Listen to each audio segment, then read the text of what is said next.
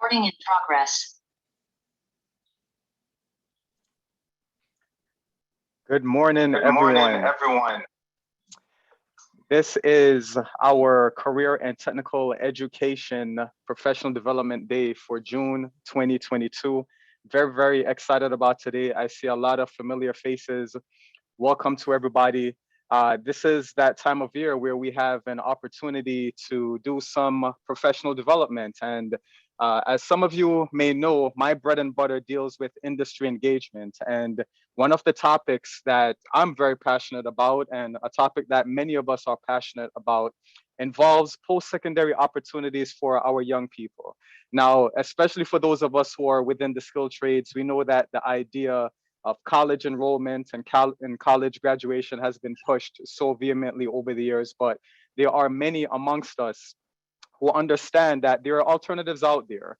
And the purpose of today's PD is to get you to understand what are some of the other services and what are some of the other opportunities out there that you can connect your young people to. So this is a sector-based day. And initially this day was supposed to just be one or two companies, but then as I was putting the day together, all these other ideas started coming into play, and a lot of the ideas came from you as well, the educators. And hopefully today is going to be a very, very fruitful, productive conversation. What we try to do is have a number of different companies that represent different sectors in the industry. And it doesn't matter what you're currently teaching, whether you're doing automotive or you're doing construction or you're doing information technology or you're doing culinary or you're doing graphic design, whatever your CTE background is, or even if you don't have CTE background whatsoever, the speakers that we have today represent a number of different opportunities out there where, regardless of what your young person studied or didn't study in high school, these are services that they can tap into. So welcome. And as you know, all the meetings that I host, I always keep the chat box open, because if I'm boring you to death and you see some other person that you want to connect to, feel free to talk to them. Feel free to use the chat box. I don't keep any of these things private. Just be sure not to say anything incriminating, because you know how we are at DOE. We are the media's punching bag. So just be careful of some of the stuff that you say in the chat box. But this is your opportunity. Feel free to connect with anyone that you see on the screen. And it is my pleasure to turn it over to none other than the Super Bowl champion himself. You know him as Beast Mode. He's my main man from the UFT. He's one of us, right? He came from the SVA program. He is well embedded into the values that we promote here within career and technical education. So I'm going to turn it over to none other than Leo Gordon. Go for it, Leo. Thanks a lot, Gav. Can you hear me? Yes, we hear you. Great. I'd like to thank you guys for joining us today on behalf of the United Federation of Teachers. Thank you for joining us, and I'm happy you guys are here. I wanted to start off by thanking everyone on the call today. You educators are dealing with a great deal of trauma from the things that have been going on in the country and with our students in the last 2 years. And we are at the tail end of the hardest year in education right now. I know everyone's crawling to the finish line in the next couple of days. I'm happy you guys were able to join this great professional development, and I hope you have some fruitful conversation. I also want to thank the people that spent their time and give their time all the time, like Gav and all the industry partners that help our teachers every day making moves for these young people. You guys know CTE is on the top of everyone's list. The governor's talking CTE, the mayor's talking CTE, our school chancellor's talking CTE. For the first time, I think we really have a lot of footprint in the Department of Education in New York City right now. So what I challenge you guys to do is to look at the things that you're doing and assess where you want to be in the next 5 years. Some of you may say retired, and that's great too, but you can leave a great legacy in that building. There's a lot of money out there, as you guys know. There's a lot of funding for great programs. There's expansions going on in CTE all over the place. This is the time. So if you have an idea, a wish, you wanted to uplift your program, you wanted to change your program, you wanted to build your program out, this is the time. We are here to assist, as always. We love to come in and help you guys think of different ideas and make your programs more profitable for young people. Build out what you guys have established. Anything you guys need, we're here for you. And I just wanted to say thank you. The summer is coming. You guys need the break. I know you need the rest. I surely do. You mentioned money to assist programs. Yes, there is money. And we will have, I don't want to take this presentation to a different route, but if you have any questions about funding, you know, the preliminary budgets are out of the schools right now. People are going crazy. It's the preliminary budgets. They don't have, there's a lot of budget codes that didn't come out. There's a lot of money that didn't come out. Don't worry about it. You guys may get some excess letters in the next couple of days, but believe you me, all of this will work itself out in the next couple of weeks. If you have a problem, if you have a concern about your program, feel free to drop me an email, lgordon@uft.org, and I will assist you guys in any which way that I can. Again, thank you for the great work that you guys have been doing this year. And if you need the assist, please let me know.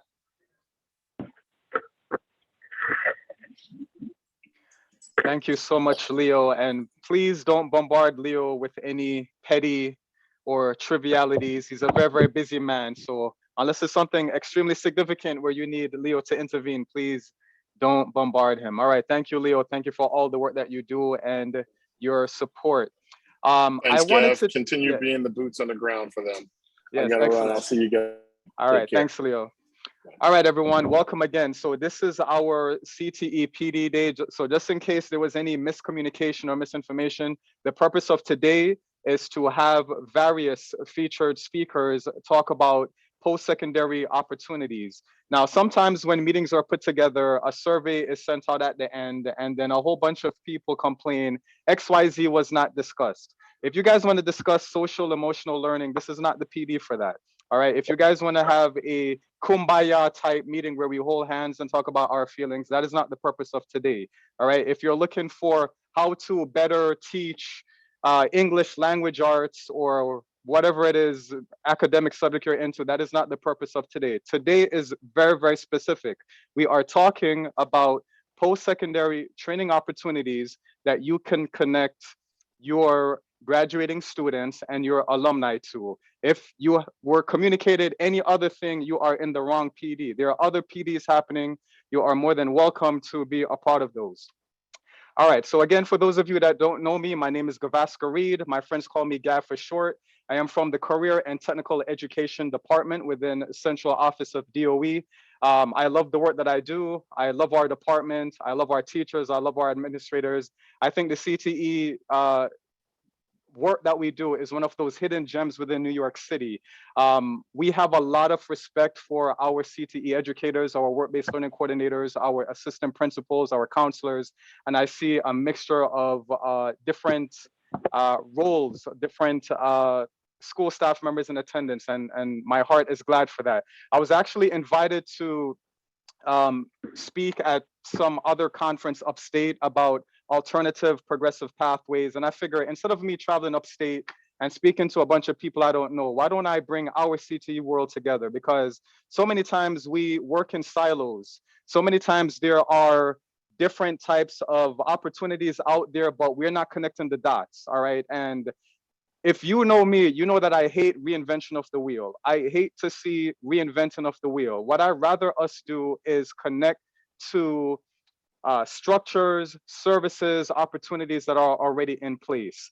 I've done commission meetings in the past where I've heard our own CTE teacher says, oh, the only opportunity available for my kids is construction skills. And I felt a way about that because as much as I love construction skills, no, it is not the only opportunity out there. There are private sector opportunities out there. There are other union opportunities out there. There are other private sector, public sector, CBO opportunities out there. So this is the purpose of today. I'm going to turn it over to various different companies today, and they're going to present on their services for about 15 minutes or so. And then we're going to have a 10-minute Q&A afterward. Please feel free to unmute at the end of each presentation. Don't ask me questions privately. I know some of you, you're very bombastic in real life, but when it comes to Zoom meetings, you guys are very, very shy, which I don't understand, all right? We're all family here. There's no gotcha moments here. We're all partners here. We're all in this together because we wanna make sure that we uplift our young people. This is what this meeting is about, all right? So we're all in this together. We're a family. All right. And again, the chat box is open. Feel free to talk to each other. For anybody that's asking about what the attendance link is, this is a Zoom meeting, so I'm automatically capturing your attendance. But at the end, I'm also going to drop a link in the chat box because you know how central office does. I always have to follow their instructions with some of these other stuff that they asked me to do.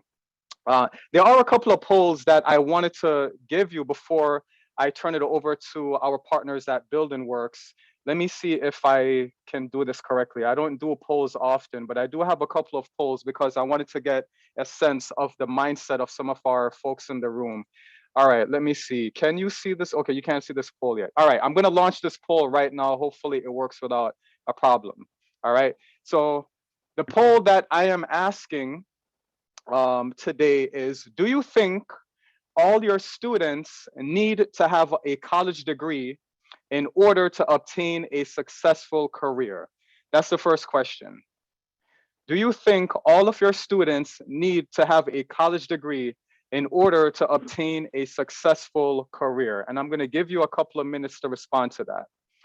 And in case you don't know this, in order to become a career and technical education teacher, a college degree is not necessarily mandated depending on the pathway that you choose.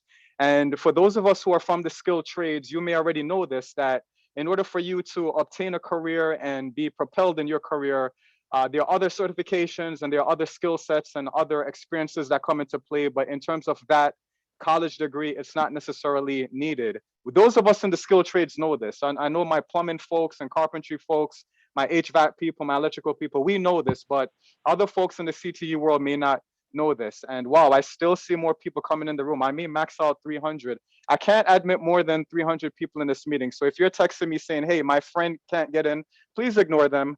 They had plenty of opportunity to sign up and be one of the early birds. So it's their loss at this point.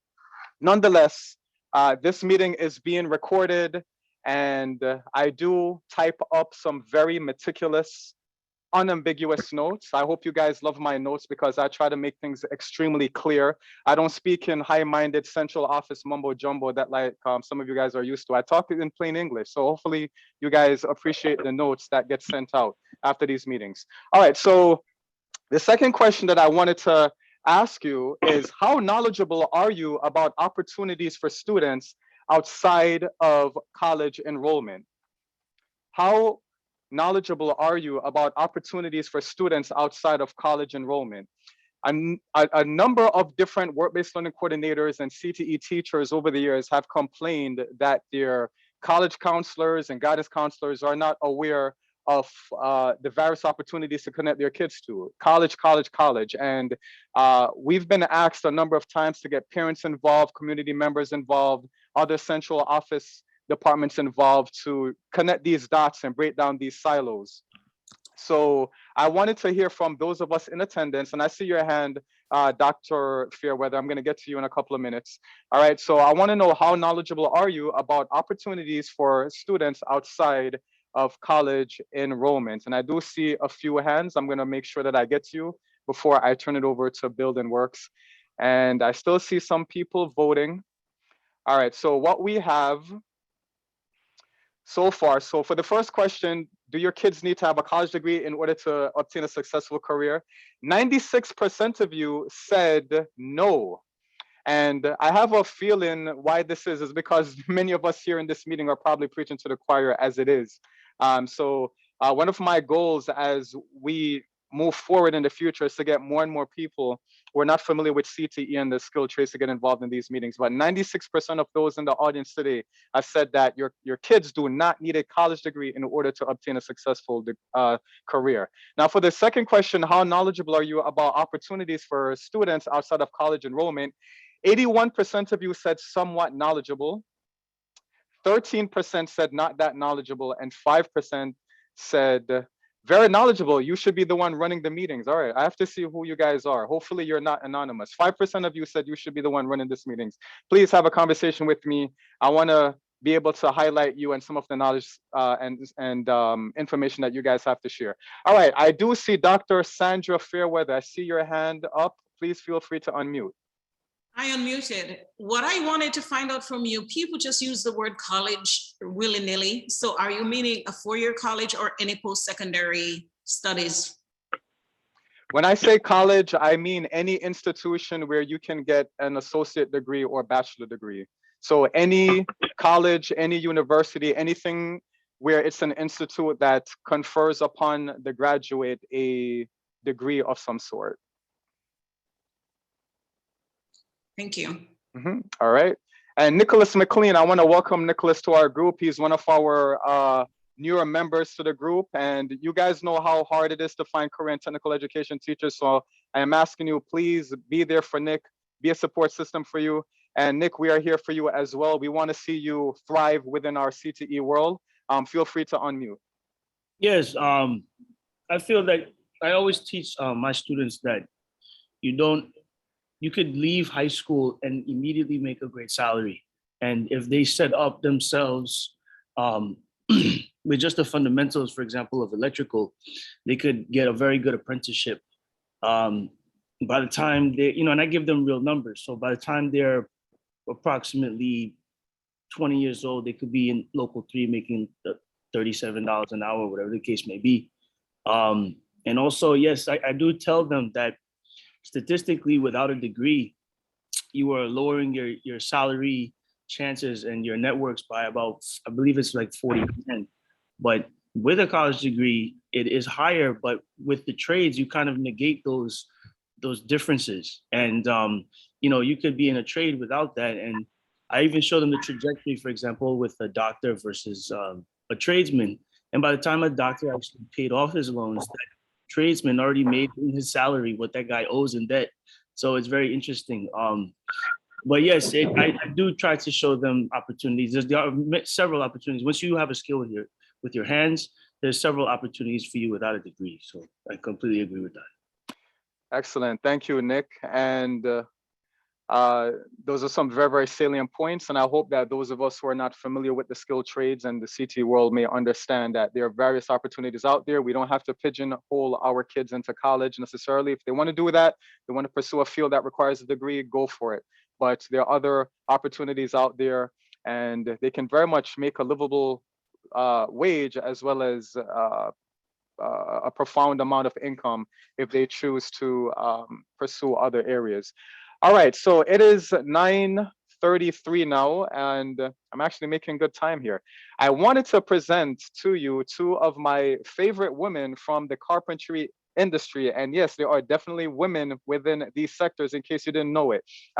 Those of us who are a part of our construction and sustainability commission, you know these ladies already. They've done so much work in preparing residents of New York City for the industry.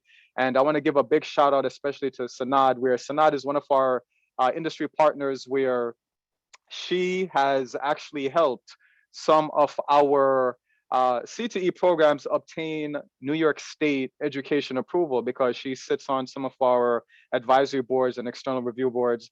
Sanad, I saw that you were coming in. I just paid you a compliment. Hopefully you heard that. But thank you, Sanad. Thank you, John Staunton as well. You guys always share with me whenever your pre-apprenticeship program is recruiting, and that's a big deal to us, because so many other folks are just so secretive about opportunities, and you're just very, very transparent. You're very open about it, so thank you for that. So I'm going to turn it over to Joanne Staunton and Sanad Wadsworth. Go for it, ladies. Thank you so much, Gav. We appreciate you. And I'm going to also tell you a little bit about myself. Everyone. Did she freeze, or is that my messed up DOE computer? No, I think she's frozen. Go ahead, frozen. Go ahead, Joe. I hear she Sorry, goes. can you hear me? Yeah, yes, we hear you now. Yes. Okay. So I went to a program called Non-Traditional Employment for Women, which was a pre-apprenticeship program that places women into the building and construction trades. The program is 5 to 6 weeks long. It's free. And long story short, after I finished the program, I was inducted as a first-year apprentice at the New York City District Council of Carpenters.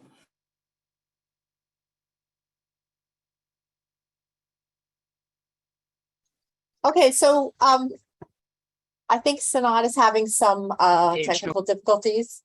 So Got you. Go ahead, Joe. Sorry. okay, so I actually have some slides. Am I able to share the screen, Gav? Yes, you can. Oh, here we go.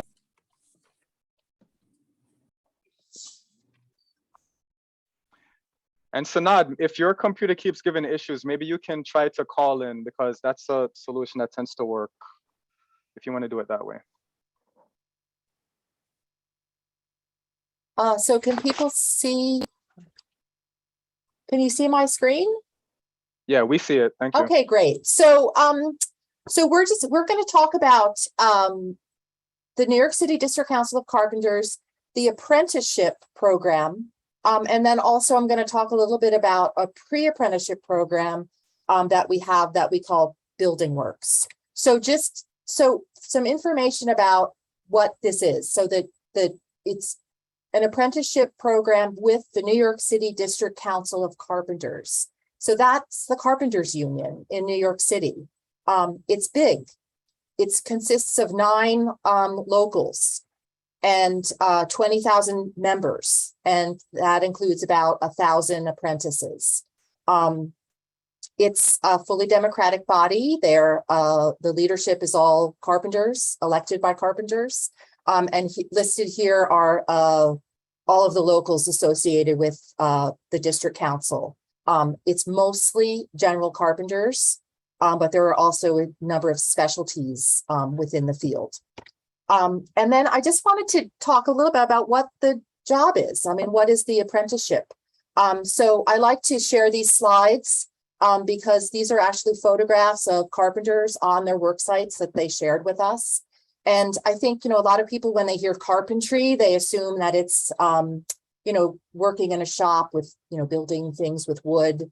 That's a very small part of it, but most of the work is major construction projects. So carpenters are high-rise buildings, bridges, tunnels, major projects. And the apprenticeship, it's 4 years, but it's a job.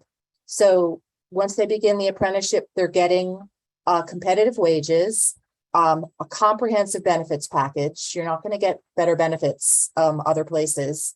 They are working, but also training. It's a lot of training. It's training on the job. And then it's also coming to the Carpenters Training Center throughout the apprenticeship to get technical training in the classroom or in a shop environment. That during the process, you're paying dues, you're an active union member, you advance in the apprenticeship. And as you advance, you get more advanced skills, but you're also getting pay raises. And then again, you work throughout New York City and vicinity on different work sites. So that's what the 4-year carpenter apprenticeship is. So who's eligible? You need to be 17 years old or eligible to work in the US, basically. You have to have a high school diploma or equivalent. There's also, and you have to be obviously physically able to do the job. And you have to pass a drug test. And I'll just say it now that the carpenters, along with many other trades in New York City, do include screening for marijuana. So that's just, just have to put that out there. And then they need original documents to begin the apprenticeship, including the high school diploma, Social Security card, all the necessary applications. And then for the Carpenters Training Center and many of the work sites, there is a vaccine requirement. So there's 2 ways to get into the apprenticeship. There's the traditional lottery system, and then there's also the direct entry way. So in the traditional lottery, you wait online. You get a lottery card, they put it into a box. When they need new apprentices, they draw from the box, and there's like an onboarding or orientation process. And then you need to take 40 hours of site safety training in order to begin working. The lottery system used to be much take much longer because they wouldn't do a line that often, maybe once a year or once every other year. But they just started doing that monthly. So it's a much faster process. That's the traditional way to get into apprenticeship, similar with other building trades. But there's also a direct entry way to enter to begin the apprenticeship. Building Works is the carpenter's direct entry program. There are other direct entry programs in New York City, non-traditional employment for women that Sanad mentioned, also construction skills that you're probably familiar with. They are other direct entry programs. But in that program, you're doing, instead of getting online for the lottery, you complete a 5-week pre-apprenticeship training. You still have to wait for the next time carpenters are taking in new people. But once that happens, you can skip the line and you skip the 40 hours of site safety training because we include that in the 5-week training. And so the direct entry program or Building Works maybe takes 3 to 6 months compared to almost a year to do that. And then, as I mentioned before, they're now doing the lottery, or the waiting on, with a line to get a lottery card for once a month. For general carpentry, it's the first Wednesday of every month. And then for the specialties, it's the second Wednesday of every month. So that's open to anyone. But again, if somebody wants to do the direct entry route, we offer 5 different Building Work sessions throughout the year. So it's 5 of these 5-week training programs. We release applications for it for each training about a month in advance. And then, you apply, if you apply for one and you don't get in, you can apply to the next one. So Building Works, the difference between Building Works isn't the apprenticeship, it's a pre-apprenticeship program. So that's 5 weeks of preparatory training. It's only for people interested in carpentry. Whereas the other direct entry programs, non-traditional employment for women, for example, they work with a number of different trades. But Building Works is just carpentry. So it's really for people who only want to do that. If they want to do an electrician, they want to be an electrician, this isn't the right program for them. Also should mention that it's 5 weeks, it's during the day. It's not a paid training. The apprenticeship, that's the job, that's paid. But the 5-week pre-apprenticeship program is not paid. So it's not right for everyone. What does it conclude? A lot of people assume that it's a lot of hands-on training because it's a preparatory program, but the skills training, the hands-on skills training is what people are going to get in the apprenticeship. So to apply for Building Works, to do Building Works, or even just to apply directly, you don't need to have previous experience in construction or in carpentry because that's what they're going to teach you. But for the 5-week Building Works training, it's more life skills training. We do include all these safety training that you need to begin the apprenticeship. But it's mostly, as you can see here, a classroom environment. It's Monday through Friday, 7 to 4. We try and replicate the work hours of the apprenticeship.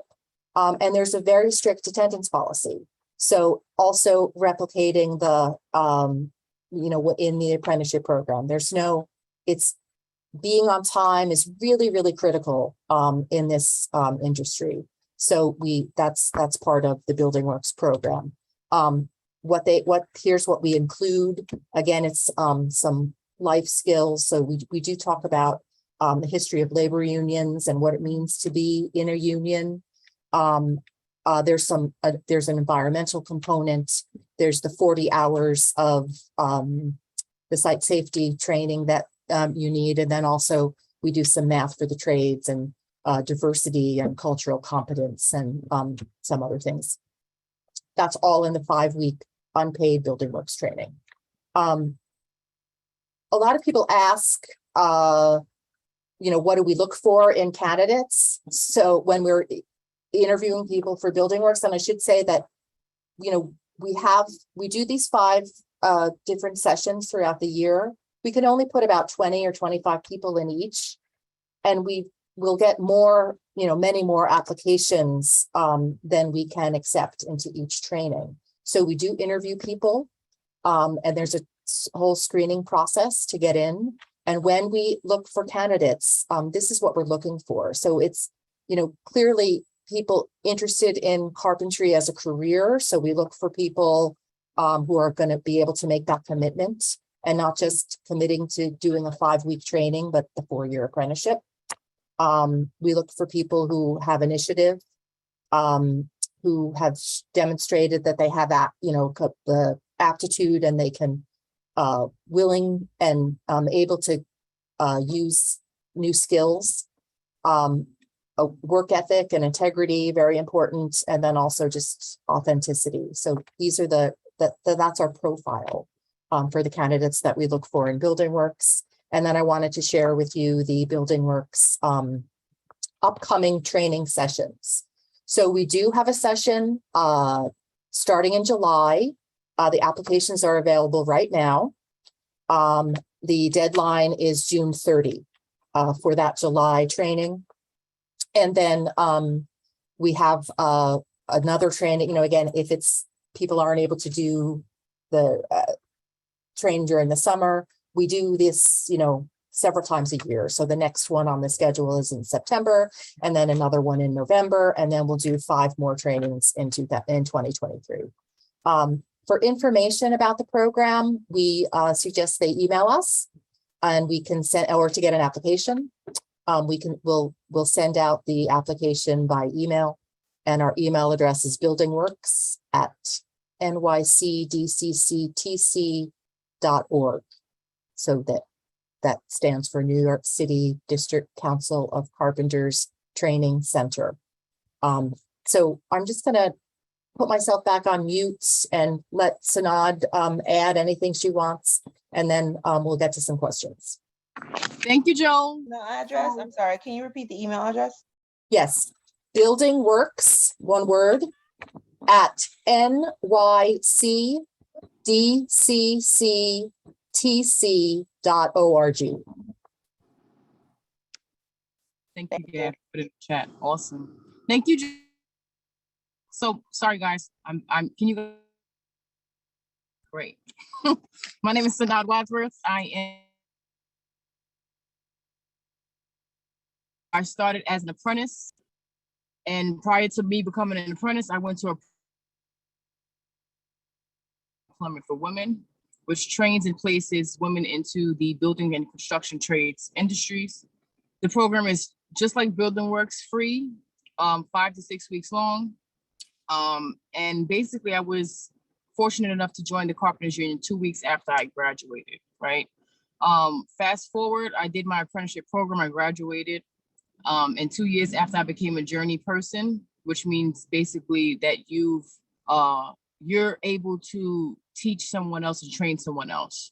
So with that being said, I was very fortunate again to be the first and youngest African-American female representative for my union, right? So Gav talked about the opportunities, right, of advancement, right? The good thing about join a union, right? We have several paths that you can choose from, whether it be an instructor, whether it be a company owner, a business agent, a business rep, right? We do it all. So that is a plus. I will say that this career has changed my life for the better. I got young age, I got it at 19 years old. A lot of people like you all who are listening today, you have the opportunity of a lifetime, right? A lot of people say, I wish I knew, or I wish someone told me, right? So you're here today, you're listening, please take advantage of these opportunities, because you don't want to wait till they're not there anymore. One thing I do take pride in is that our union is very inclusive, right? Our doors are always open, basically, right? Program Building Works, that is going on 5 times a year. So you have that opportunity for direct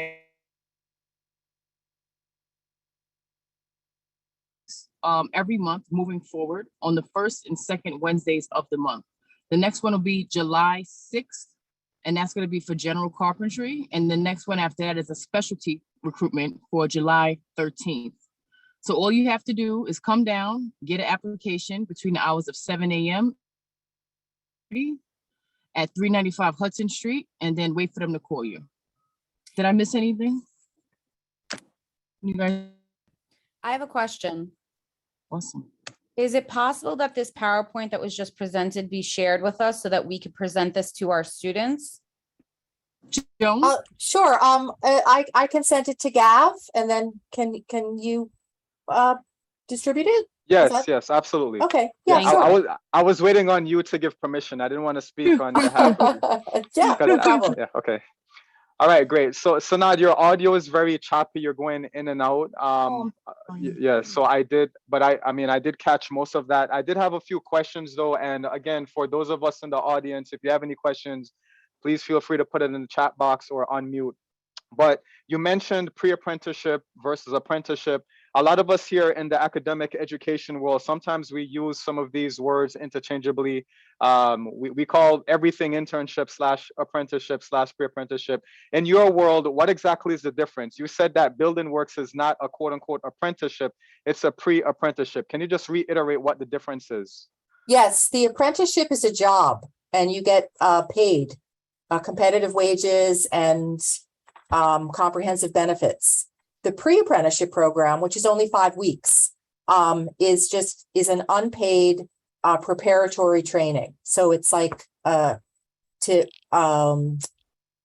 prepare you for the 4-year apprenticeship. And also, just to add to that as well, one of the differences is once you become an apprentice, you are a part of a union, right? So that's also the difference, right? You are part of a union, you have a career, right? And again, you're a part of also the Department of Labor as well. So those are other things that add to the apprenticeship program too. Okay, very good. And what age does a student have to be in order to apply for the Building Works program? The eligibility is the same as for the apprenticeship. So just 17, as long as you have a high school diploma and eligible to work.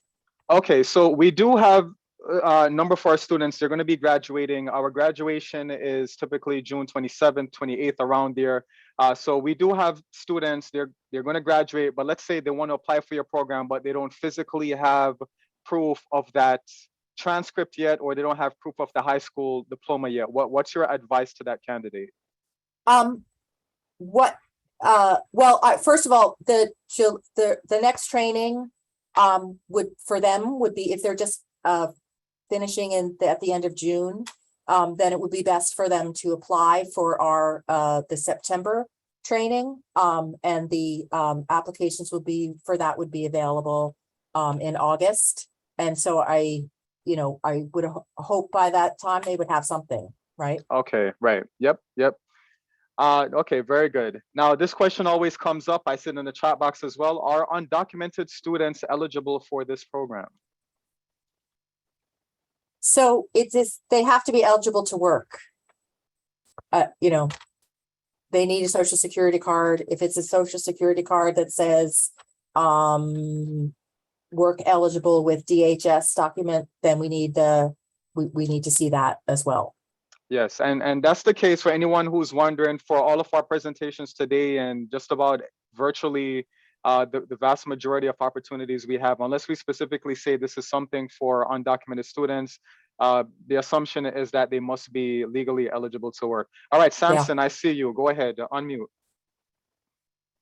Good morning. My question is regarding the application. I know Ms. Gavaskar mentioned 395 Hudson Street. They can be picked up there, but then there's an email as well. Is it the same application or is it separate?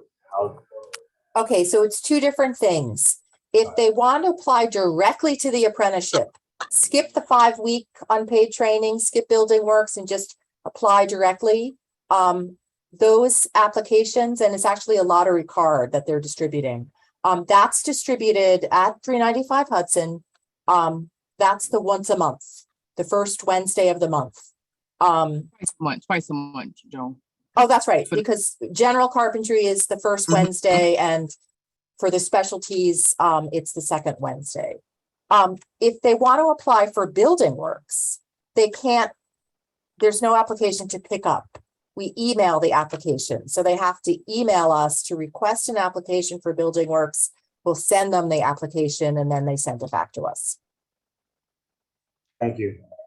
All right. So that being said, what would be the difference between me sending one of my graduating students to Hudson Street to pick up an application versus saying, you know what, no, email this address instead, go through the building works program? Well, which of the two should I tell my students to do? Do both, right? Because you never know, like, Yeah. and I say that, right? You never know which one are going to call you first, right? Like Joan said, sometimes the classes get over full, you can't accept everyone, right? That doesn't mean that you can't go. You're going to go, Yeah. especially not everybody. You want something, you're going to go after it. So guess what? That's Do right. everything. That's right. And so some people are not able to do a 5-week unpaid training. And if that's the case, then, you know, they like maybe they already have a job, or, you know, they're just not able to do that financially. That's in that case, then, you know, just apply directly. Okay, so let's say I have some young people that maybe they want to get into this program, but they have no experience doing carpentry before. As a matter of fact, they've never worked with their hands before. Let's say we have So some you- students where their background is graphic design, IT, or some other non-skill trades program. Are they eligible to apply for this? Absolutely. Absolutely. So when you join an apprenticeship or even a pre-apprenticeship program, you get paid to know nothing, right? And I say that in the most kindest way, right? We get paid very well to learn, right? It's very rare that you find that will pay you to learn a skill that you can never lose and that you can take anywhere around the world which you make money, right? So that is so powerful. You know, we start at $19 an hour and we go up from there. That's not even including the benefits, the annuity, the pension. Those are things that, again, the union and apprenticeships provide for you, right? So again, so for everybody listening, you need no experience, right? The good thing about the pre-apprenticeship program, Building Works, that Joan is talking about, it gives you some hands-on and it gives you some knowledge prior to you joining the actual apprenticeship program, which does help in your favor. Because like she said, it also circles around the time that you would get up in the morning to go to work, right? 7 a.m. We start very early in construction, right? So when you talk about the money we make, we get paid every single week. That's a big deal. A lot of people don't get paid every single week, right? A lot of people don't have healthcare benefits. And I know I'm rambling on, but just I hope that answers the question. Yes, very clearly. Thank you for that. And by the way, I'm going to answer this on behalf of you ladies. I do see in the chat box, does the training guarantee acceptance into the apprenticeship, or is it a lottery? Before you chime in, I just want to be clear. Nothing in life is ever 100% guaranteed. All right. I don't want us to have any misconceptions that because I went to this PD and my student applied to this program or any of the programs today, 100% they're going to go in, everything is set for them for the rest of their life. I don't want us to have any impression like this. All right. Like any other opportunity in life, you have to apply. You're going to be some people get in, some people who don't get in, but nothing is ever guaranteed. I just want to make that clear because oftentimes, Sanad, some of our from the school end, we see programs out there and we figure, okay, my kid will apply to this, they will get in, no questions asked. I just wanted to just level set that for them. But go ahead if you wanted to add anything. So doing the pre-apprenticeship program, you know, again, like as Gav said, it's not a guarantee, but yes, I mean, everyone who they have to finish the 5-week training. They have to come in every day. They can't be late any day. They have to get a clean drug screen. You know, they have to get their documents together. If they do all that, the next time there's, you know, we're going to refer everybody who completes. And yes, and I wanted to I see you, Raphael, and you, Marlon. I just wanted to add something. Even though marijuana is legal, please let your students know that where the construction industry is concerned, that is going to be a barrier for them. It does not matter what is legal. it matters that if they appear on the job high, they are at risk to killing themselves, killing other people, as well as damaging property, as well as a secondary issue.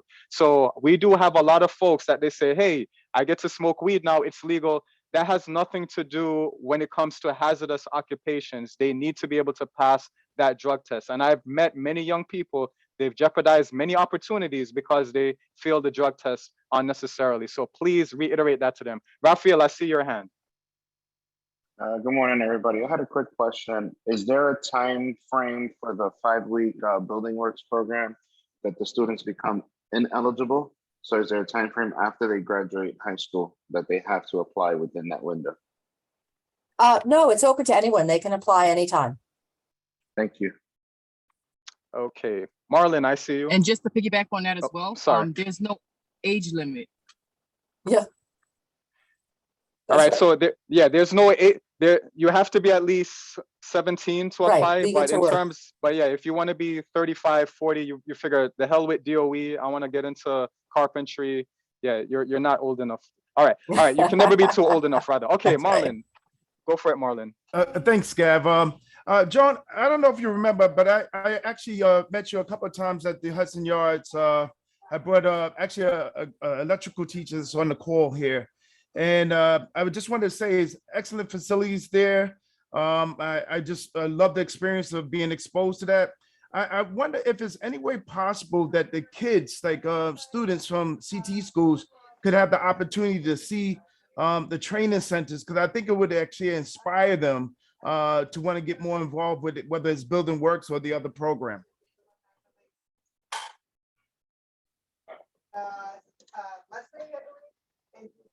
We've set up tours before. We also have an open house once a year. It's usually like the week before Easter, in the spring, where we invite, schools in to come, and they have demonstrations. And it's also a contest for 4th-year apprentices. So that's a great opportunity to come in and see the different trade specialties within the trade, and also to see the school. Excellent. And I do remember meeting you. Good to see you. Yeah, thank you. Excellent, because I'm gonna tell you, it made somebody like me think that I could actually do carpentry after seeing the site. So Yeah. I think it'd be very inspiring for the kids that really have the skills to do so. Okay, thank you so much, John. Yeah. All right. Thank you, Joan. All right, I see. Okay, we're gonna have to move on to the next presentation soon, but Rohan, I see that you've been patiently waiting. Feel free to unmute. Hi, good morning. Good morning. So you brought up a good point, Gab, about the drug testing. I've been having those conversations with my students for the last month or so, just about like if that is something that they do, they need to stop immediately. So my question was, in the application process for Building Works, at what point do they get drug screened? So we usually do it like the 1st or 2nd week of the 5-week training. Okay, got it. And then if they're applying directly, like through the lottery, that would be during the orientation process. But I also should mention that once there's drug screening throughout, there's random testing throughout the apprenticeship. So that's usually when they're here, once they're an apprentice, when they're here taking classes, there's a, random testing. So it's not just make sure you're clean for the application process.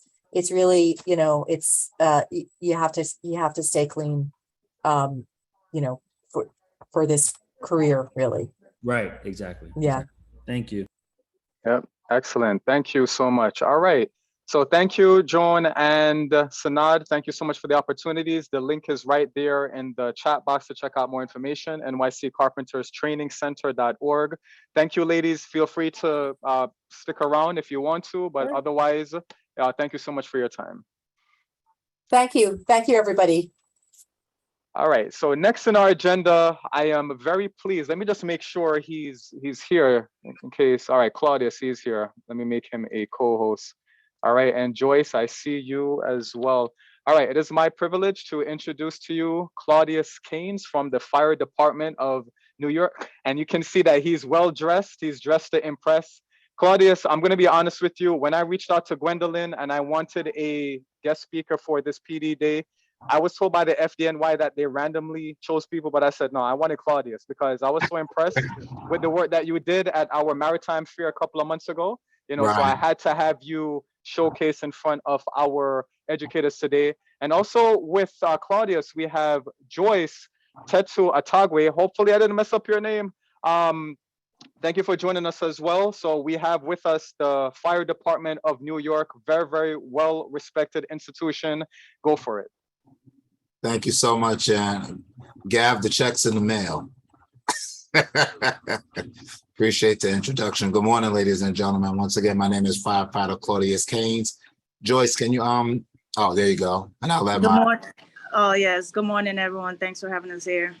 My name is Firefighter Joyce Tetsu Atagwe. Good job, Gavaskar. That was pretty good. Yeah, growing up with a name like Gavaskar, I have to make sure that I pronounce people's names right. So I empathize with you fully. All right, thank you. Very good. So I just wanted to take a little bit, then I'll turn it over to Joyce to talk about the FDNY and some of the opportunities that the FDNY offers. And the young ladies that were speaking earlier about the Carpenters Union, we share many of the same sentiments.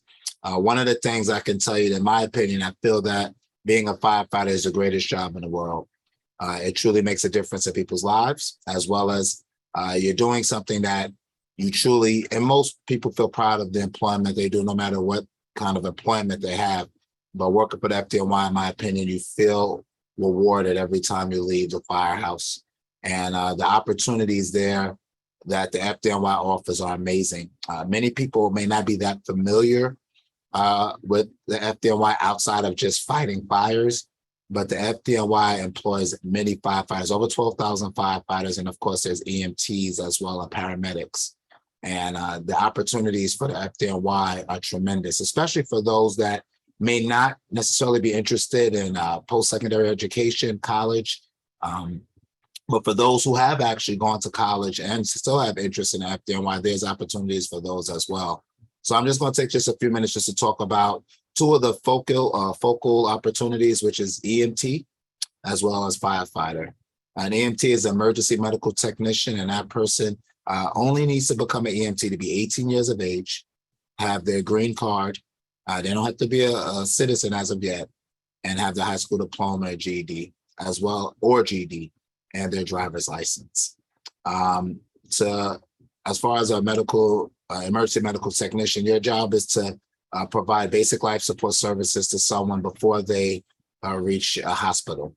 Of course, it is a very involved job, but it is an awesome opportunity if a person just wants to stay an EMT, or if you want to become an EMT to become a firefighter, because quite a few firefighters before becoming firefighters were EMTs with the FDNY. Of course, the schedule is very flexible because EMTs work 24 hours, 7 days a week. So there's evening and day shifts as well. But it's a great opportunity and there's much room for growth. The EMTs recently got a raise about a year ago, where their wages are now a lot more livable.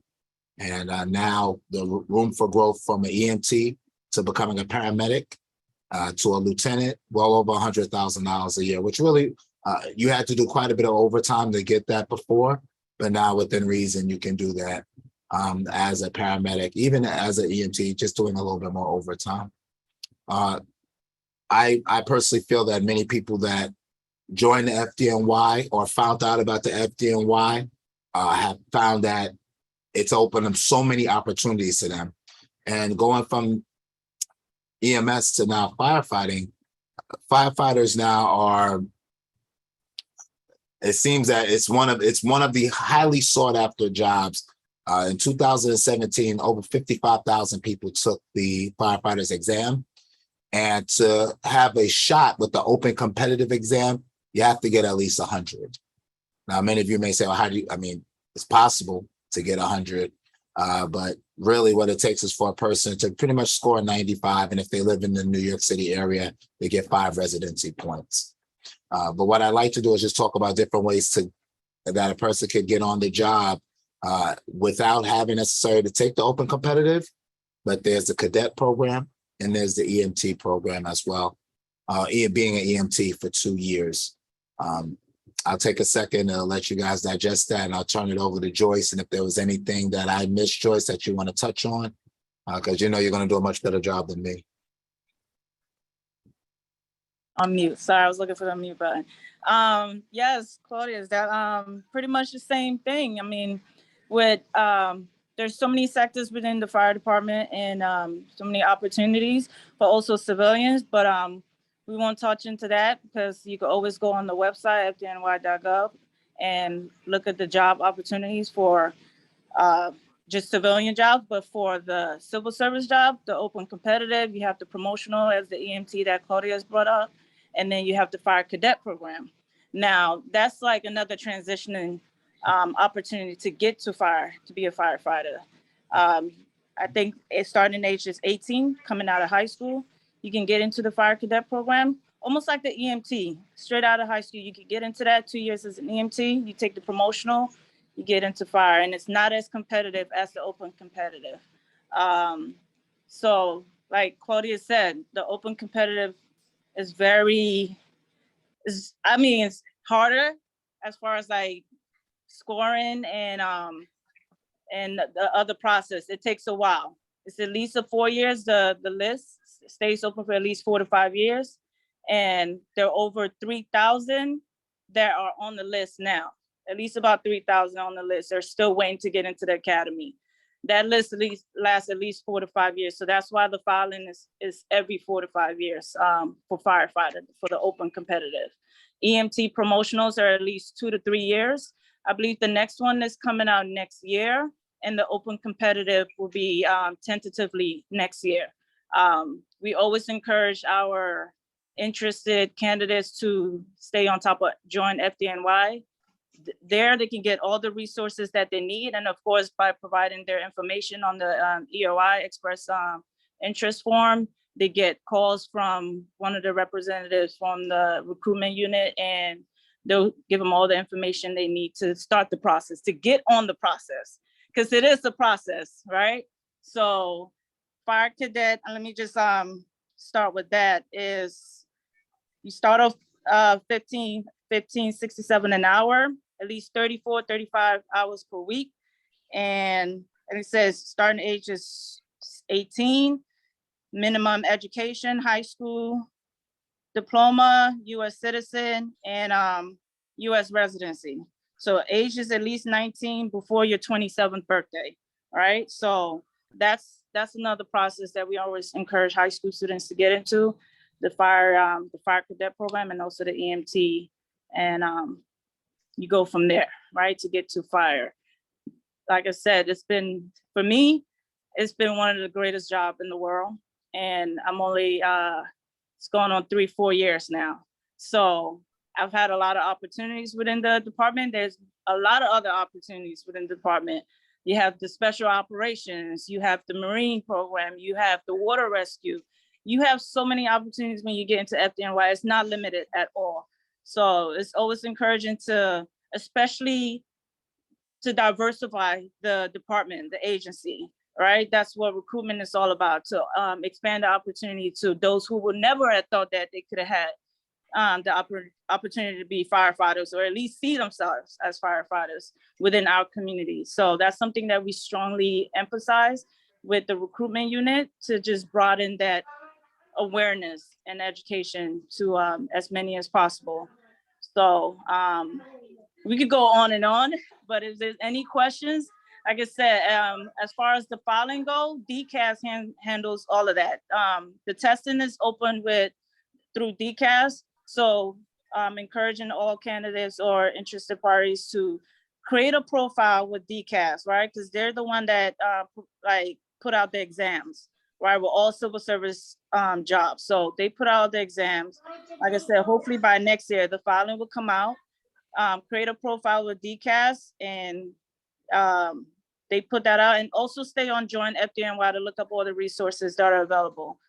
Oh, DCAS, DCAS.gov, and they have a whole list of other civil service opportunities that you can look through them. And then the joinfdny.com. You can look through that as well. I think Gavaskar is opening that up for everyone to see. Oh, I think that's Claudius. Is that you, Claudius, doing that? Correct. Oh, okay. Yes, so exactly. All the resources are available, and feel free to always come either headquarters, 9 Metro Tech Center downtown, or just call and you one of the recruiters there or representative will always try to give you all the information that you need. The starting salary for firefighters is actually went up. Actually, it's now 43 starting salary. That's the base salary without the overtime, without all the other infringements, holidays, bonuses, and all of that. And then of course you hit top pay your 5th year, making almost 6 figures, and it only gets better from there. So we don't want to focus on that, but everything it's always been a rewarding experience, just serving our community off and off on the clock. We see so many experiences going on, and just catering to the people that we're servicing in our community and beyond. And that's what makes this job one of the best jobs in the world. So Joyce, I have a question for you, and this is going to be thrown at you as well, Claudia. So within our CTE portfolio, our career and technical education portfolio of schools, we have about 130 high schools, and we have all sorts of different programs, from IT to construction trades to software engineering, but we don't have any that's actually catered to firefighting. Can you just tell us, what does your day/week/month look like? Because many of us are not familiar with what your day-to-day work is like. So can you just elaborate on that for us? You want me to answer first, or you want Joyce? Joyce and then you. Okay, so day-to-day varies, right? Nothing is ever the same in our line of field. Nothing is ever the same as far as like firefighting go. I think what is mentioned was not just fire we attend to, right? We have other emergencies, and we work with the paramedics, with EMT very closely, with PD very closely, various other emergencies. Winter, during the winter, you have snowstorms, you have gas odors, you have carbon dioxide, you have so many other emergencies that we have to cater to, not just fire. So day to day is it's always a surprise. It's always something new. So we're always learning, and that's what makes it like one of the jobs that we have to stay on top of. Everything, the training we go through. We have Randall's Island is where the academy is, and that's where we do our training. So every day is always something that keeps us on our toes. Yeah, just to thank you, George. To piggyback on that, I'm gonna stop sharing. If anyone has questions about the salaries, we could just answer it. But pretty much, we work 2 days a week. What that is technically we have 4 tours a week. We work 2 day tour, 2 night tours. So technically, we work 4 times 4, 16 tours. But what we do, we have a system where we do mutuals. So we'll work a 24 hours. So I'll partner with Joyce. She'll work my day tour, I work her night tour, then we combine it to do 24. So technically, in a perfect world, for the most part, and this was what we do on a normal basis. I wouldn't even say perfect, this is normal. We do 2 24-hour tours a week. So the rest of the days we're off duty. So when we work those 2 24-hour days, it can consist, of course, we do cooking, we're cleaning, we're drilling, we're going over tools and whatnot. Joyce works in the engine, I work in the ladder. So we have different responsibilities. But at the end of the day, we're both New York City firefighters. So we'll do we do the same thing. When we go to a fire, of course, we're not going to fires depending on the company and the area, the response area, Brooklyn, Bronx, Queens. There are some response areas that are busier than others, but we are not fighting fires every day or every week, maybe for that fact. It could be once a month. It could be 3 times a month. It could be once every 3 months. It just depends. So be 3 times a day. It could be. I remember one time I went to 2 second alarms in a day. I was exhausted, so it happens. But that's pretty much our week. Work 24, like for instance, I work 24 hours. I got to work 7:30 yesterday. I just got off 7 or 8 o'clock this morning. I don't go back to work till Monday. So I get to see you beautiful people and do my event. And then for the rest of the weekend, I do whatever I want to do. But I'm off duty. I go back to work Monday evening at 4:30 and do another 24, and then I'm off for 3 or 4 days. And just to add on that, what Claudia said, it's just something that our schedule is very flexible. And that's one thing about the job, like it provides that, that leisure to work around our schedules and to mutuals and taking tours and stuff like that, because, we have, everyone has different things that they have to do, right? So like it says, it has that flexibility where with Claudius, he's worked today, he's not back until Monday, where that's the ideal schedule. So we have mutual partners that we work out schedules with.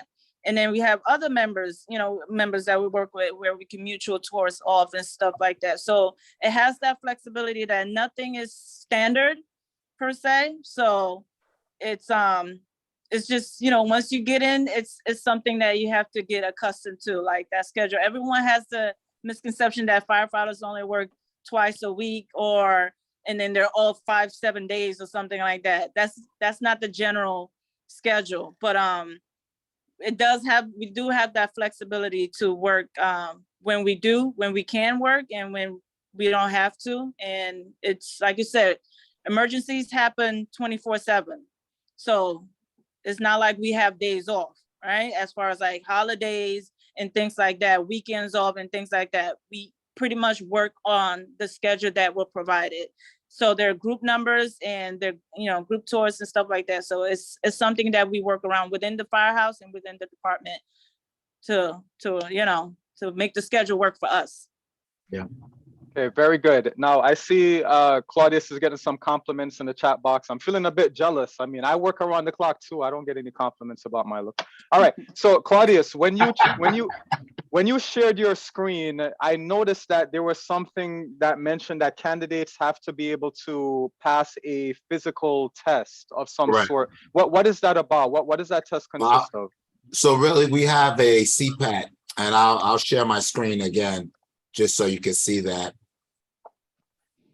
So for this job, for EMS, the physicality of the job is not as strenuous as a firefighter. Of course, there is an academy for EMS, but as mentioned, it's not as hard. The academy for firefighter is a lot more strenuous. So when you go to career path, so when you go to firefighter, and should be, I just saw it too. Okay. And Joyce helped me out because I saw it. And I think I just rolled by it. And then I was looking for some of the things they talked about with physicality. Pretty much you have to be able to pass. Oh, the CPAT. Go to. Right, there you go. Yeah, the candidate physical ability test. I'm not going to sugarcoat it. The academy is difficult. So you train. You have to be able to run 1.5 miles under 12 minutes. You have to be able to do a certain amount of pull-ups, a certain amount of push-ups. But here's the beautiful part. The recruitment department, the Office of Recruitment and Retention, gives training and help to all candidates. And the FDNY provides a lot of training and help to the candidates who aspire to be firefighters. Once you get a certain grade and it shows that you have the potential or you have the possibility to be able to go to the academy, there's training involved to help you to pass and have the best shot at getting the highest grade on the CPAT, and then ultimately being able to pass the academy. Someone asked a question about the 15 college credits. It's 15 college credits or 6 months work experience. So if you work 6 months at Target, which I'm assuming a lot of your students have, they qualify. 6 months work experience. Is a driver license necessary to get admitted? Absolutely. Absolutely. You have to have your driver's license. Oh, this is where I was at. So this is a little bit helping you prepare. Tells you some of the things to do as far as working out, sit-ups, pull-ups, burpees, strict press, air squats, farmer's carry, and the list goes on. Of course, we have a mentor program to help individuals who are trying to get on the job as well. So all the tools are provided. As long as a person has the desire to really be a firefighter and the will, they can get on the job and do the job. Of course, if they don't apply themselves and do what they have to do, then some people get to the academy and they flunk out or they just withdraw. Reality hits them, you know, it's Yeah. one of those things. It was You have- It was I know for Joyce. Joyce is you can't see this, but Joyce is in amazing shape. She's probably American Ninja Warrior shape. She's probably one of the fittest women on. I'm not saying she really is probably one of the fittest female firefighters, and maybe even of all firefighters. She's the extremely. academy did that, you know. What is it?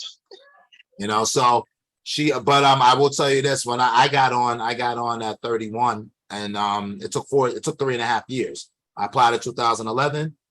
Took the test in 2012, got on and got in the academy in 2014.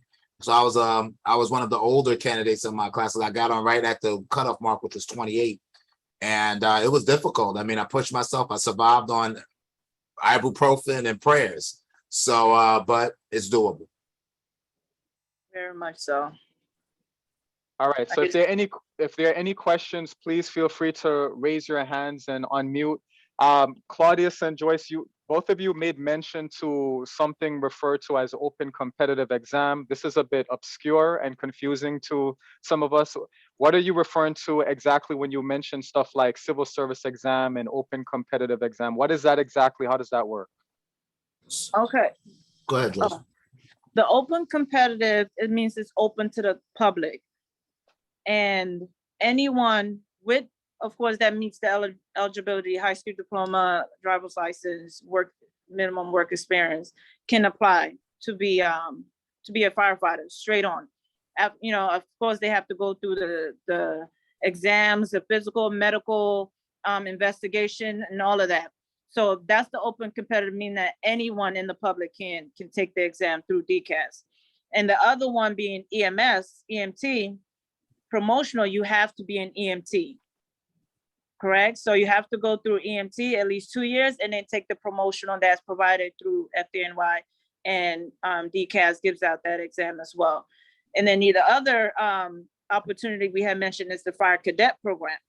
That's through FDNY, and you have through coming out of high school, you can get into that. No requirement, of course, high school diploma, at least 19 years of age, and driver's license, US citizens. You have to have all that eligibility to get to it.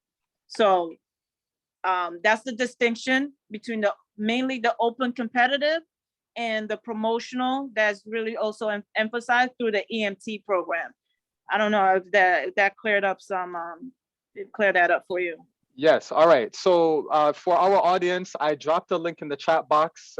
Anytime you are applying for just about any city agency related job, you have to do a DCAS civil service examination. I dropped the direct link in the chat box. All right, so what you need to do is click on that link and you click on upcoming exams.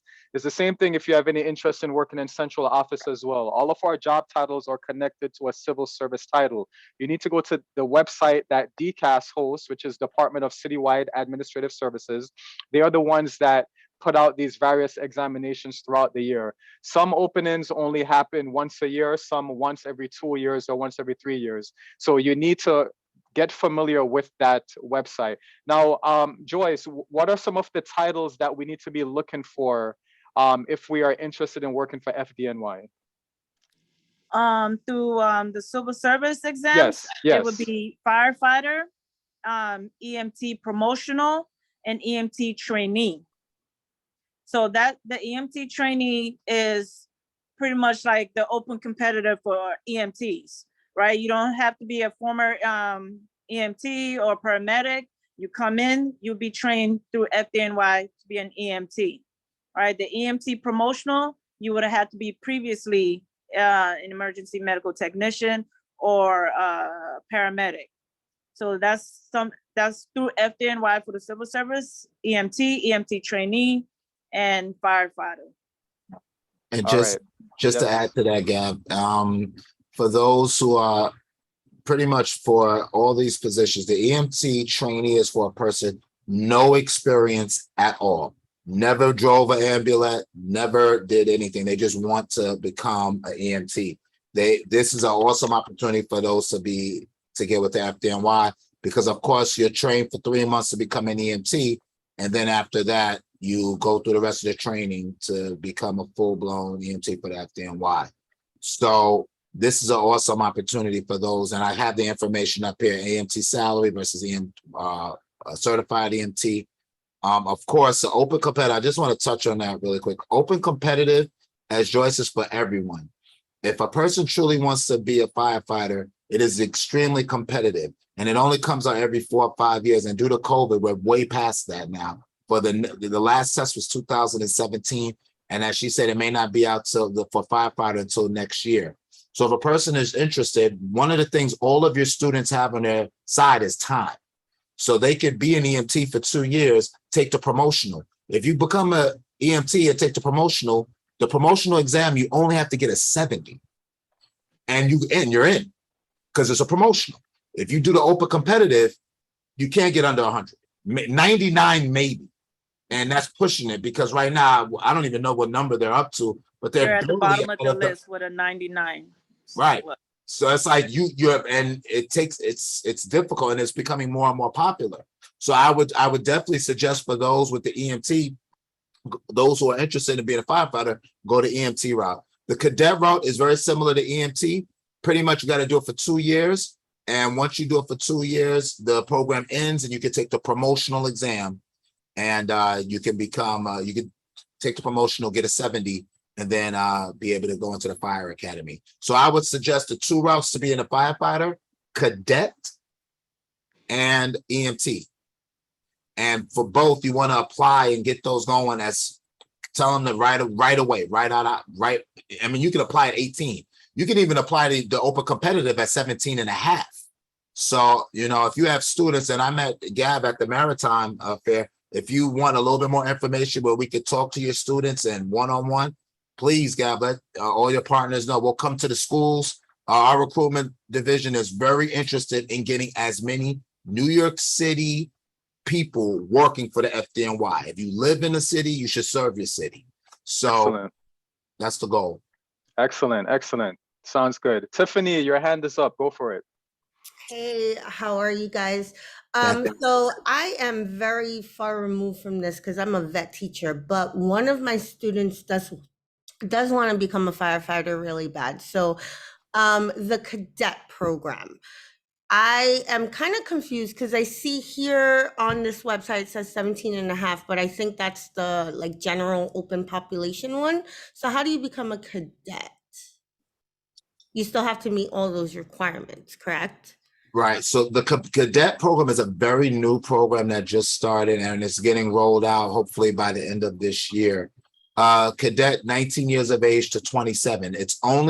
It's not a civil service job. It is a program. It's almost like an internship.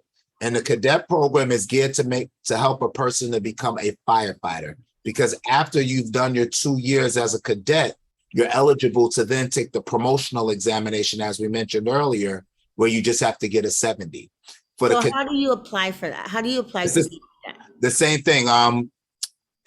Actually, Joyce, give me 1 second. I have the paper right behind me. If you want to talk about, I'll grab that paper, Ms. Santiago, if you give me a second. So you can call 718-999-FDNY-3369 or go through joinfdny.com. Right? You fill out an express EOI, express of interest form, and one of the recruiters will get your information, and once you meet all the eligibility requirements, then you start the program. Like I said, it will probably start rolling out this year. It's a fairly new program. We just reintroduced it again. So once they have that interest, then someone will reach out to them. So when the classes start, then they can get enlisted and start the program. So you have to go through Join FDNY if your students are interested. Sure. Thank you. And I have one more question. You mentioned something about a mentorship to pass. So what's that about? No, the mentorship program is like a big brother program, right? Mm-hmm. For candidates who they've already filed or are showing interest, mainly the ones that have already filed or have taken the written exam. So you have a mentor who guides you through the process, right? They'll guide you through the physical, the medical, your investigation, and just probably show you around their firehouse, your mentor's firehouse. So it's a program that it's like a big brother program. They help you go through the process of becoming a firefighter and even beyond. So you're creating a relationship to guide you through the whole step that's required to become a firefighter. All right, thank you. And how can we reach out to FDNY in case we want to have guest speakers in our classrooms? The same way you did, Gavaskar. Yeah, the same way you did. You know the email. You know the email, Gav. All right, so firefighter Keynes, firefighter Atagwe, thank you both. Keep staying good looking, keep fit. We thank you for your service. Thank you for the awesome presentation. And as a reminder, this presentation is being recorded. All notes, all links, all information you need, it will be sent to you, written very, very unambiguously in plain English, because that's how I roll. So any questions you have, continue to keep sending them our way. So thank you both for your time. Feel free to stick around if you want to. We're gonna switch gears and I'm gonna turn it over to Chris Iannelli. He's from the door, and Chris, thanks to the work that he does, he's been able to open up many doors for our young people in New York City. I just came up with that, Chris. I hope that wasn't too corny. But thank you, Chris, for all the emails that you send my way. I make sure to distribute them to our CTE portfolio. For those of you that don't know, okay, I see that Steph is in another PD as well. Please be sure to mute yourself as we are in attendance for this particular PD. I know some of you are double and triple booked. All right, so Chris, thank you for joining. For those of you that don't know, we've had a long standing partnership with the door over the years. And I think this is another one of those hidden gems and untapped resources that many of our young people should be aware about. So thank you, Chris, go for it.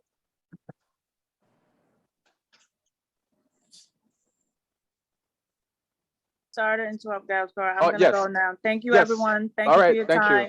You. Enjoy the rest of the program. Okay. All right, Chris, I've made you a co-host. Feel free to unmute, share your screen if you have to, and take it over. Great. Thanks for having me, guys. Good morning. Yeah, he's right. The door is a hidden gem. It's something that I never heard of, and it's unfortunate it took me so long to find these opportunities.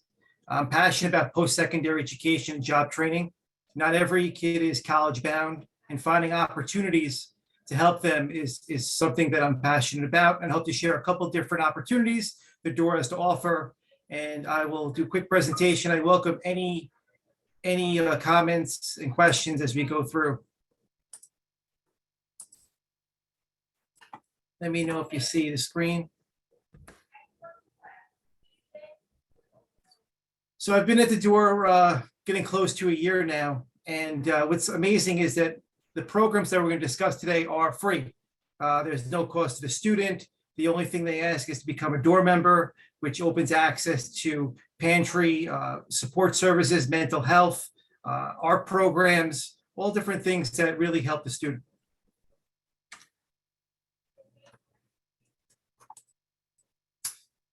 So the door is a center for alternatives. The passion is empowering young people to reach their potential by providing this comprehensive help. And a lot of it is job training.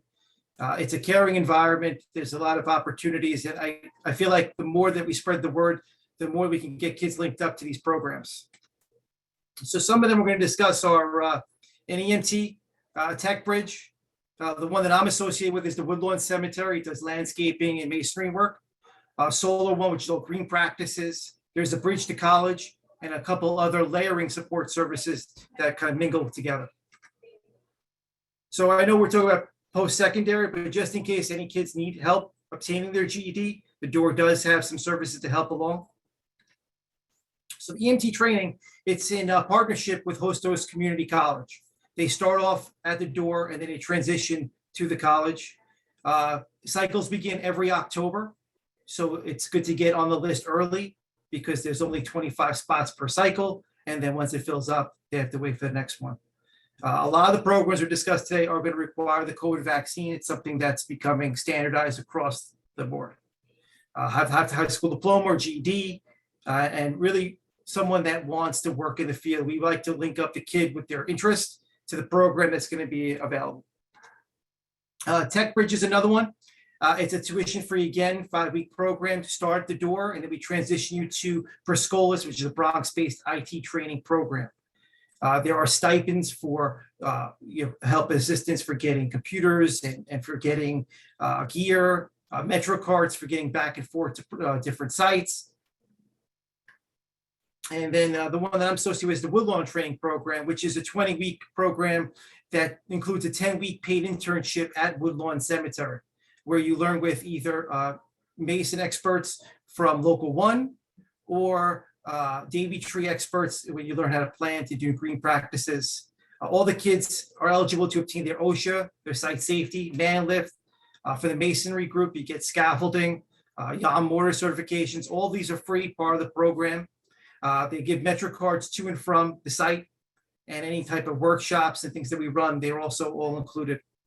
There's also incentives. So if a student finishes the program or gets even some things like finishes their bridge, finishes their certification, they get gift cards, $100, $50 along the way to help some of their payments. The landscaping program is pretty simple. It's 18 to 24 reside in the 5 boroughs. You have to be able to work in the United States because you do get paid for part of the program. You could have gone to college, but never received a college degree. And the big thing is we like to make sure that they can work 8 to 1. That's the time that they'll be working at Woodlawn, and proof of COVID vaccine. Our Solar One program, again, they start at the door and then they transition to Solar One, which is a green energy company in Long Island City. Students are also eligible to get their OSHA 30 certification, which is very valuable right now if you're in construction. And these students that are eligible for Solar One have to have a connection with either foster care or criminal justice background. We also offer a bridge to college. So if a student does want to go to college and needs help, assistance, kind of transitioning, doing the paperwork, finding out what programs really benefit them, this is also something that's ongoing, rolling basis. They can join up anytime and they can participate. LEAP is another one. If you've ever had any juvenile justice, foster care, it's an extra layer of support. They do check-ins, they help along the way with whatever program they decide to kind of link up with. And also with foster care, we have an academy program where they have paid internships for youth. It could be in Target, it could be in different places across the city. So I like questions. So if any questions, I love to take some. Thank you, Chris. All right, any questions, comments from the audience? Chris, can you put up back your slides for a bit? I did have a few questions. Yes, bear with me. Yeah, just share the screen for a bit. There are a few questions I want to ask. Can you go back to the IT one? You mentioned something about IT. Okay, the IT program. All right, so can you speak to us more about some of these certifications that the kids can get if they were to enroll? Yeah, they try to get them geared towards the A+ and the Google IT certs. So those are the 2 ones that we gear them towards to get jobs. And do they have to have any prior instruction or prior experience at their high school? You know, the great thing about all the programs is we assume that they don't know anything about the field. As long as they're interested in it, that's the most important thing, because we want someone that's going to, really buckle down and learn the program, so that we know ahead of time that this is going to be something new, that it's not, they're coming with knowledge ahead of time. Okay, so how does it work? Is it that you guys offer the IT instruction and then Perscolas places them in an internship afterward? So we prepare them here for the basics, and really Perscolas takes care of the heavy lifting of the IT work. Okay, terrific.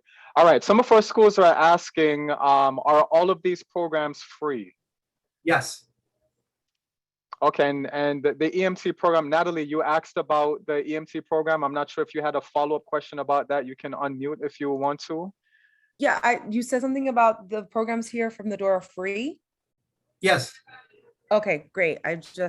Yeah, that's I- one of my students actually. That's awesome. That's great. Yeah, I was surprised too when I got linked up with the door. I was amazed at the opportunities that are here that are no cost. And because we don't accept financial aid, we're able to provide these Metro cards, these different stipends that it just opens up an opportunity to help so many more kids. Okay, terrific. All right, another, oh, yes, go ahead. I wanted to know for these programs, is there a roll-in admission or are there specific months that they're offered? So some of them are rolling. So like the Bridge to College is a rolling basis. EMT is in October. The Woodlawn and Solar One are both September and February starts. What about the tech?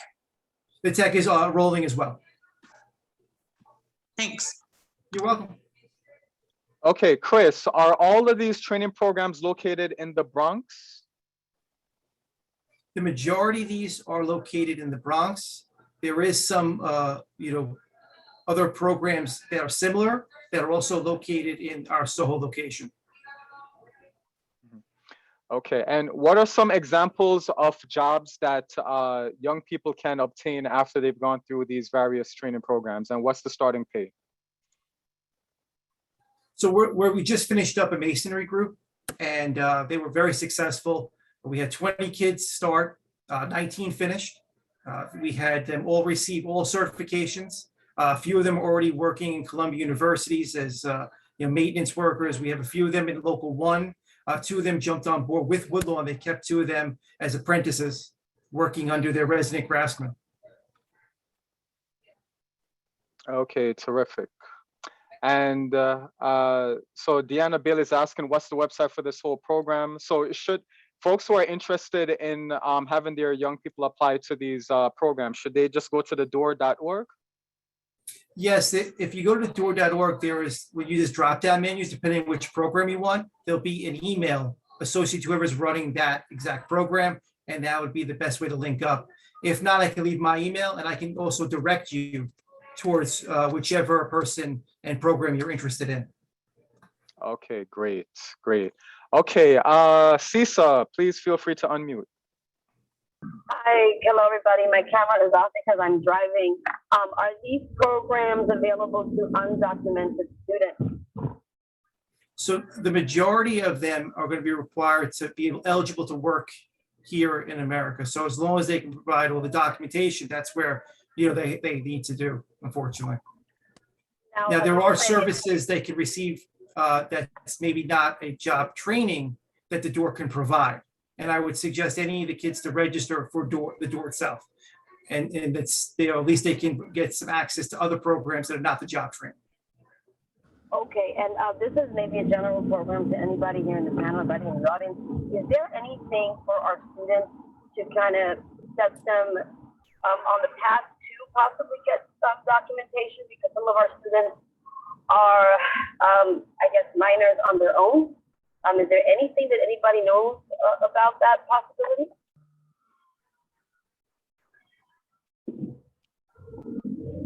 I'm not too sure. You broke up a little bit. All right. So yes. So some of our teachers want to know, and I'm putting this out to the audience as well, because unfortunately, this is not my specialty. My parents did all the work when they immigrated here.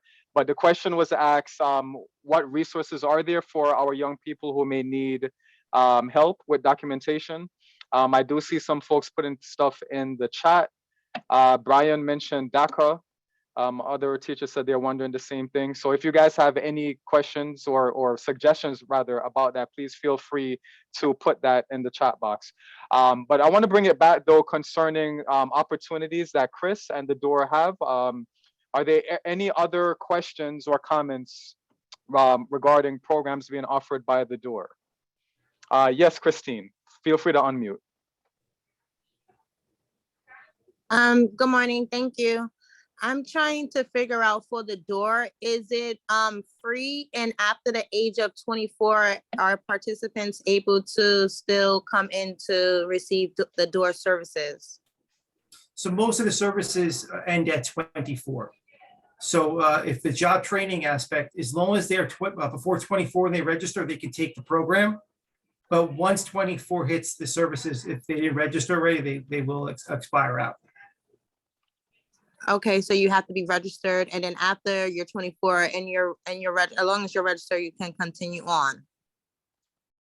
You have to register and enroll in one of the programs before 24. Yes. Oh, okay. Because I thought that the door was also like opportunities to get out the street as well. So you don't have to necessarily be in a program. It's other things that the door participate in, like a YMCA, I would say. Was that true? Not that I'm aware of. I believe everything is the 24 mark for services. Okay, thank you. You're welcome. All right, thank you all. So the fact that the door has opportunities available for our young people up until the age of 24, that gives us a lot of ample time to target our graduating students who may be looking for other support systems and if they may not be interested in college. Yes, Natalie, feel free to unmute. I'm so sorry. I wanted to ask, I wasn't sure if my question was answered. What if the student has some type of record? Is the door program still available to them? Yes, absolutely. And actually, there's more layers of support. If they do have a record, they can enroll in one of our other layering programs to provide additional support and check-ins. All right, excellent. You're getting a lot of heart emojis for that one, Chris. That's excellent. All right, so if you have any young people that need that extra support because of the criminal background, the door is not going to turn them away. All right, any other questions? Yes, Carlos. Yeah, I was wondering, what do you guys do about job placement for these kids after the program is over? Great question. Actually, each program has their own job placement specialist that works with the student individually to gear up and find what avenue they want to go with, whether it's staying with the program they decided, or if they choose not to, we still assist them to find work. Thank you. You're welcome. All right, terrific. Good to see your black screen there, Carlos. You know, I'm looking at a bunch of blank screens. I don't know what's up with you guys. I mean, y'all complain that the students keep their cameras off. Y'all doing the same thing. I mean, it feels weird, you know, but okay, I see a bunch of cameras on now. You didn't have to turn them on. I was just saying. All right, any other questions, comments? Okay, all right, so I guess, okay, I guess, Chris, you've answered everything. Chris, thank you so much for your time. Thank you for the work that you're doing with the door. Continue to keep me on your distribution list, please, because we're here to be partners with you. We have a lot of young people that can definitely take advantage of the opportunities you have to offer. So thank you so much for your time. Thank you. If anyone has any questions, feel free to. Thanks. All right. Thanks, Chris. All right, folks. So we're going to take a little 10-minute break or so. Our next presentation is going to be from Wilden Clean Energy Academy. That's for any of you who are interested in sustainability, green energy, the green economy, heating systems, lighting, things of that sort. So we do have them to present. So I'm going to just turn off my camera for a little bit. I'm going to give you guys like a 10-minute break or so. Feel free to stretch. Feel free to pretend you are paying attention in the other PDs that you signed up for. And I'll see you in the next 10 minutes or so. Thank you.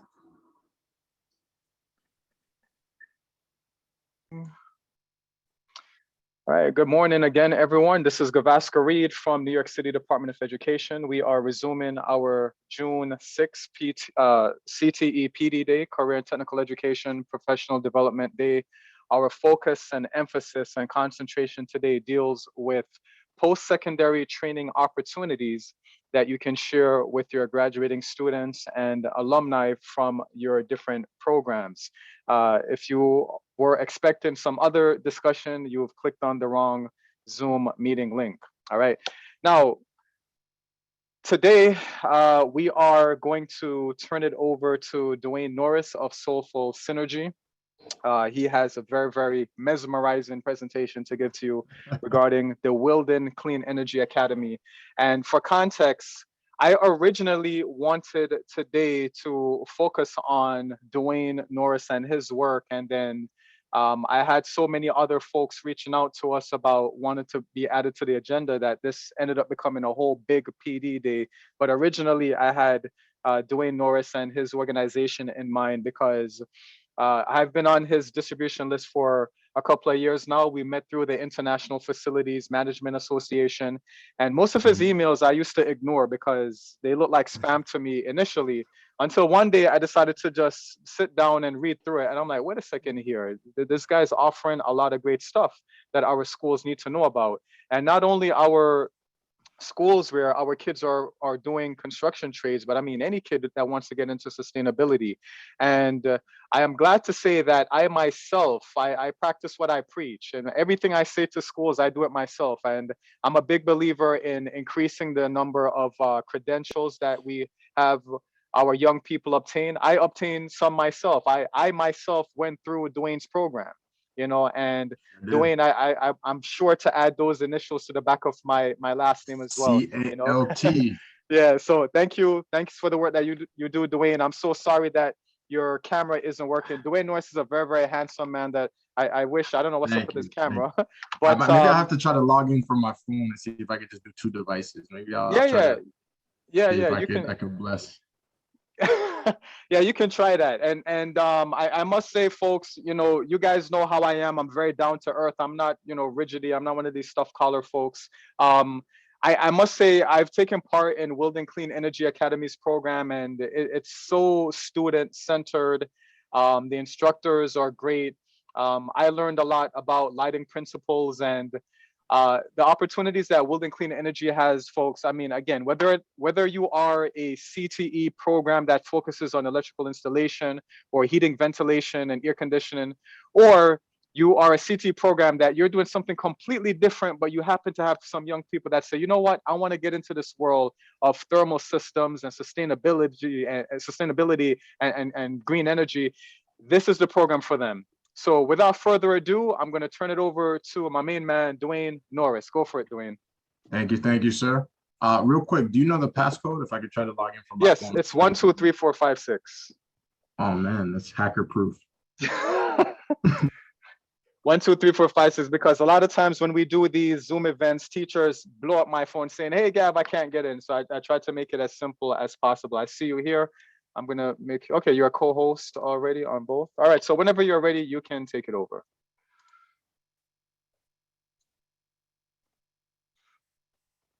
And you're still muted if you're talking.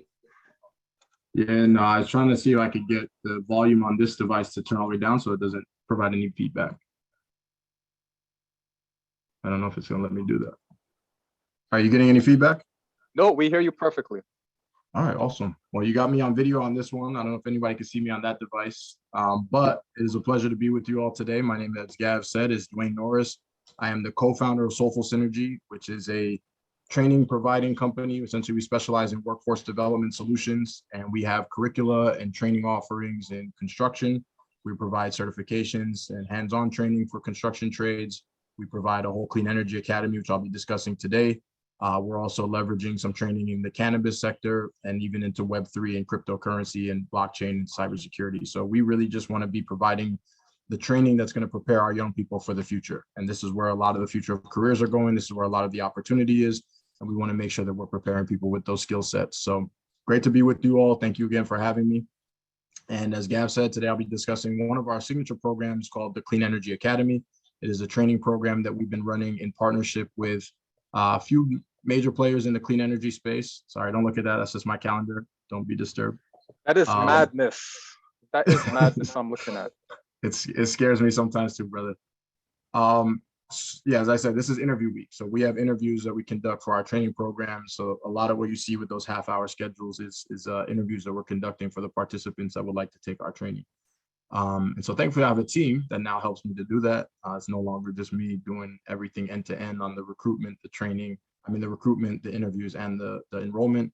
So I have a team that's now helping to conduct some of those. That's why I could be with you all. So we're fortunate to have, again, a really robust training program. We get a lot of really good insight from industry partners to help inform our curriculum. And I think that's a big part of what has continued to make it so successful.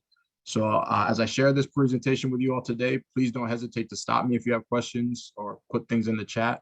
I will make sure I leave time at the end for questions. And I think Gab has given me up until about 11:30. So I'll run through this portion in about 10:15 and leave some time at the end for some Q&A. So the Willdan Clean Energy Academy is a training program for clean energy professionals. It is meant for people brand new to the industry looking to enter, and also has a lot of value for those who are already in the industry looking to upskill. So Willdan is a company that we have partnered with. Willdan is a national engineering firm. They have a huge footprint. They've been around since 1964 with offices, and as you see in the next slide, all across the country. And they do all different types of engineering work, everything from design and engineering to construction to installation to energy audits and efficiency work. And their real goal is to make sure that buildings are optimized and that they have the energy efficiency technology that they need in order to be as efficient as possible. That helps to lower costs for building owners, but it also helps to lower carbon emissions, making our planet healthier. And across the country, they have offices in I think like 40 different states. And in a lot of the states, they actually happen to work directly with the utility programs local. So here in New York, you'll note that we work heavily with Con Edison as the utility provider. And so what that essentially means is that Con Edison themselves don't go out into your homes and do a lot of the work. They help to maintain the grid, they help to maintain, the infrastructure, but they don't actually come into our homes and do energy efficiency upgrades or install HVAC units and things like that. That's done by a team of contractors. Willdan happens to be the lead contractor essentially for the energy efficiency programs here locally. So the small medium business program, which caters to energy efficiency incentives or discounts for business owners, and then the multifamily energy efficiency program, which caters to energy efficiency for family units or residential units, 4 units and above. They essentially run those programs. And so there's millions of dollars of incentives for building owners to get energy efficiency audits and to get energy efficiency upgrades. And so Willdan is kind of like the lead. They help implement these programs on behalf of Con Edison. But what that means for us who are running this program, what it means for you and the students that you work with, is because of that connectivity to the market, they work with hundreds of contractors. Those hundreds of subcontractors need to employ people.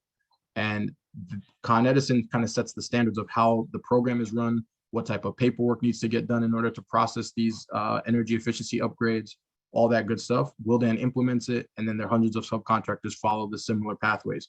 So we're getting direct insight from employers and industry experts on what types of softwares are needed, what type of calculators are needed, and what's really going to make somebody shovel ready or job ready on day one of work. That's what that means to you all. And working with all those different contractors helps us to really facilitate strong job placement. So in the world of energy efficiency, there's a lot of different things that need to get done. I'm not even smart enough to educate you on all the things that need to get done. But what we do is kind of bifurcate the market into these 2 segments. There's renewable energy, which is all the solar, wind, geothermal, hydroelectric energy that's going to power things. And then there's energy efficiency, which is looking at our current systems or buildings and thinking about how we optimize them. Our class is primarily focused on energy efficiency. It's not going to be focused heavily on renewable energy sources yet. So we're not doing solar and all those other things. We're looking at the current systems that you're finding in most of our buildings, whether they be residential or commercial. How do we make those more efficient? And so we can make them more efficient through a number of different types of energy efficiency upgrades, what they would call energy conservation measures, or even retrofits, right? So replacing things is real simple. Putting on controls like sensors, like when you leave the room that the lights turn off, or you have a control that will, note when your temperature reaches a certain level, it automatically shuts off, right? Smart controls. And that's why even as Gab was saying that there's a need for kind of a lot of different roles in this sector, that even your students who are not in the CTE trade schools like construction, but those who are in IT, there's a lot of internet capabilities and a lot of technology that goes into these controls nowadays. So you need people kind of across the gamut to help with these energy efficiency measures. And so we're doing them in these multitude of different technology areas. So lighting is traditionally where the market has been. Most of the work has been done in lighting, but there's a lot of need now in HVAC, refrigeration, heating and gas, and also what we call building envelope, which is essentially, your building shell your insulation, your windows, things like that. There's a lot of need to make all of these different areas energy efficient. So we have been asked by Con Edison, our partners, to really roll out a lot of training to make sure that we have a workforce ready to do this work.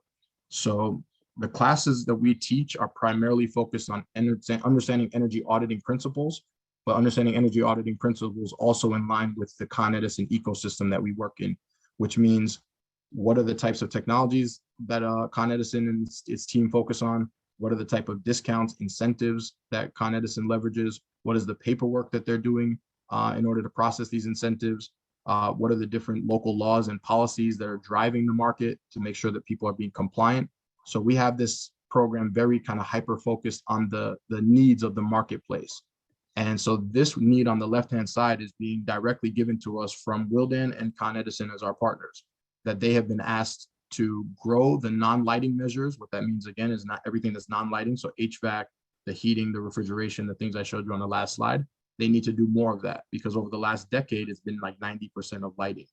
And there's not a way to get to the energy efficiency goals that we have or the climate goals that we have by just doing lighting upgrades. We need to have renewable energy sources and we need to have our current energy systems more efficient, and that's across the board.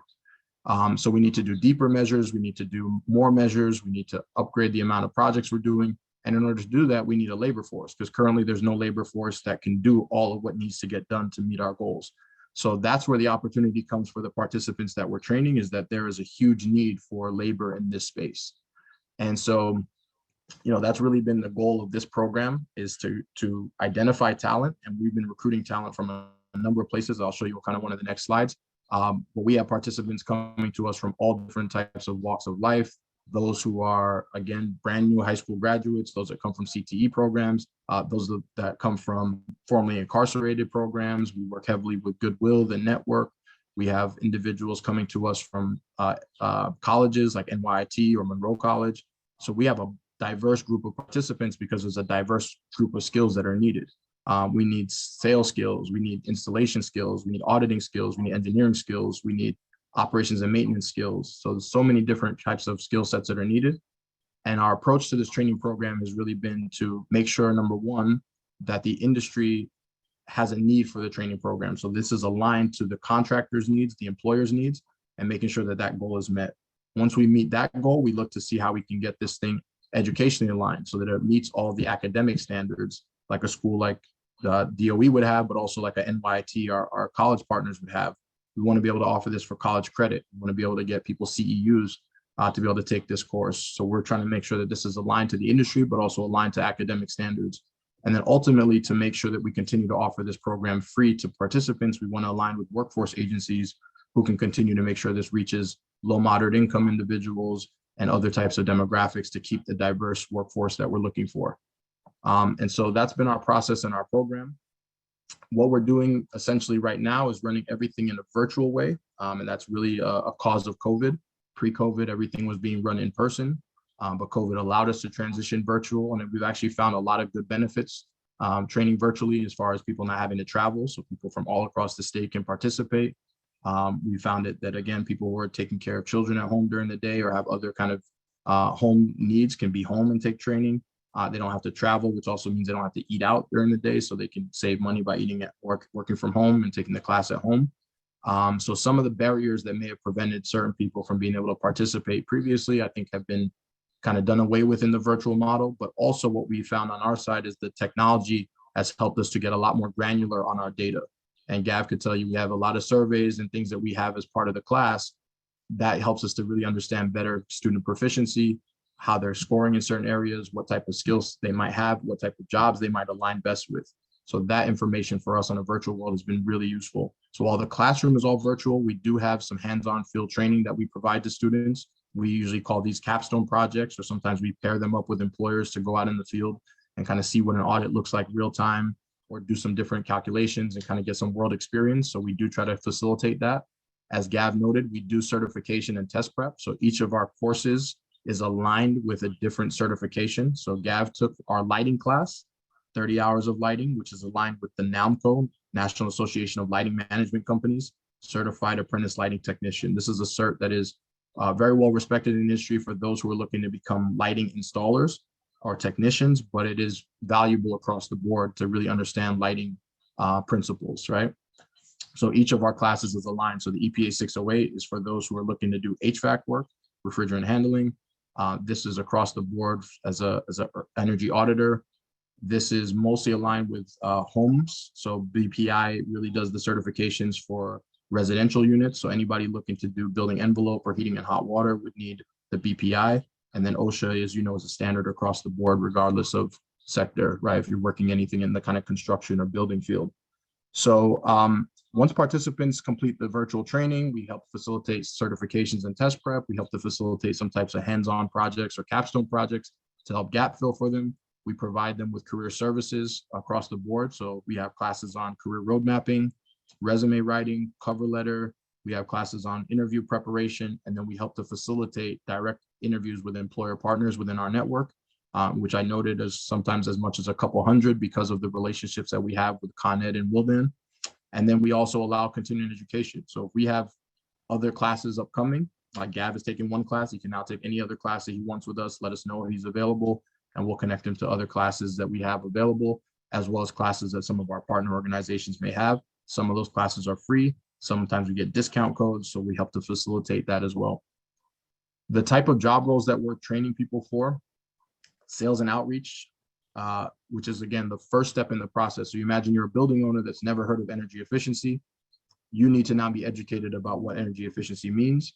What does it mean to reduce your carbon emissions, to reduce your load, to lower your costs through a lighting retrofit or through an HVAC upgrade? Like, what does that mean? So somebody has to come and educate you through that sales process, and then help encourage you to get an audit. An audit is essentially an analysis of your building's energy systems, your consumption, how much you're spending, how much you could be saving, how much your carbon emissions production is, and really think about how you can reduce that. So once the audit is done, a report is provided to the building owner so that they can make some informed decisions. We help them to leverage different financial incentives. So through Con Edison and NYCDOE, which is our New York State Energy Research and Development Authority, there's ways for people to get free or discounted energy efficiency upgrades, right? Retrofits. So there's finance administration jobs that help to process those. There's project management and project coordination jobs that make sure, again, from end to end, the project is being done efficiently, that timelines are being met, that all the teams are working in unison to make sure deliverables are being done. And then on the back end, which are less client-facing jobs, you have design and engineering work, you have installation and contracting, so those who actually go out and do the installs. Behind them, you have people that inspect the work and do measurement and verification, quality assurance and quality control. And then you have operations and maintenance, which is like superintendents, or as Gav mentioned, when we connected through IFMA, right, facilities managers who manage facilities, you know, as large as Facebook and Google. So there is a lot of different roles that are needed in this space, and this is not even exhaustive. So we're training for individuals across these multitude of roles because we know that there's skill sets needed across the board. Pre-COVID, as I mentioned, we were in the field doing energy audits, right? So teaching participants the principles of energy efficiency, going out in the field and doing energy audits, counting the different types of light fixtures, counting the different types of motors and things in the HVAC units, and then helping to be able to assess where the opportunities for savings or where the opportunities for more energy efficient technologies may be for those building owners. In a post-COVID world, unfortunately, I don't know where the post-COVID photo went, but in a post-COVID world, we're doing everything digital. So it's still a lot of value. We're able to pull up videos and slides and really kind of, again, hone in on specific parts of these technologies through the use of these, you know, videos and slides, but it is a little different. I'm not going to lie. I won't cover this slide in detail, but just to help you understand that the way we break down the market segment is there's a difference between residential buildings and commercial buildings. There's a difference between large and small. So we help to really kind of bifurcate the market to show students where the opportunities are. And we also help them understand it on the other side in relation to the technology areas. There's significant overlap on the left side between electric, like lighting, HVAC, and refrigeration on the efficiency side, and also solar, wind, or cogeneration on the renewable side, but not as much overlap on some of the things thermal. So we kind of help them understand, would you prefer to work on some of the electrical technologies first, thermal technologies first, and then we can talk about kind of swapping, but giving them a roadmap of where they can start their career, where they can end as it relates to technology and as it relates to building types. And then we help them to do a mapping exercise through a slide like this. We break this down a lot slower than I'm going to do for you right now, but basically just showing you that there's a multitude of sales roles, auditing roles, etc. And so as you progress along your career pathway, there's different ways that you can take. Anywhere that you don't see an arrow is a place where you can likely enter without needing some type of degree. So a lot of times we are getting formerly incarcerated individuals fresh out of college, and they're wondering, is there a space for me in this industry? Right? We're able to show, again, through our own experience, but also through working with so many different partners, that a lot of these roles don't require you to have a college degree. So where you see the up arrows, where you may need associates, and where you see the downs, where you may need graduates. But beyond those, a lot of these you can access without any form of formal education. Our partners, again, are kind of vast. My team leads outreach and recruitment, but we have partners that lead our training, that lead our job placement, that help to lead our capstones. All throughout, we're doing technology and we're capturing data that help us to really refine our program and make it more efficient. 2020, we were charged by NYCDOE to train 120 students. We exceeded that number. 2021, 142. And this kind of gives you a breakdown of who we've been attracting in the virtual world. And this year's, we're on pace, I think, to do about 400 plus participants for this year, because NYCDOE has liked our program so much, they keep funding us. And that's what allows us to make it free. So we have been getting participants, some with just a high school diploma, some with 2-year degrees, some with a little bit more education, but it really is a diverse mix. So there's no one size fits all in terms of who we're recruiting in terms of education level. And similarly, in terms of skill sets, we have participants coming to us, again, with transferable skills from a lot of industry experience, and then some with very little. And so we're really trying to help them navigate, again, where they can start their career and where they can end up based on their past skill sets and the impact they'd like to have. We're tracking probably closer to about 80% job placement. This hasn't been updated for this year, really. But we are doing a lot on placements for the participants who are job seekers. So out of the 262 that we train, 143 of them were job seekers. Our responsibility is to place those job seekers. Those who get employment on their own are essentially those who have just taken the training and leveraged it to find more employment opportunities. So our really value proposition is that we recruit good talent. We have a whole screening process. Everyone undergoes an interview with me and my team to determine that they're passionate about this subject, that they're actually going to finish the class. We do a whole vetting process. We leverage partnerships through the referrals that you receive from partners like CTE, but also partners on the employment side. We have a lot of different employer partners that we leverage relationships with in order to get those placements done. And one of the things that we leverage to help facilitate the employments is there are wage subsidy programs that NYCDOE and the Department of Labor offer that can cover up to 6 months of a person's salary. So this one covers 6 months at $24 an hour. This one covers 6 months at $17 an hour. And this one actually covers a whole year at about $40,000 annual. So we're able to kind of help employers navigate that landscape and really think about how to leverage the resources across the board. So I'll stop there. I know I'm a little bit over time, Gav, but I think you ate up about 3 of my minutes with the introduction. So I'm gonna just take those back. And yeah, really great to be with you all. Thank you guys for listening. And if you would like to learn more about the program, you can go to our website at cleanenergyacademy.org. And I'll put my email and other information in the chat here as we wrap up.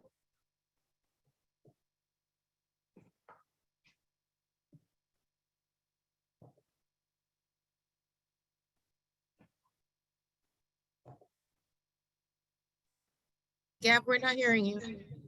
I'm sorry. I was saying thank you for that, Keon. Thanks for your presentation, Dwayne. If there are any questions or comments, feel free to put them in the chat box or raise your hand. Dwayne, is there a minimum age that our students have to be in order to apply for these training programs? So officially, no.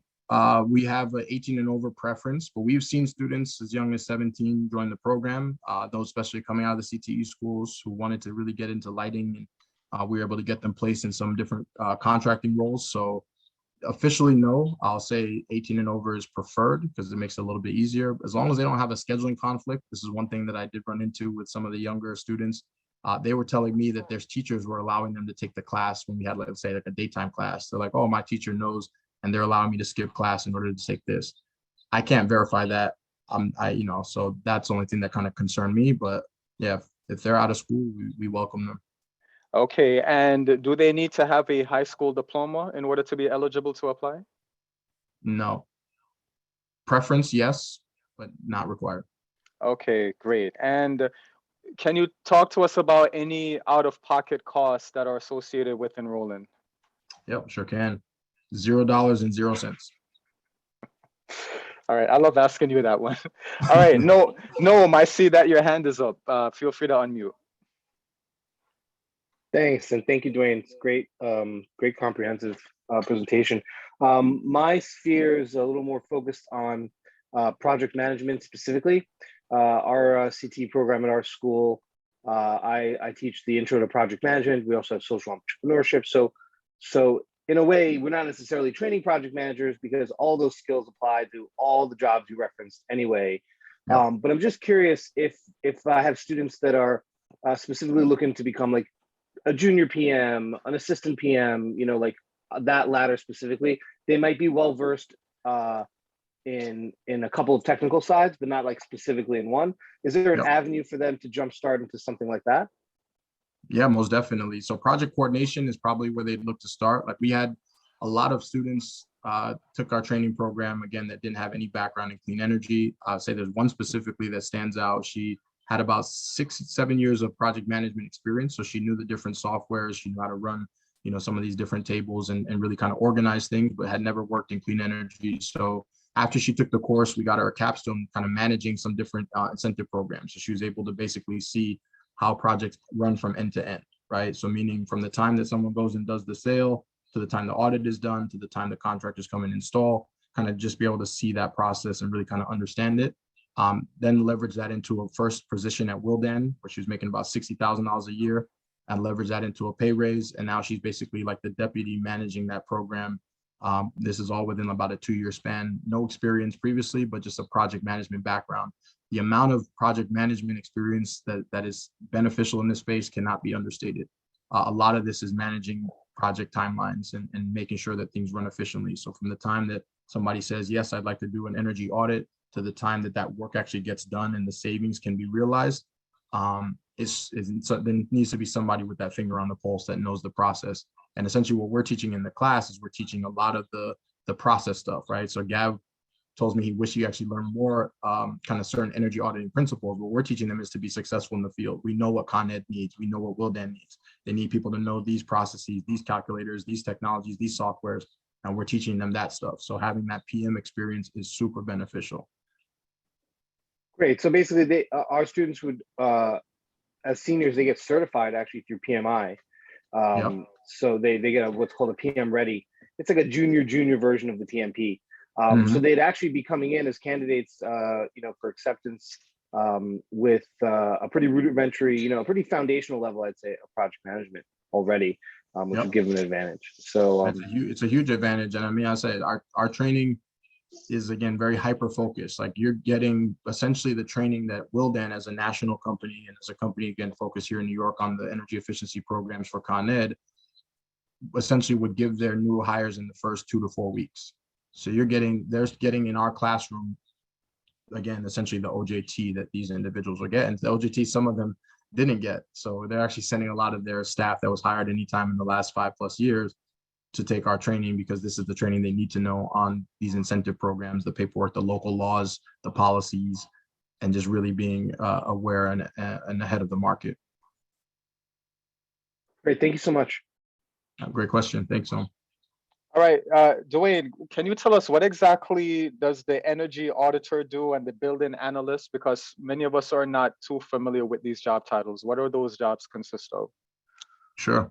So again, your buildings have a number of different systems in them, right? So we have lighting systems, you have HVAC systems, you have heating systems. So all these systems work differently, but they all work interdependently. A lot of times now, again, you can have smart controls or controls that control all these different systems. So you can have all these things hooked up to your phone or some type of smart computer that manages everything together, but they are all different systems that have different kind of nuance to them. So somebody needs to be able to diagnose these. It's like having a doctor, right? You don't have a doctor that does everything. You have an ear specialist, a nose specialist, a joint specialist, like everybody has a specialist. And so being able to audit is essentially that. We're teaching these by technology area for a reason, because they are unique.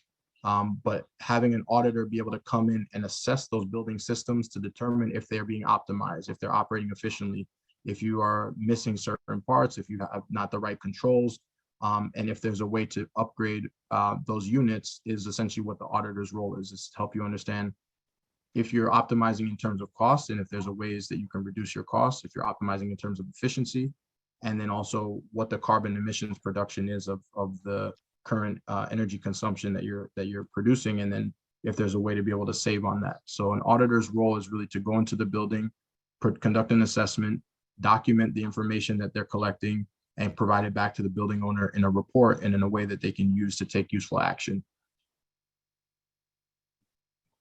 All right, terrific. And some of us, we have some students doing where we want to get them out there in the working world, but they need a lot of brushing up to do in terms of their elevator pitch, in terms of their career readiness, in terms of them interviewing.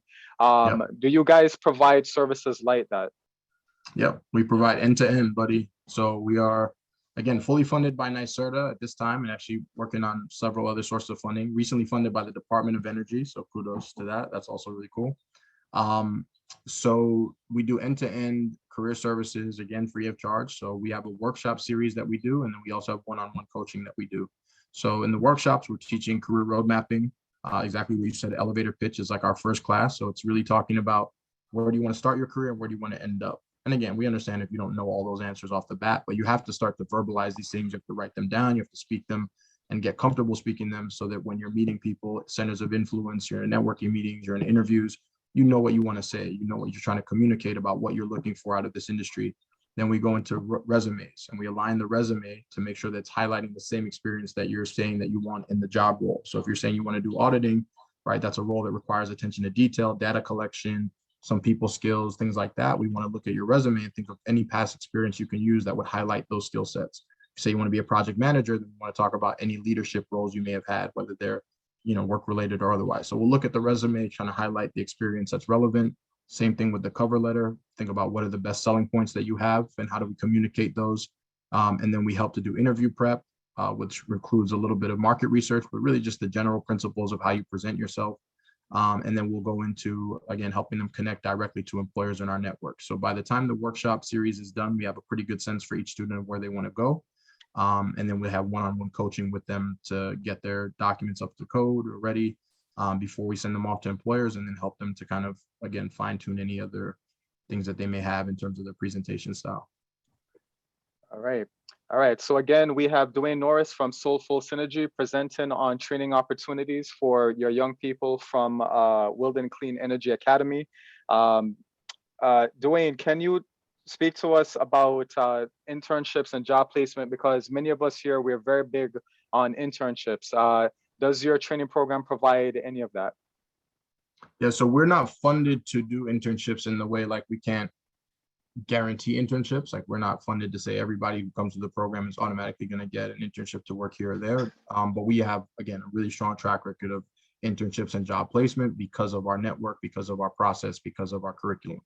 So we know that what we're training is needed in the marketplace. We have a lot of employer partners that know us as a referral source, that value the participants that we send to them. And so we have, again, strong outcomes in terms of job placements and internships. And then by leveraging some of the funding that's available through NYCDOE and DOL, that helps us to do that. But if some of your schools I know have internship programs and things that you may be able to help pay for some of that, that can also help to incentivize an employer to take on what they may consider to be a risk, right, with someone who might be younger or less experienced.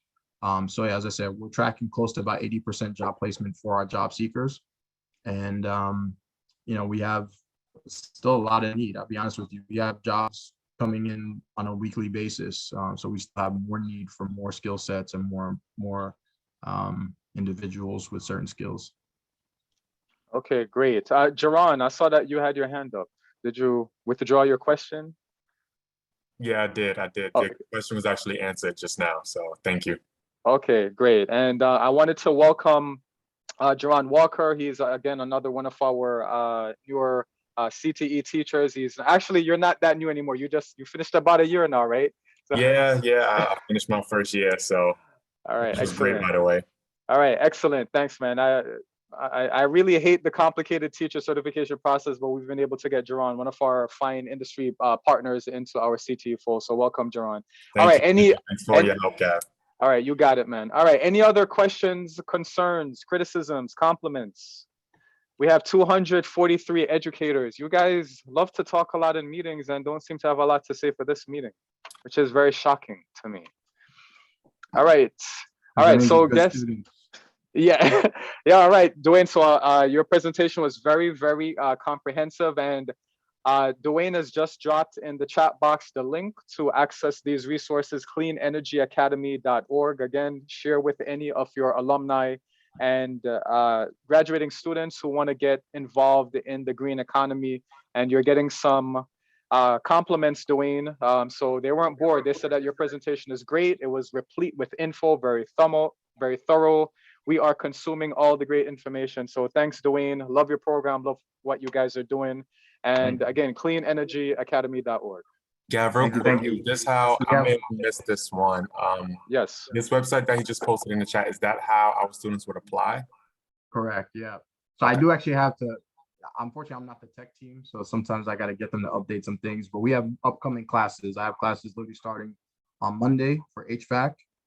We have classes starting the following Monday on HVAC and air source heat pumps. We have classes starting in July in lighting, July 11th, July 18th for another HVAC class. So we have classes upcoming for the next several months that are, again, are free for participants. So once they go on the website to hit the apply button, an application form will show up. They will see the different class options that they can apply for. Okay. They can select their first preference and any other classes they may be interested in. Our team then reaches out with an email to allow them to schedule their interview. So we interview all the participants. We send them an email that has the course syllabus, the specific times of the class that they're applying for, information that they would need to regurgitate in the interview to show that they're paying attention. And then during the interview process, we're again just really going through to make sure that they're interested in the program, that they're going to commit to the full number of training hours, and that they have some type of desire in the space. You'd be surprised the number of people that come to the interview having not read anything, not read the website, not read the syllabus, have no idea what the training is about. Say, I'm here because my so-and-so counselor sent me here. So just make sure if you are sending people that they take it serious. I mean, this is an opportunity to get thousands of dollars of free training, and we are going to ask questions. I'm going to vet them and really just make sure that they're going to commit, that this is something they want to do. And yeah, so once they go online, fill out the application, we then follow up with next steps of how to interview and what they should be aware of. Awesome. Thank you very much for that. Absolutely. All right. Thank you. Thank you, gentlemen. And Dwayne, you're getting a lot of compliments in the chat box. And thank you, Zaylene Washington.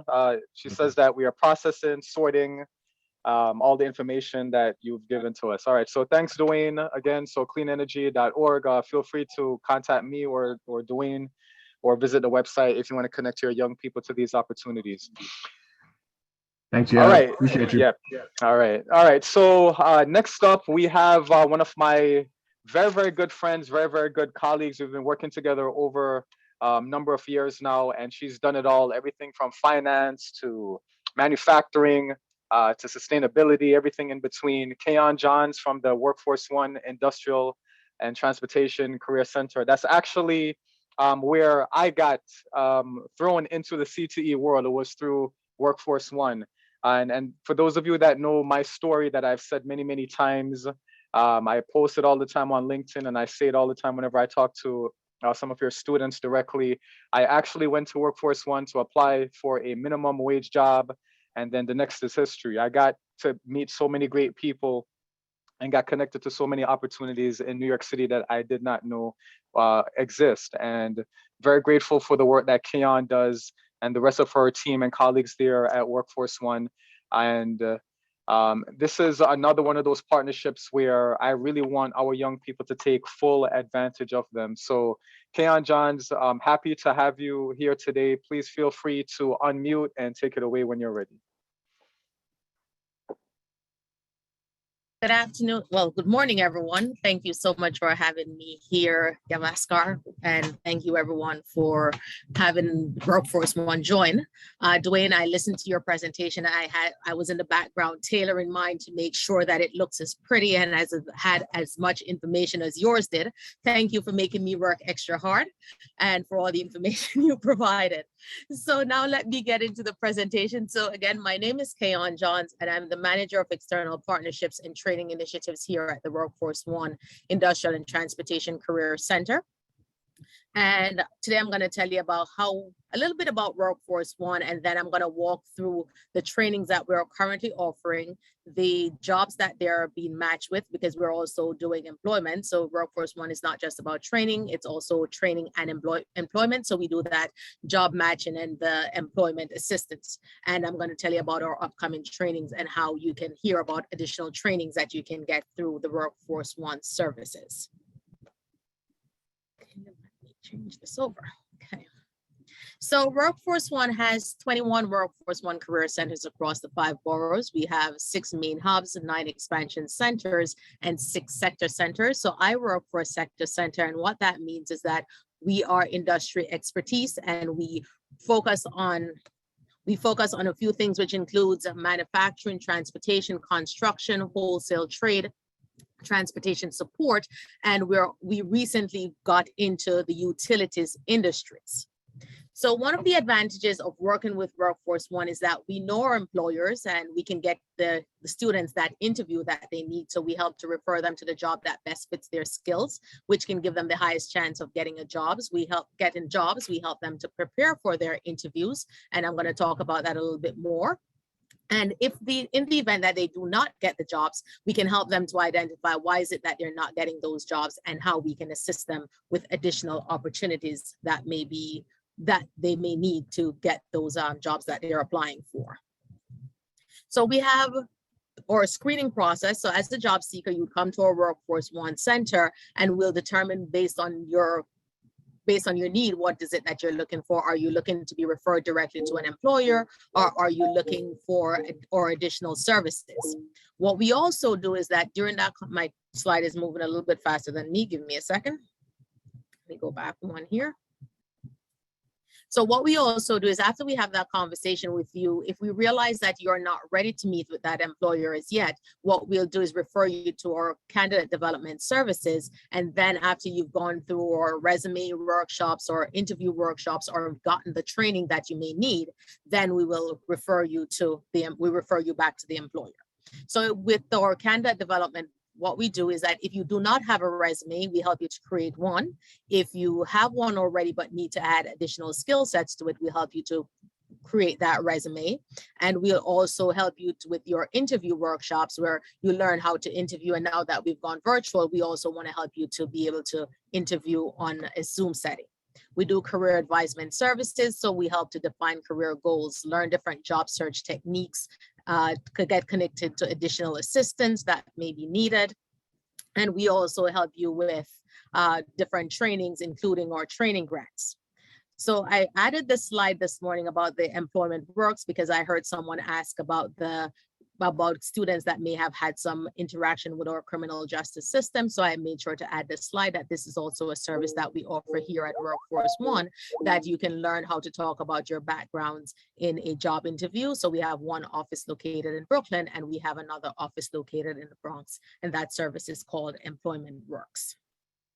So now I'm going to talk to you about the trainings that we offer here at Workforce One. So we have multiple training programs that are offered here at the Workforce One Industrial and Transportation sector.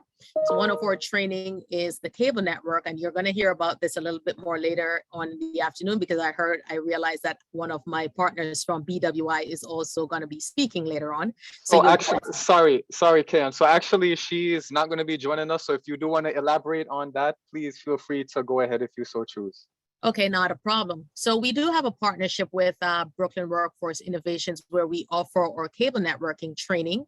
And this is offered to students, as you see here, that are 18 years of age and older. The upside to this is that this is graduation season. We have a class that's about to start. So if you have students that are getting out of high school right now, this is the perfect time for them to apply. So it's a very competitive program. They have to be, everyone that works with us has to be New York City residents and legally eligible to work in New York City. must be physically fit. And we ask this because they have to be able to lift repetitively up to 50 pounds, and they cannot be colorblind. And on my next slide, I'll show you why the colorblind becomes a question that we ask. They must be able to take a reading and math test at the information session and score above the 8th grade level. And we do send this document out, so for anyone who wants to learn what the tests include, they can get to practice the test beforehand.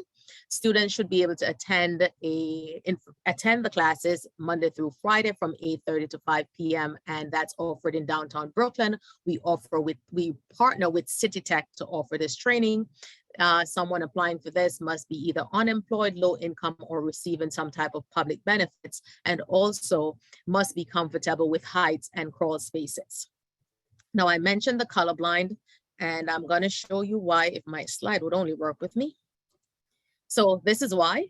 I had the opportunity to braid this myself because I had to go into the classroom. I had to learn how to do it, because if you're going to sell something, you should be able to do it yourself. Now, I will not be the person coming to your homes to do your cable boxes. I wouldn't trust me with that. But in the classroom, this is what I was able to do, where you had to use long division, which is something that is needed in that program. You should be able to use long division to calculate the math to give you which wire connects with what. And this is one of the blocks that the students that I created, but this is what the students would work on once they get into that classroom. So this is some of the jobs that we're currently hiring for, and this is one of the pathways. So after you've completed the cable networking program and you've gotten your OSHA, your SST, your low voltage training, and your Big C certification, some of the companies that you'd be eligible to work for would include Con Edison, National Grid. So we have 3 positions now currently open, 2 with National Grid and 1 with Con Edison. Jennifer, I see your hand raised. Do you have a question for me? I do. Same like the other presenter. If this slide deck could be shared with us, that would be very beneficial, I feel. Not a problem. Thank you so much. Thank you. You're welcome. Any other questions before I continue? Okay, so now I go into our other training program, which is called our Cool Roofs program.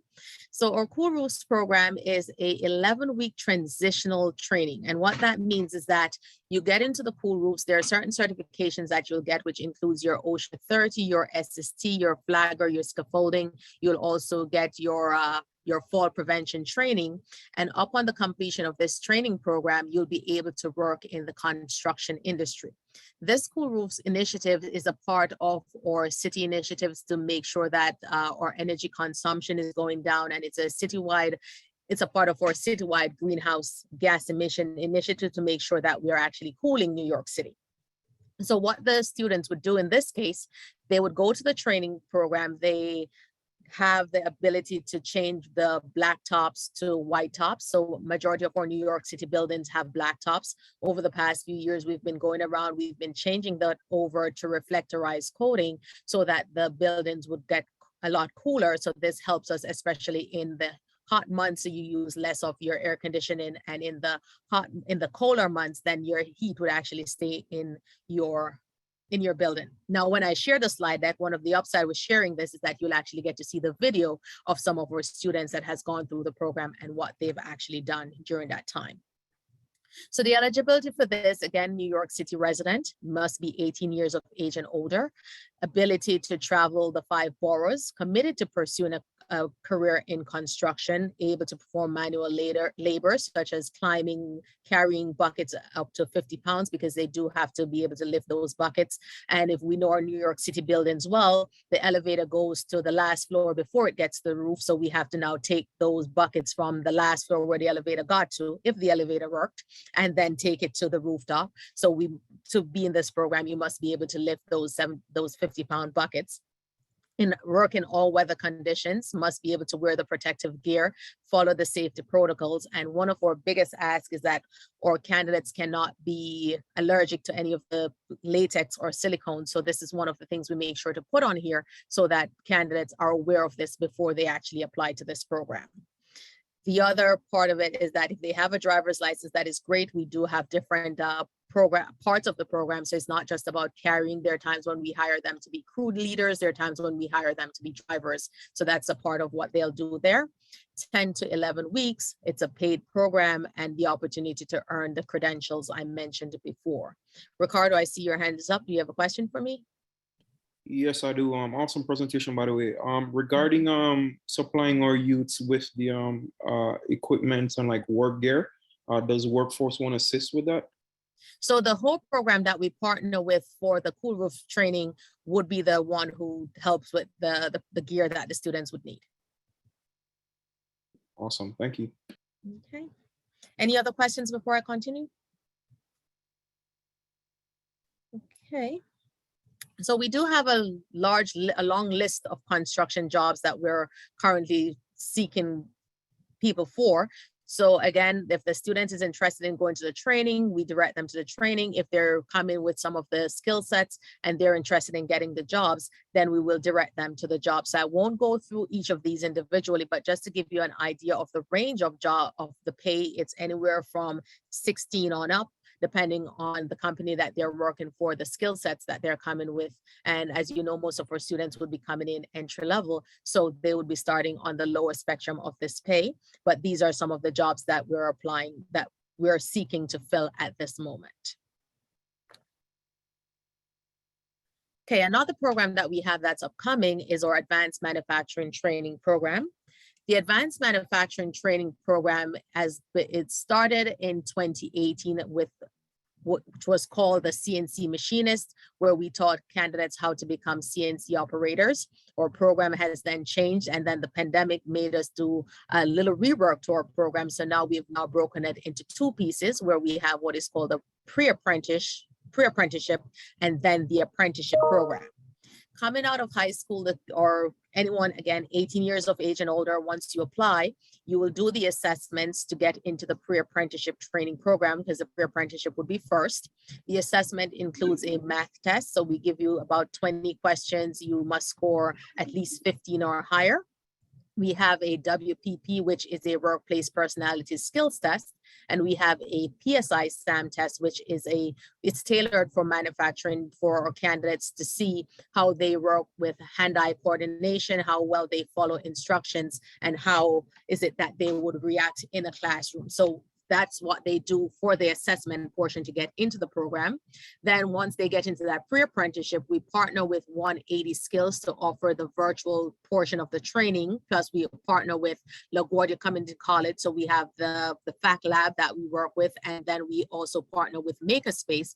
So, and they're located in the Brooklyn Army Terminal, so that they can get that portion of hands-on training, instructor-led training, and also virtual training. So upon the completion of that 4 weeks of training, we have a selection process to determine if the candidates move on to phase 2, or if they move on into our job to become a job seeker, where we assist them with job placement opportunities. Phase 2 now becomes a 52 weeks training, where they're now immersed in the classroom setting. So they're now working with either the fact lab, or they're working with Makerspace, where they're either going to one of these locations. It's alternative based on what they're learning at each location. And over the next 52 weeks, we partner with different employers. So the students in that 52-week portion is also employed during their training. So I'll show you some of our partners. So in terms of the 52 weeks portion of the training, we're partnering with Boyce, D&J, Lee Springs, Lee Form, Linda Tools, Magellan, SNL, and Taxi Cab Product. So they're one of our partners. They're our partners in that 52-week portion of the training. And then additional partners that we're working with for the candidates who did not move on and have had that portion, that 4-week training, they're now working with companies like Awesome, Beer Glass, Coronet Parts, and Juniper Industries. And that's just the name of few of the companies that we are partnering with during this time. So we have some additional training programs that are upcoming. Construction Skills is one that is upcoming with the construction skill. This one is a pathways to It's an apprenticeship program that's a pathway to the union. And I heard someone spoke about this earlier this morning. So the construction skills is something that we offer. And we partner with the Queens Workforce One and the Brooklyn Workforce One to offer OSHA training and construction sites safety training. And again, we're going to send the decks out, so you'll be able to scan these codes so that you can get into that training. So the site safety is being offered in Brooklyn. Your student or anyone can scan these codes to get onto their website and apply. We have both OSHA 30 and site safety there at the Queens Workforce One, and the application process for information, just go to the email below. Now, why I didn't do this one first is because even though you must be 18 years of age and older, a lot of our students, not many, have their driver's license already, but if they do and they're interested in commercial driving, this is one of our partnerships that we have with Reid on the Road with the Brooklyn Workforce Innovation, where someone with 2 years of their driver's license, they would be able to apply for this training program. And once they apply for the training program, if they're selected to go in, then they'll be able to get their CDLB license. Reid on the Road do ask for their candidates to begin at 21 years of age and older. And again, we'll send out the slides so that you can see those requirements. Another program we have is the individual training grant, and this is offered through Workforce One, where candidates get the ability to earn their CDLA and CDLBs, 3 years with your regular driver's license to apply for the CDLB. And after 2 years with that CDLB, then you're able to apply for that CDLA training. And the eligibilities are here. We will be sending this out. Some of the jobs that we're offering, again, we're always looking for CDLA drivers, CDLB drivers, and non-CDL drivers. So if you have candidates that have their license and are looking to expand in the driving industry, we have jobs for them. Some additional individual training grants that someone can have access to at the Workforce One system is we have certified nursing aides, clinical medical assistants, computer support specialists, computer systems analysts, network administrators, armed security guards, and unarmed security guards. And the link is here. So if you wanted to go on to our website to see how to access these trainings, you'd be able to do so. Recently, we launched what is called the Career Discovery. This is another program that we're offering with our partnership with the Department of Small Business Services. And what this does is for anyone who you're not sure where you are right now and where you want to go, you get the opportunity to explore, discover, prepare, and then train. So once you go to this website and you type in the search box, what industry you want to get into, you'll see the different ways in which you can learn about those trainings, discover what is entailed. You get like an introductory on the training. In some cases, we have testimonials of people who has gone through some of our programs and what they have learned during the time and about their day-to-day. Then we help you to prepare for it. And then we have you do the training, or we match you with the job that is right for you. Referral process, you can always send if you're interested in getting information on any of these, or you have someone who's interested, you can always refer them to myself, my training coordinator, or my training assistant, and I'll put these names and the email addresses in the chat. And that's it for my presentation. Any questions for me? Very, very excellent. Thank you, Kayon. And for all the folks who are asking, can we get the links? Can we get this a copy of the notes? Anytime you are in any one of my meetings, yes, you'll get everything you are asking for. You'll get it straight to your inbox. So don't worry. I know we have a plethora of content. And yes, we don't expect you to memorize everything. Kayon, there are just a couple of terms that you mentioned, and you know my group here, they're very shy for some reason. I promise you, they're not usually like this throughout the school year. But whenever they're around other teachers, their pride gets the best of them and they don't want to ask any stupid questions. But many of us here, we're from different sectors, so some of these terminologies may not be familiar with us. In your cool rules presentation, you mentioned that candidates can get their flagger certification and their scaffolding certification. What exactly are those? So with a flagger, I don't know if if you're going past a construction site and you see the person outside waving the flag to make sure that you are not walking into a construction site or you're not driving somewhere where you're not supposed to go, that's our flaggers. And so someone has to actually get a certification in order to do that. They don't just go out there and wave a flag. They have to be certified. With the scaffolding, in order to work on New York City rooftops, you must have that scaffolding training in order to build those scaffoldings and to be able to stand on them. And we don't offer it in this program, but one of the things that you may need as well is what is called a suspended, because New York do require you to have that suspended scaffolding in case while you're on the building that you're properly harnessed in. Yes, very good. And these are all credentials that none of our high schools offer. So Workforce One, this is a great resource to direct your graduating students and alumni to. Also, Kayan mentioned that they offer the OSHA as well as the site safety training. 7 of our high schools are currently accredited by the Department of Buildings to do this, but the vast majority of our schools are not able to do this in-house. So if you have any students, and I get these questions all the time from our non-construction teachers, you have students that want to get into the building trades and they want these credentials, please feel free to send them towards Workforce One. Mickey, thanks for joining us. Feel free to unmute. Good morning, Gav. I have some questions about the CDL program. First of all, is there a cost for it? Oh, I should have mentioned this up front. I'll borrow a term from Dwayne, 0.0000. So they're all no cost trainings. Okay, but I would imagine the candidate still has to pay whatever the fee, whatever the state fees are to that if he was going to apply for the license anywhere else. So with the Workforce One, I'll just give you an example of how we assist with this. For example, the permit you get on your own. So we need to see a copy of your abstract, and I'll walk you through it the way I walk through this with candidates. We require to see your abstract first. So with this abstract will cost you anywhere from $7 to $10. So I say, okay, go ahead and get me a copy of your driving history. I review the driving history to ensure that you meet those requirements for an ITG grant. So that will be that preliminary requirement. No suspensions over the past 3 years, no more than 2 convictions within the past 3 years, and no more than 4 points reflected on that driving abstract. And if there's an accident, we do some additional probing, because with the accidents, we ask that you have no at-fault accidents within the past 5.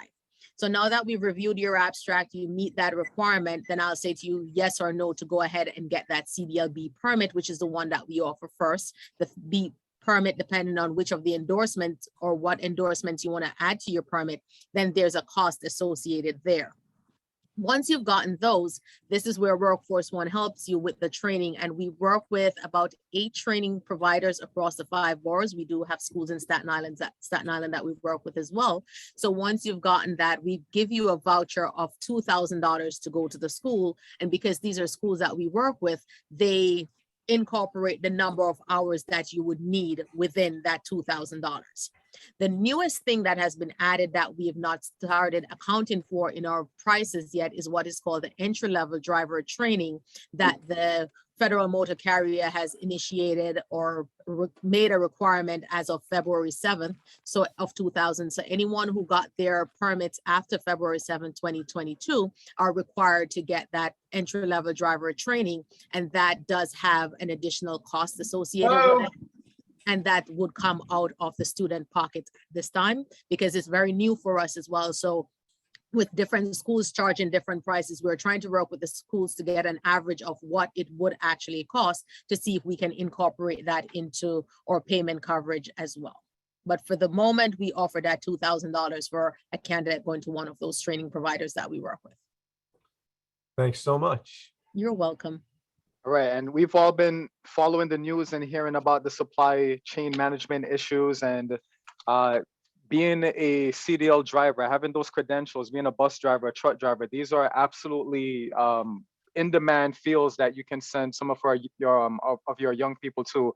I've actually been trying to push for a while to have a CTE truck driving, bus driving program, but there's just so much ignorance around this. And I noticed that a couple of weeks ago, Pennsylvania has been starting up some programs at the high school level where they're setting their kids on a pathway to getting their driver license and then the CDL. So this is a great opportunity for them. And I must reiterate, I do know that many of our schools are waiting on central office for us to re-implement our driver ed program. But listen, you don't have to wait on us. Tell your young people to get their driver licenses. Those of you that have been in this meeting since 9 o'clock this morning, you've been seeing that credential come up time and time and time again. And those of you that attend our commission meetings across various sectors, it is the #1 credential that many New York City employers are asking for. So please push them to get that driver license, even whether or not central office is offering it. Okay, Ricardo, you've been patiently waiting. Feel free to unmute. Sir, regarding getting our students in the loop and like keeping up with Workforce One, is there can students go ahead on the website and create an account where they could be can you like tell us more about that? So as long as they're 18 years of age and older, because once they get on that website, the website is definitely going to ask them their age. So they have to be able to upload their IDs.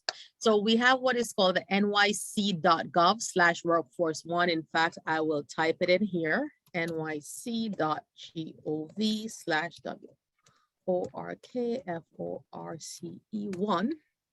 So you would go to that website, and once you go to the nyc.gov/workforce1 website, you'll be able to see or different icons. So you'll have the access. Sorry about that. You'll have the access training. You'll have the explore jobs for people who are looking for jobs. So the candidate will hit on the job exploration, and then they click on the create an account. Once they click on create an account, a new screen will pop up and it will say create an account or sign in. Once they click on the create account option, they will see where they have to put their email address and create a password. Then they'll get the login option to get give me just a moment. I'm not sure who that is. Downside of working from home. All right, you could see Kayon is a very busy woman. All right, so Stephanie had put in the chat box that she had a student project where one group chose to research having driver's education in high schools. Not many city high schools have a driver's ed program. So we used to offer driver ed yearly to our high priority schools, particularly the ones that have programs in automotive, construction, EMT, and a few others, because these were the sectors where the driver license was especially essential. But as of March 2020, we stopped, and a lot of the small business driving schools, they went under because of the lockdowns, and we've yet to re-implement that. But it's definitely something on our radar that we hope to reestablish soon. Yeah, Kay, if you're ready, you can take it back over. And not a problem. Again, I apologize for that. So as I was saying, with regards to the online registration, once the candidate gets that confirmation email, they can then go in and sign up to become, they do the login, and then they'll create a profile on our website to become a Workforce One member. They'll get a confirmation number. And once they get that confirmation number, then they can either send it directly to us, or based on the program that they chose, whether it's something in transportation, manufacturing, construction, based on the job that they requested or that they're interested in, then we'll be able to go in and pull their information if they're looking to work with the Industrial and Transportation Center. Or what they can do is, once they have a profile in general, we're always going in and combing through based on the borough that someone lives in. So there's always someone pulling information from that website. So we're able to connect with them. One of the things I can do here is to give you a custom code. So if a candidate comes in through this meeting today, once they put that custom code in, then my team would be able to go in and find them. Thank you. You're welcome. And Kayon, where are you located? So my office is located in Jamaica, Queens. So we are actually next to the DMV. That's one of the upside, and the Department of Labor is right next to us, another upside. So we have a few things going for us there in Jamaica, Queens. Yep, they're walking distance away from Thomas Edison High School. So especially for the Edison folks, and Hillcrest High School, you guys aren't too far away from there either, and a few others. You can feel free to use this local resource that you have. All right, any other questions or concerns before we switch gears? All right, Kayon, you're getting a bunch of thumbs up. All right, thank you For having me. Thanks, Keon. I hope to continue this wonderful partnership that we have. Thank you for everything that you do. All right, so next up we have Gabby Cervantes from Opportunities of Better Tomorrow. And I'm so glad that she's with us today because over the years, I've had various counselors ask us, you know, can we have OBT involved in these meetings? And they have so much, they have they're just replete with a number of different opportunities that we can connect our young people to. The ones who may not be ready for college or may not be considering college, and they have a ton of training programs, a lot of different credentialing programs as well. And Gabby, thanks for joining us. Feel free to unmute whenever you are ready. Thank you. I'm so happy to be here today. If I have any audio problems, please don't hesitate to let me know. I am going to keep my camera off for now, and then during Q&A, I'll turn it on. And in the meantime, I'm just going to go ahead and start sharing my screen. Let me know if that is looking good. Yep, we see it. So, presenting.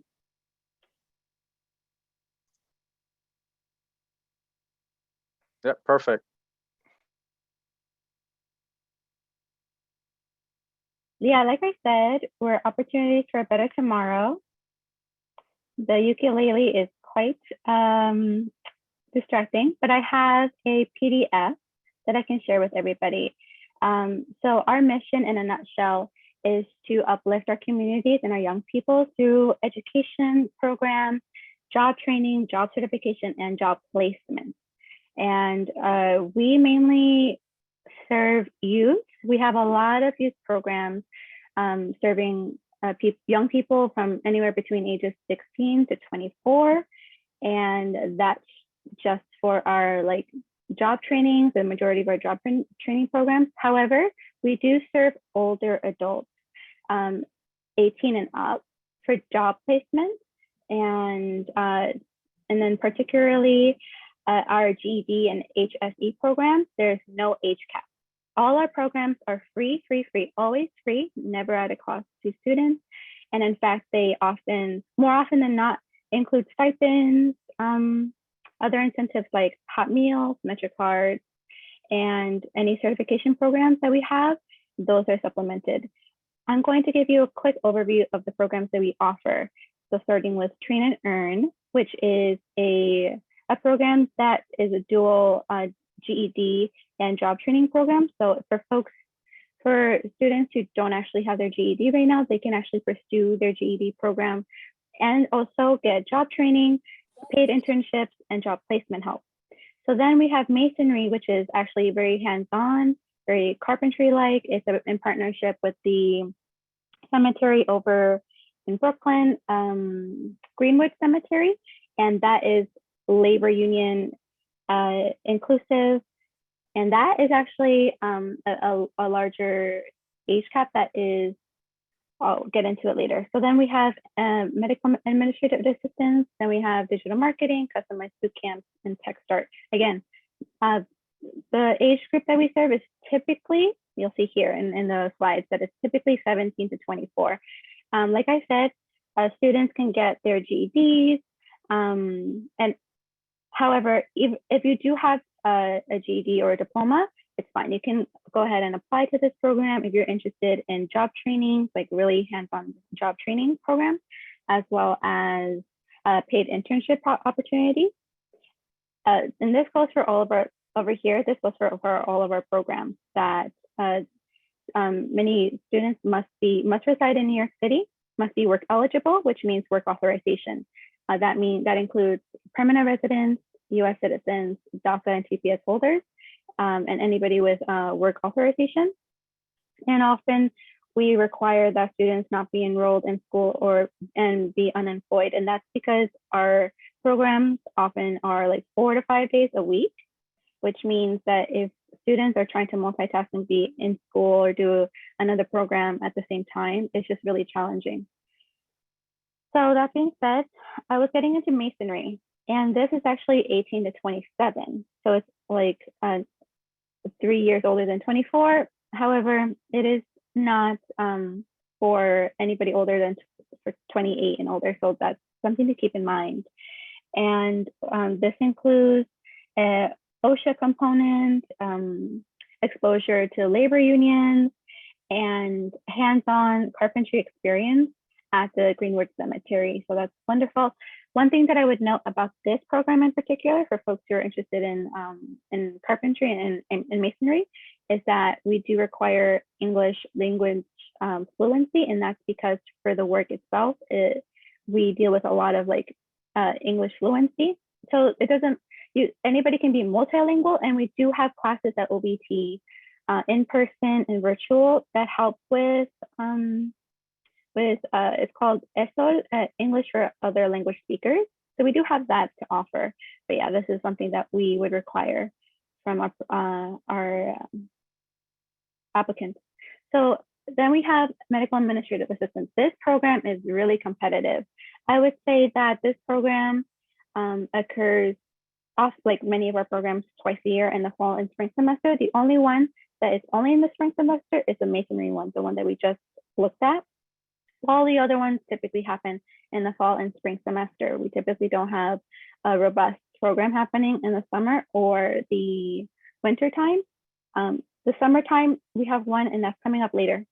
So the administrative assistant program is a certification program, and that is like, because of it's a certification, that cost can be upwards $500, maybe more dollars. That is something that we supplement.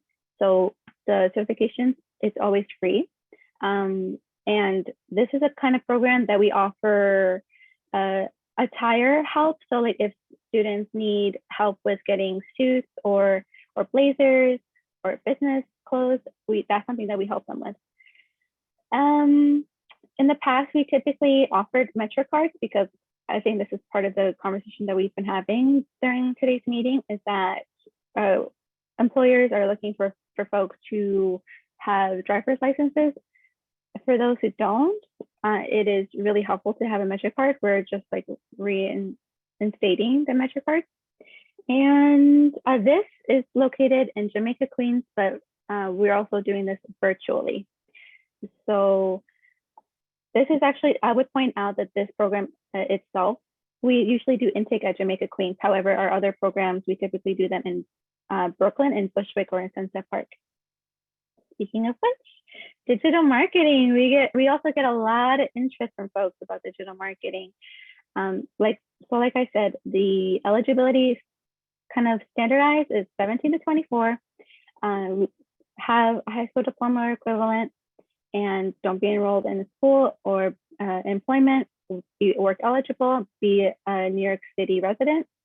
And what I would say about this program is that our instructors, our teams, they're always very hands-on. We have a robust, holistic view of seeing our students as whole people. So we have child care navigators, we have mental health counselors, we have people on staff to help our students if they need a food bank or help with I'm thinking housing. We can always send them referrals. So that's what I'm thinking of. So digital marketing is really fantastic for folks who are maybe thinking entrepreneurship or maybe thinking just having an online presence. This would be really awesome for them. Then I'm going to move on to customized boot camp. We are actually recruiting for this right now, and it's going to start the next cohort. The next class will begin June 21st. Happy to share that information later. And this is basically a 2-week program, 9 to 10 days total. And we typically have a customer service component. So folks who enroll in this program will become customer service certified, get jobs in retail. We also tend to do partnerships like with healthcare or with other industries.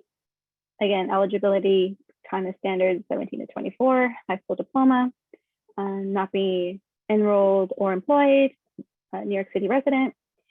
And this program, for once you meet completion, you will be helped to get job employment. So that means that folks who enroll in this program can anticipate getting and securing an actual job after the program. So this is like one of like streamlined ways for folks who are looking for employment right away, kind of thing. Then we're going on to the Tech Start program. This is quite robust, and this, the one that I'm going to describe right now is a 12-week program. It's called Cloud Support Engineering. It's for folks who are looking into tech, cloud support, things like remote work with working with computers, kind of thing.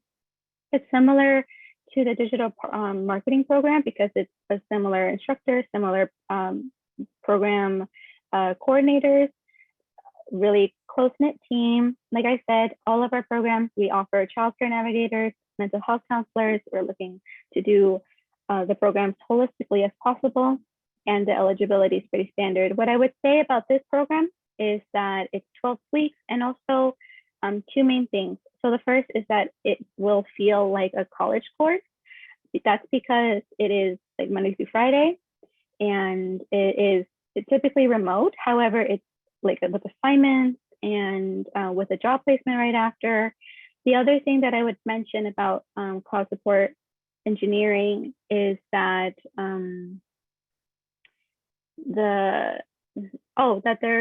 we had a partnership with CUNY SPS. We still have it, and after completing that 12-week program, students are like, they automatically get college credits at CUNY SPS, and that is about 8 to 10 credits, a good semester's worth of college credits. So this course can be intense, which is why we actually have something called Bridge to Cloud, which is enrolling right now. We're really trying to gather as many students as possible to get involved in this program and get it involved in our info sessions. I just spoke with the program folks this morning, and I'm going to spread the word far and wide to let people know, like the adults in our students' lives, like the counselors and the teachers, that if you have a huge group of students, 10 to 20 or more, who are interested in info session, we will actually do that for you. Do it virtually or do it in person, like work with you really closely so that we can reach your students where they're at right now. So this Bridge to Cloud is 4 weeks. It's like a crash course that can lead many students into the CSE program, which is what we just talked about. And eligibility, still really standard. What I would say is that this is a crash course, comes with a $200 stipend total. And with availability, we also offer our students tablets, like laptops and stuff like that, and so that there's like fewer barriers to entry. So yeah, this program is enrolling right now. I'm super excited to take your questions if you have any. And then one thing that isn't, there's so many other programs that are not here right now. Like for instance, I'm thinking our GED programs that are just like for GED, our English classes. Oh, there's also Jobs to Build On, which is like, again, basically for folks who are 18 and older and they're just looking for a job placement help. And that can all be found on our website. Please feel free to reach out. I also sent my direct email address in the chat. But yes, please go ahead and explore the website. The website has all of our site locations, all of our emails, all of our postings, and that's where folks can directly apply. And that goes straight into our clientele system where I, myself, and my colleagues have eyes on all the time. But yeah, we have programs for anybody 18 and up. I'm gonna go ahead and quit sharing my screen and take questions now. Great, thank you, Gabby. Gabby, we have a number of different folks in the audience. They're coming from a variety of backgrounds. We do have some folks who are in tune with the medical sector, but a lot of our folks, they're not too familiar. You did a talk about the medical administrative assistant program. Can you tell us what exactly does that job consist of? Because many of us may not be too familiar with it. I would say I am not the best person to talk to about that because I'm not the program administrator, but I would say as a community engagement and outreach person, that this is a great stepping stone to get into the medical field. It is like the like front desk kind of work and getting exposure to the industry. And it is, like I said, fall, spring semester, maybe like 3 months time. All the certifications are free. And do you know the name of the certification that's attached to that? Because some of our schools are asking. Okay, I would say that it's a specifically certified medical administrative assistant exam.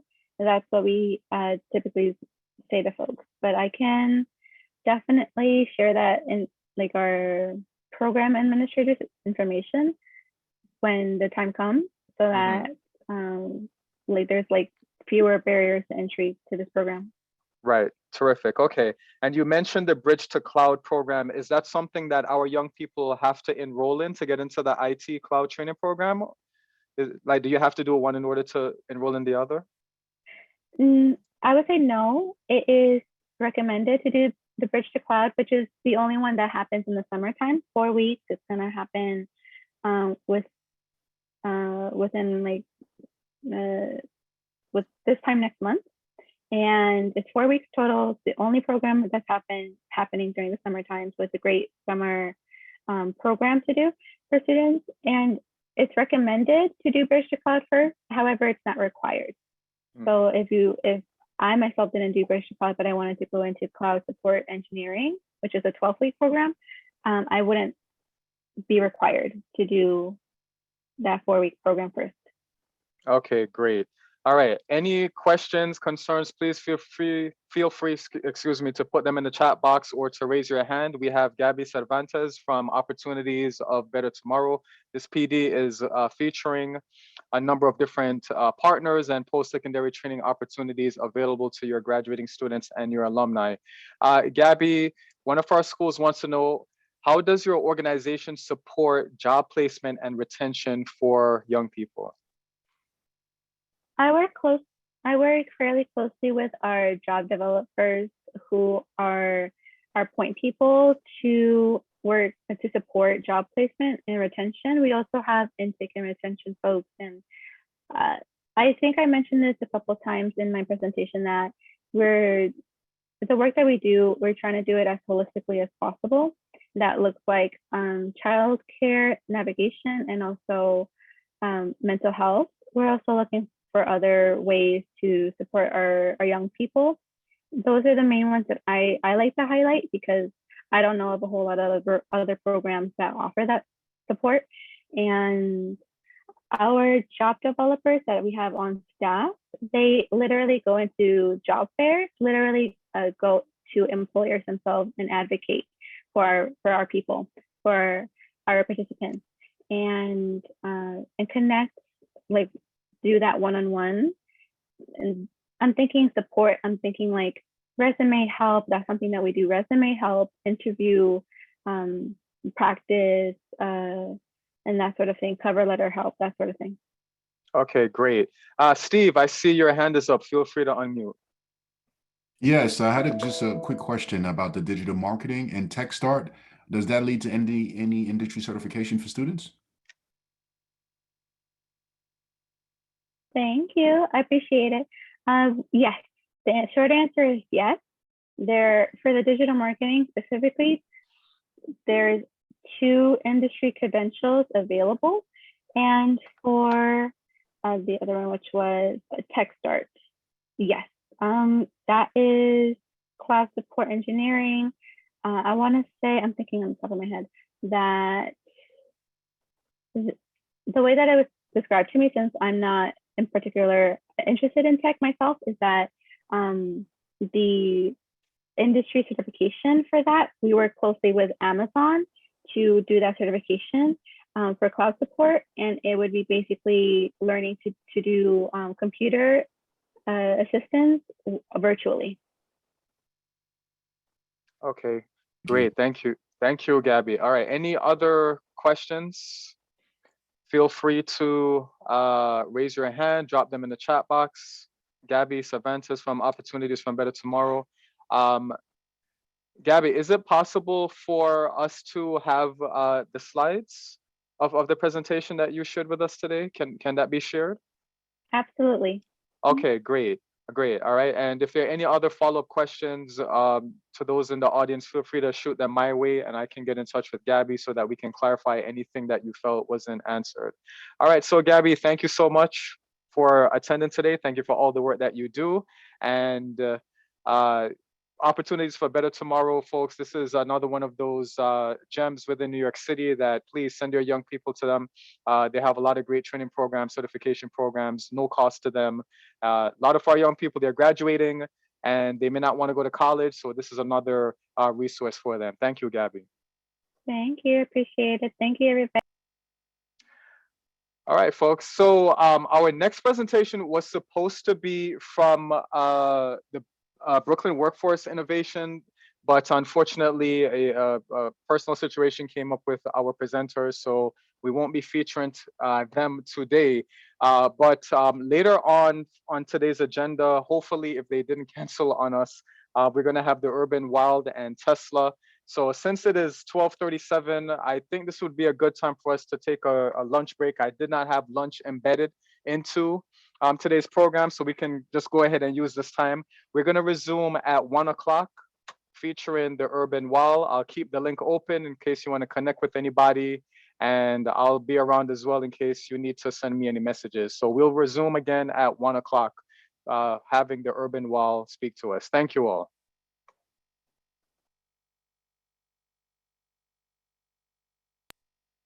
Thank you, guys. Enjoy your lunch, everybody.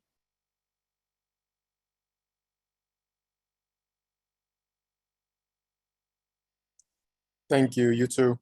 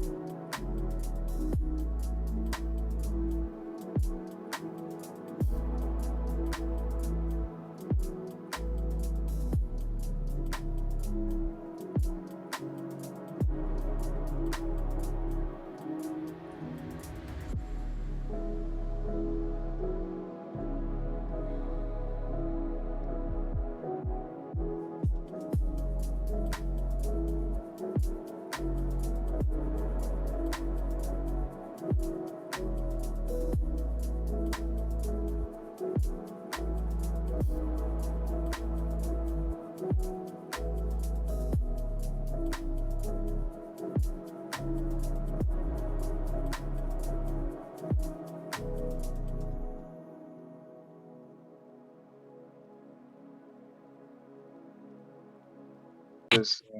All right. Good afternoon, everyone. This is Gav again from New York City Department of Education, Career and Technical Education Office. This is our June 6th Career and Technical Education Professional Development Day. We still have well over 200 people. Welcome. Hopefully you're having a lot of fun. I like to do things a little different, and I don't like to subject my teachers and staff to a bunch of stuff that I know you guys don't want to do, because I've been there too. I try to avoid all of that. I try to just get down to business as much as we can. I see Bruce Payne with us. Bruce, I want to again publicly acknowledge the work that you've done for our young people and the broader CTE community. So thank you, sir, for your years of service. Thank you, Gav. And Last service. yes, congrats. I mean, many people aspire to make it to where you are today. So thank you for everything, sir. Thank you, Gav.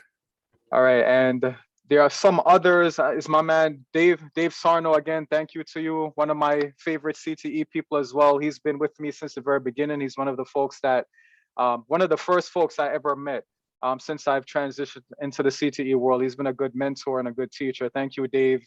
And if there are any other folks who are considering turning over a new leaf and going on to other endeavors in life, I congratulate you and thank you as well. All right, so next up on our agenda, we do have with us the Urban Wild. And Sam, I did promise you, I know a lot of times we used to email back and forth and a lot of stuff you wanted to do. I just did not have the capacity or the power to do it. But I said, Sam, I'm going to look out for you and your organization and the work that you're doing. So I'm so glad you're here with us today, Sam and Priya from the Urban Wild. We are featuring various partners today. For those of you who have joined late, we are featuring various partners who have exciting training opportunities to share. And I'm a big believer in the work that Sam does. And some of you maybe seen the chat box like, why is Gav talking about food and agriculture and all of that stuff? For those of you that know me, I am from Jamaica. You may be wondering, wait a second, he looks Indian, but his accent is a little off. I am Jamaican/Indian, and my parents' generation, they were very big on sustainability, very big on agriculture. And I wish I was born with a green thumb. And you may be thinking, wait a second, what does any of this have to do with New York City? I'm an urban guy, but how is this relevant to me? How is this relevant to our students? But understand that when it comes to agriculture, when it comes to sustainability, this is the way of the future. And I think that the offerings that Sam and Priya have is something that all of our schools need to know about. And without further ado, Sam, I'm going to turn it over to you. Amazing introduction, Gav. I really do appreciate you. Thank you everyone for being here and for giving us this opportunity to talk to you about our program. As Gav mentioned, my name is Samuel Fadley. Everyone calls me Sam, so feel free to call me Sam. That works as well. And we're going to talk through a few things today, one of which is the background of our organization, why we're here today, which is our job training program called Intro to Ag Tech. As well as some of the other offerings that may be relevant to ways that we can partner together with our schools here. So I'll jump right in. A little bit about us as an organization. The Urban Wild is a nonprofit based in New York City. We're dedicated to making sustainable agricultural technologies more accessible to communities specifically affected by food insecurity. So neighborhoods that have high rates of food insecurity often end up having high rates of out of school, out of work youth.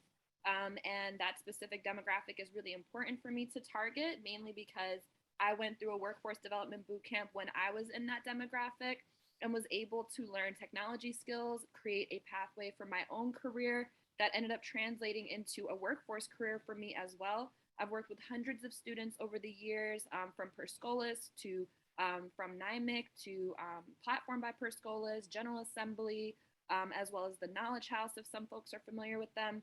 And so we've taken all of the lessons that we've gained from the technology workforce development work that we've done in the past and started to apply them to the urban agriculture sector with the goal of fostering the next generation of urban farmers, or agricultural technologists, as we like to call them, who will use technology to meet the food production demands of the future. And to tell you a little bit about why this is important, I'm sure most folks know this, feel this, have experienced this in different ways, either in their personal life or in other ways, but we're trying to address the issues that we see within our food system that make it unsustainable, unjust, and inequitable. Currently, our food systems, the way that they operate, are very resource intensive and very much depleting our environment, which is only made worse or kind of distributed in terms of its inequities behind the fact that our food system is really unjust. So if you are belonging to a certain socioeconomic status or a certain privilege, then you're typically able to withstand some of the issues within our food system. But if you're not, you're often very vulnerable to things like food prices hiking, or food shortages or different issues within our food system. And then any attempts to try to change this often come down to the equities that you have within your food system. So do you have agency within the ways that we grow it, distribute it, price it, make policies around it, all of those kind of things. So we try to address these issues in a couple ways, but the big things that we focus on are some of the major pain points that we see on the horizon. The first being that because of the climate crisis, it's estimated that by 2025, 1.8 billion people globally will be in a water scarce state. That's right around the corner, and it's almost double what we're seeing right now for water insecurity. And what that means is that as agriculturally dependent economies, often developing countries that we rely on for our food supply chain, start to experience more and more of this water scarcity issue, they'll have more and more challenges with being able to meet the growing food production demands that we're seeing in the future. And so we have to figure out better ways to grow our food with less water and with less damage to our ecosystems, but more so to distribute it more equitably. In trying to solve this problem, lots of folks have come up with different solutions, including what is called agricultural technology. So the use of technology systems to be able to grow food in different kinds of environments with less resources or more scalably. And a lot of these really effective tools like hydroponics, aquaponics, aeroponics that we've seen, even though they're very effective, they're often hard to use, they're often inefficient in certain ways, and most importantly, they're often inaccessible. So the very people that can benefit most from having better food systems that are more accessible are the ones that cannot access it. So including the jobs that are coming into these sectors, which there are many. Which brings us to our last point, which is that in the US, the average US farmer is 58 years old. So we're seeing a change in our workforce where the folks that are growing our food in the US at the very least are no longer able to serve that kind of need. And so we have a new generation of young people that we kind of need to steward into these job roles and make sure that we're filling some of the food system and food production gaps that we're seeing. So in order to address this, we have three major approaches. The first being that we have educational programming where we provide hands-on intensive training to young people, typically junior high schoolers, and in some cases, hopefully colleges in the future, where we get to teach our students how to design, build, and maintain soilless farm systems utilizing those technology methods and tools that we just spoke of. The one that we're talking about here today is actually our job training course called Intro to Ag Tech. And this is supported by an employer partner network that we've cultivated over several years that will allow us to pipeline our students directly into jobs within sustainable agriculture in New York City, into technology roles that are remote or not remote, or into carpentry and green construction roles through our partnerships with folks in New York City. And then lastly, we actually build our own technologies and implement them into the systems that we either build or into the employer partnerships that we work with. So this primarily looks like the sensor technology that we've developed in-house with our job training alumni in order to introduce young people to what community-focused, community-centric food system solutions can look like using technology. But it also branches into smaller solutions for food relief organizations in New York City, like websites or things like that. So for our Intro to Ag Tech program, we have a few eligibility requirements. And keeping in mind, we're not super strict on these requirements in the sense that if your students or the folks that you may want to refer do not strictly meet these requirements, there's still a possibility they could get enrolled. So please don't let these requirements deter you from referring folks.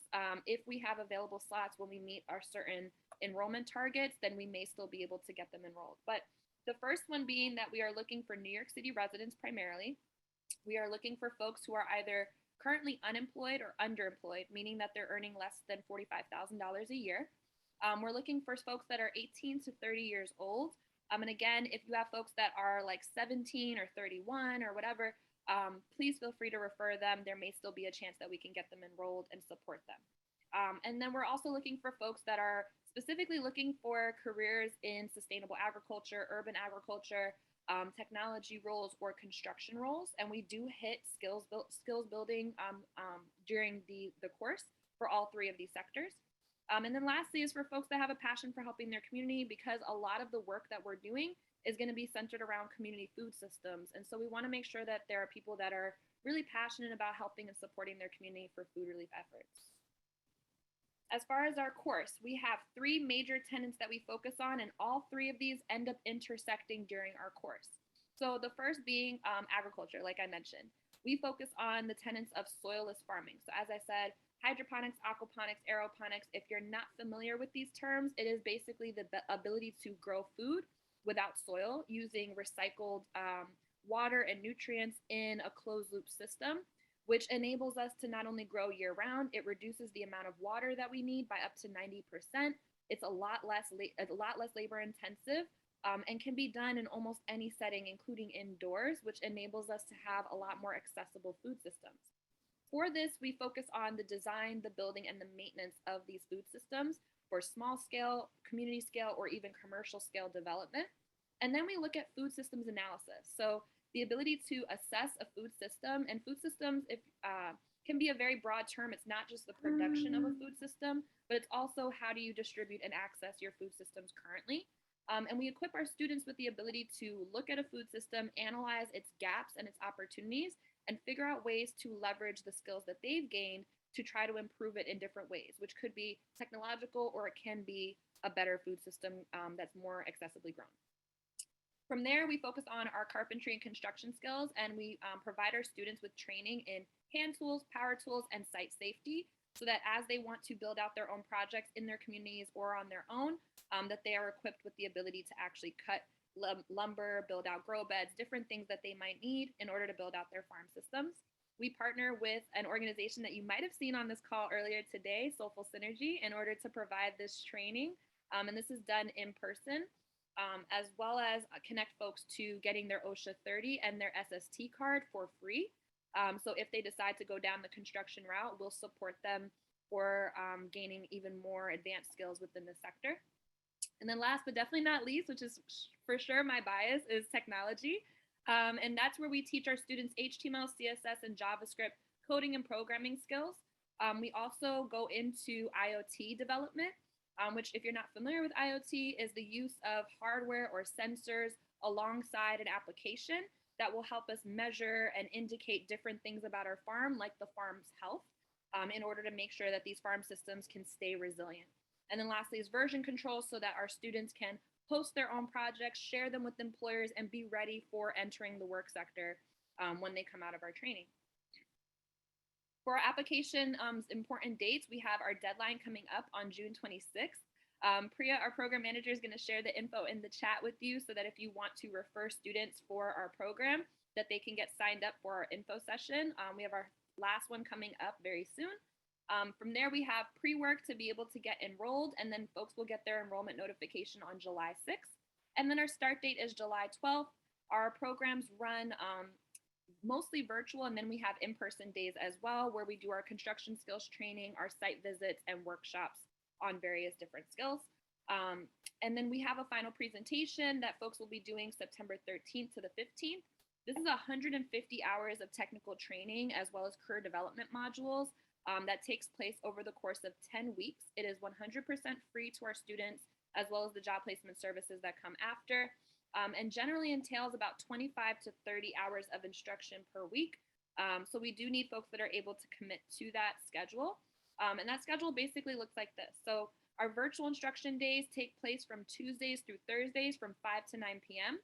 On Tuesdays, we focus on our agriculture skills from 5 to 9 p.m. And then on Wednesdays, we focus on our technology and coding and programming skills from 5 to 9. And then we have our lab days where we apply these skills to the students' final projects. I'm going to talk a bit about what that final project entails in just a moment. And then on select Sundays is when we meet in person from 12 to 4 p.m. And that's when we do our carpentry skills, our site visits, and our mushroom workshop, among other things. We always have fresh food for our participants, hot food, good food. So we try to make sure that everybody stays well fed during our coursework for sure. We also have assignments that are project-based that are go alongside with our course. that typically take about 3 to 5 hours per week. And then we have a really thorough work readiness assessment that we've developed with many students over many years that has allowed us to assess if they're ready for the workforce, at what levels they're ready for the workforce, and what can we do to make sure that they reach the career goals that they have in mind, whether that's in agriculture, technology, or construction. And then our final projects, we have them beginning September 13th. And to talk you through a little bit about what that entails, our projects consist of the development of a sustainable soilless farm with integrated technology systems. So our students, each and every one of them, will get up to $750 toward the cost of the build and the maintenance of their own personal food system. This is generally going to be a soilless farm system. They're going to get the technology tools and skills to be able to integrate sensors into their farm, link it up to an application where we can track the health of their farm, and then they get to keep the farm and grow it year round with the hopes that they're able to provide food relief for themselves, their family, or their communities. But all of this is designed essentially to introduce them to 3 growing skill sets within the sustainability field, and that is sustainable agriculture, technology, or construction. Once they've gone through our 10 weeks of training, they have a pretty good sense of what skills speak most to them. So maybe they're really, really passionate and interested in agriculture specifically, or in tech, or in construction, or in some form of an intersection between the two. And so what we do is we assess them for which skill sets and which career pathway works best for them. And then we match them to jobs through our internship program. Our internship is 12 weeks to 24 weeks. It is paid. We subsidize it ourselves. And then we work with employers to get them to match the stipend, therefore guaranteeing 3 to 6 months of employment part-time for our students that we then supplement with gigs, contract work, hiring them ourselves with the goal of getting them full-time employed at $65K a year or up within 2 years, or at an annualized salary of $65K a year, which maps out to about $31 an hour. We've been pretty successful with this actually so far. Our students, 100% of them have been able to get placed within less than 3 months, and 80% of them have retained employment for 6 months or more in our previous cohorts, with an average starting wage of $21 an hour. And after 9 months, they're able on average to achieve $27 per hour within the work sectors that we've carved out for our students. Some of these job roles are remote. Some of them are specific niche skill sets that we're teaching. And some of them are transferable skills that we help them translate into a career for them, or even into businesses in some cases. If you'd like more information, you can reach out to us via email to sam@changefoodforgood or priya@changefoodforgood. You can follow us on Instagram @changefoodforgood, or check out our website, changefoodforgood.org. I'm happy to take some questions now, if that's okay. Do we have time for questions? Absolutely. Awesome. I'll stop sharing my screen and come on to here. Okay, awesome. Yes. All right. Thank you. Thank you, Sam. All right. Do we have any questions, concerns, compliments? Feel free to use the chat box or raise your hand. Sam, I'm sorry. Hold on, just 1 second. Sam, I was curious to know, you did mention that the students got to learn about power tools and safety. We do have a number of construction teachers on the call today. Is there a particular curriculum you follow? Yeah. If so, what is it? Yeah, so we work with Soulful Synergy. They're actually our construction training partner. They presented a little bit earlier today on their clean energy training with Wildan, but we basically contract them to meet in person for 3 sessions. The first is where they're gaining basic hand tool skills. They're learning about what different hand tools there are and how to use them. Then they go into power tools and the basics of how to maintain a safe site, how to use drills, how to use different types of saws or back saws. And then our 3rd day, they're actually applying these skills to build out grow beds in Westchester for a community partner that we work with. So as much as possible, we try to make sure that what we're teaching them is not theoretical, it's hands-on within the realms of keeping them safe, of course, and then allowing them to use those skills for building out their own home farm system, which we supplement with a lending library. So as the students go through the process of creating their own food system design, creating their own materials list, and then we order those parts for them so that they can be able to build them out themselves, we actually offer them a lending library where they can access different tools, power tools, hand tools, so that they can build out the food system on their own, as well as remote learning devices in case they need it. Okay, and we do have a couple of schools where the students learn about agriculture, agricultural technology. Do you require applicants to have prior background at the high school level, or is this open to any young person who's interested in applying? Absolutely not. We do not require any prior experience with coding, programming, technology skills. I myself did not have a digital literate bone in my body when I went into the coding boot camp. So it was very challenging for me, and I had to really learn how to do it from scratch. And so we took a lot of those lessons and applied them here. So one thing we do ask is that there is a pre-work module that is very basic, self-paced HTML, CSS skills that they can take in order to get enrolled in our course. And if they make it through those modules, which are pretty easy to do, they're just, it's a matter of interest, then they're typically someone that can persist through the coding and programming modules. All right, excellent. All right, Dr. Fairweather, go for it. She spoke about the introduction where the students are creating their own systems. A lot of our students live in apartment buildings in New York City. Where do they house these farms? So for the students that do not have enough space in their homes to be able to accommodate their own home farm system, we've actually scouted out several community farm sites or community partner sites that they can build out the food system for. They would just need to work with us essentially to make sure that the days that they're building, that we get them linked up to that community site so that they can build out the food system for them as opposed to in their home. So we definitely understand access to space is going to be a limitation for some folks. So our workaround for that is the farm system can be built for someone else, and that still works as a really effective project on their portfolios that they can then take to employers and say, these are all the skills that I learned, this was the successes of it. I think that's fine, but schools will always. Sandra, you had a follow-up question? So we'll always have to figure it out a little bit. You're muted. Sorry, no, I was just lowering my hand. Thank you. Okay, all right, great. Great. Very good, Sam. Ronnie, go for it. You're muted. This is Ronnie David here. I have a quick question. So we're trying to build a hydroponics program at Queens Technical High School. Is this related to the New York Sunworks? So not related to New York Sunworks, and I think I know who you're talking about. We have not worked directly with them. But if there are ways that we can either support or partner together on the hydroponics program that you're doing, I'm definitely open to that. And it probably is a good thing to mention, we have a high school and junior high school version of our program called Ag Tech 101.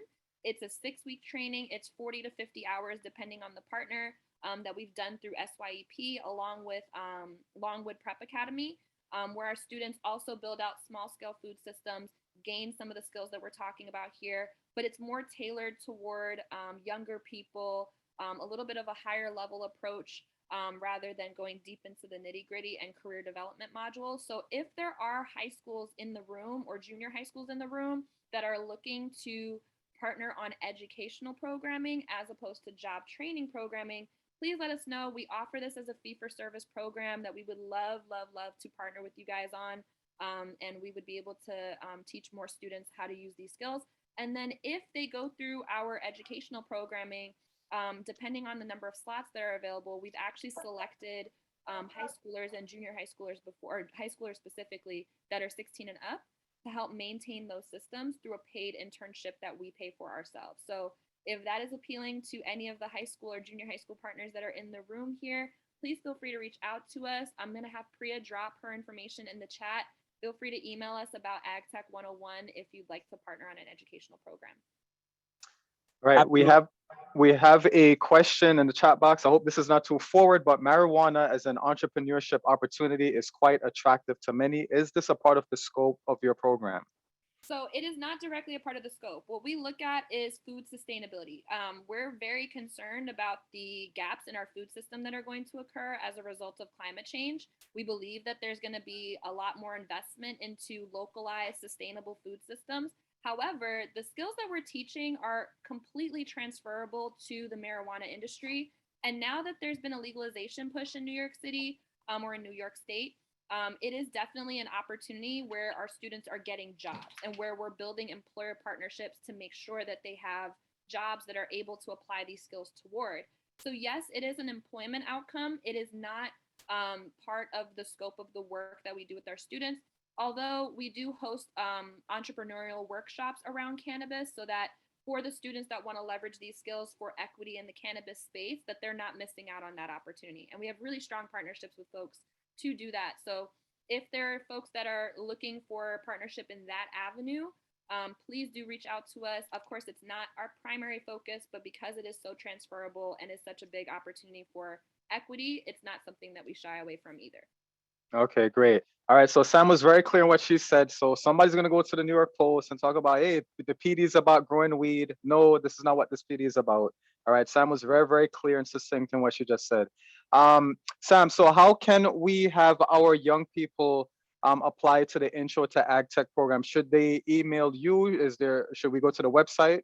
Right. So Priya's going to drop the link to our application in the chat. If you have specific questions, whether it's on partnership, referrals, or just more information that you want, you can also reach out to us via email. But the primary method for registration is through the link in the chat. We have one more info session coming up.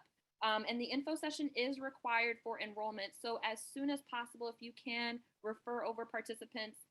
Andrew, I saw your question about only New York City residents, and unfortunately we are prioritizing NYC residents, mainly because without them being NYC residents, we cannot subsidize their employment post-program.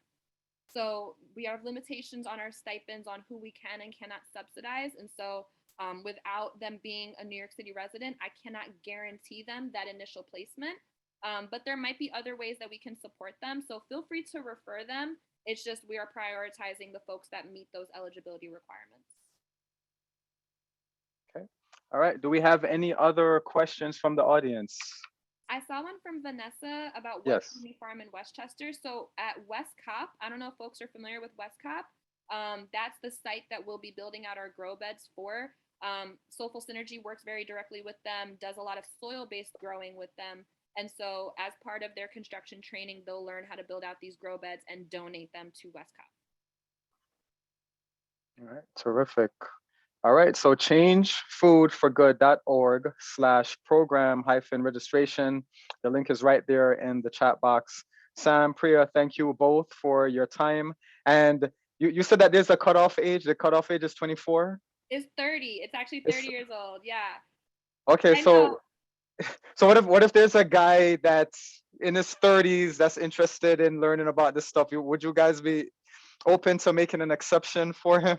So here's the thing. We have folks that have gone outside of our age range. Again, we try to prioritize folks within the age range, again, because of those stipends. However, we've gotten a lot of folks that are interested that don't meet our eligibility requirements. And so my hope is that someday we can open this up to everyone, either in a workshop form or something like that. But if you're interested in these skills yourself, separate from referrals, please stay in touch with us. Follow us on Instagram at Change Food for Good. We plan on hosting workshops or more open programming so that we can get more people free access to good food down the line. So if this is something of interest to you, just stay in touch.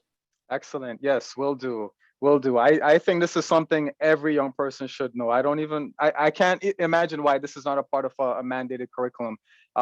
There's a lot of things that's pushed out there by people that say, hey, kids should learn this, they should learn that. When it comes to food sustainability, and I love the intersection that you guys are doing, because we have a lot of construction folks on this call. We never thought that agriculture, construction, there's an intersection there. Or even for our teachers from our software engineering programs, web designing programs, IT programs, you guys are in it. This is not some old-fashioned 15th century farming thing we're talking about. We're talking about technology, Internet of Things. So this is amazing work that you ladies are doing. So thank you. I appreciate that. And if I may say, for folks that maybe are still trying to piece together the intersections, think about your farmer and what they do. They're responsible for all the operations. They are the carpenter, they are the plumber, they are the planter, they are the marketer. So they have to do all of those things themselves. So our goal is we can equip our students with the skills through building out these sustainable farm systems so that they have a choice and an experience that immerses them in what can they do with this for their career or for their community. And as things get to, more importantly around sustainability on a larger scale, I think that more and more opportunities will open up for them. So thank you again for this opportunity. I really do appreciate you guys, and I hope we get to join together soon. And again, if there are schools that are interested in integrating this into their STEM curriculum, please reach out to us. We would love to get new high school partners that we can work together with. All right, one last question before you go, Sam. Are there any summer volunteer programs for teachers available?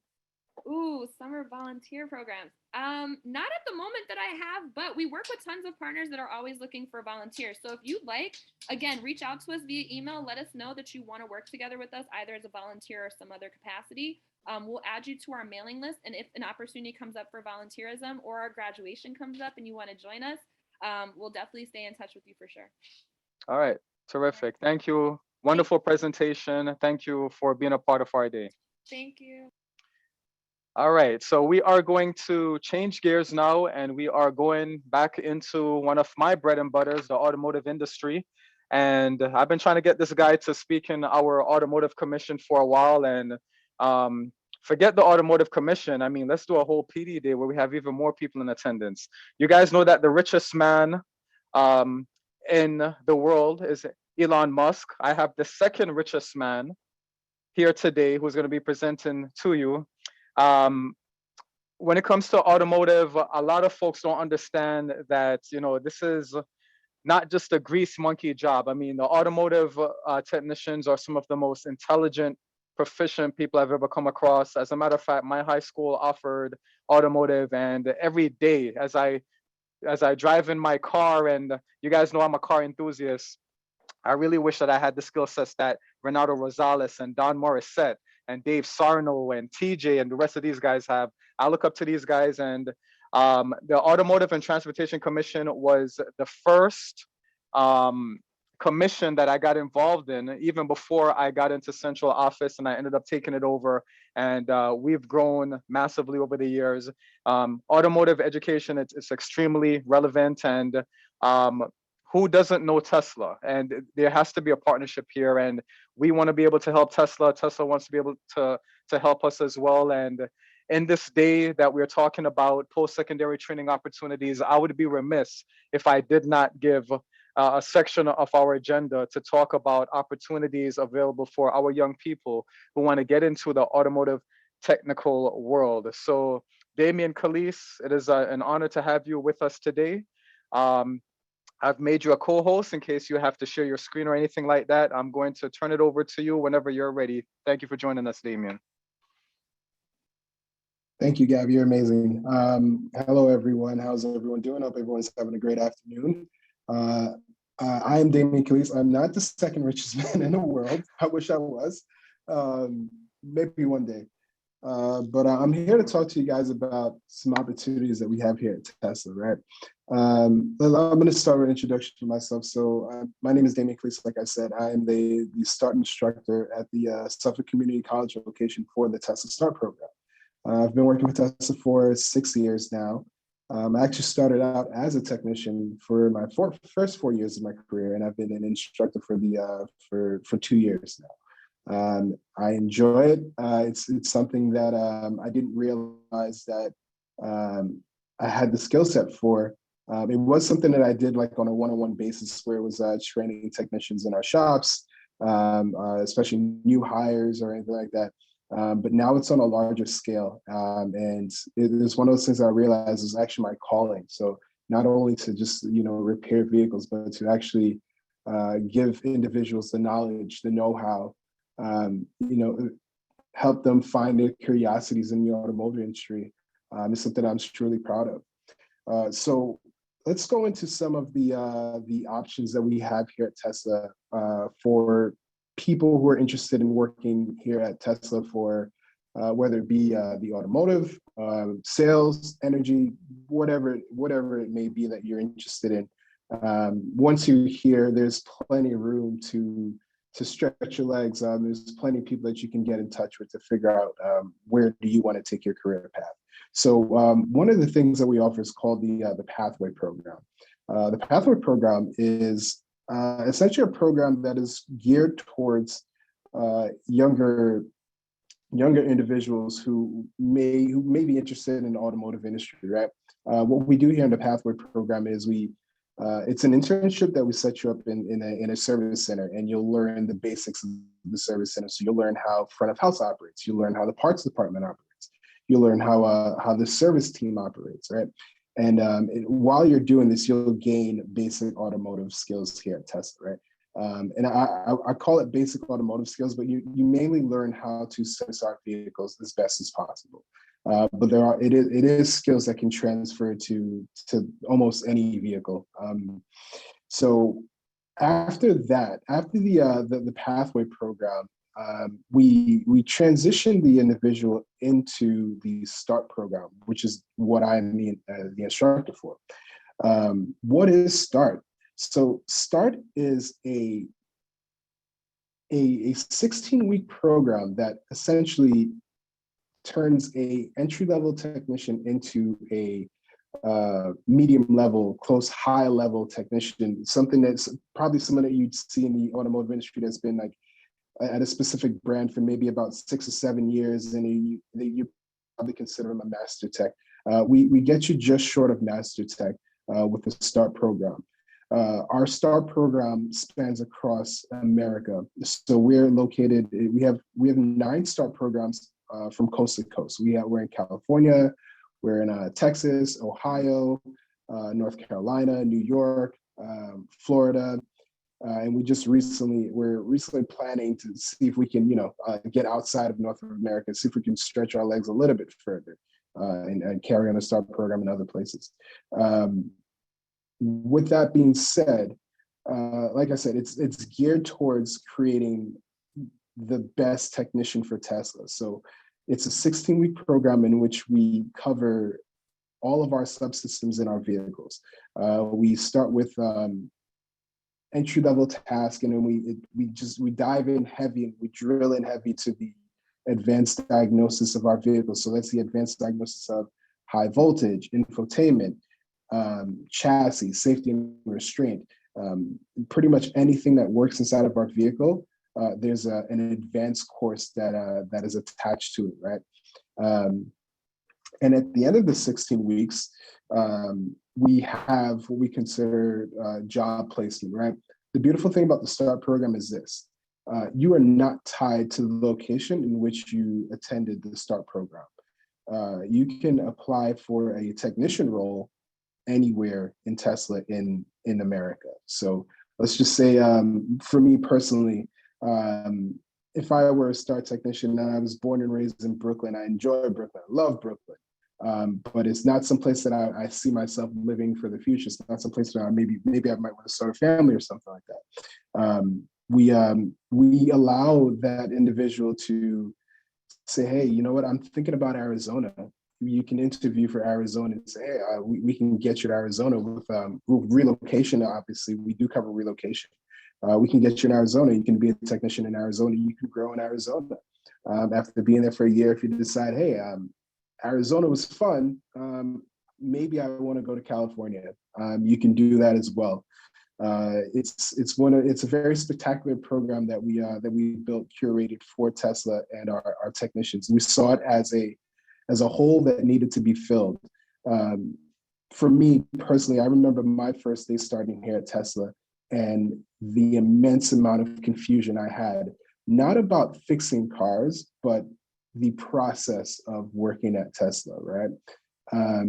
Because they give you a lot of room to grow and to express yourself as a technician, right? So something I had to get used to because I was so used to the dealership model. With that being said, we created this program so that we take all of that out. We get that early new hire jitters right out of the door, and we prepare you as best as we can to enter into any service center and just mesh right in with the team. You'll have all the know-how of Tesla. You'll have the know-how of how to operate our programs, our systems, how to communicate with customers. You'll have all of that locked down in your arsenal. So it's an easy transition out of the START program into the technician role.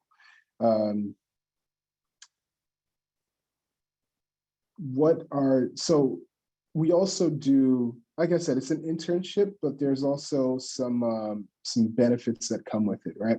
It's a paid internship.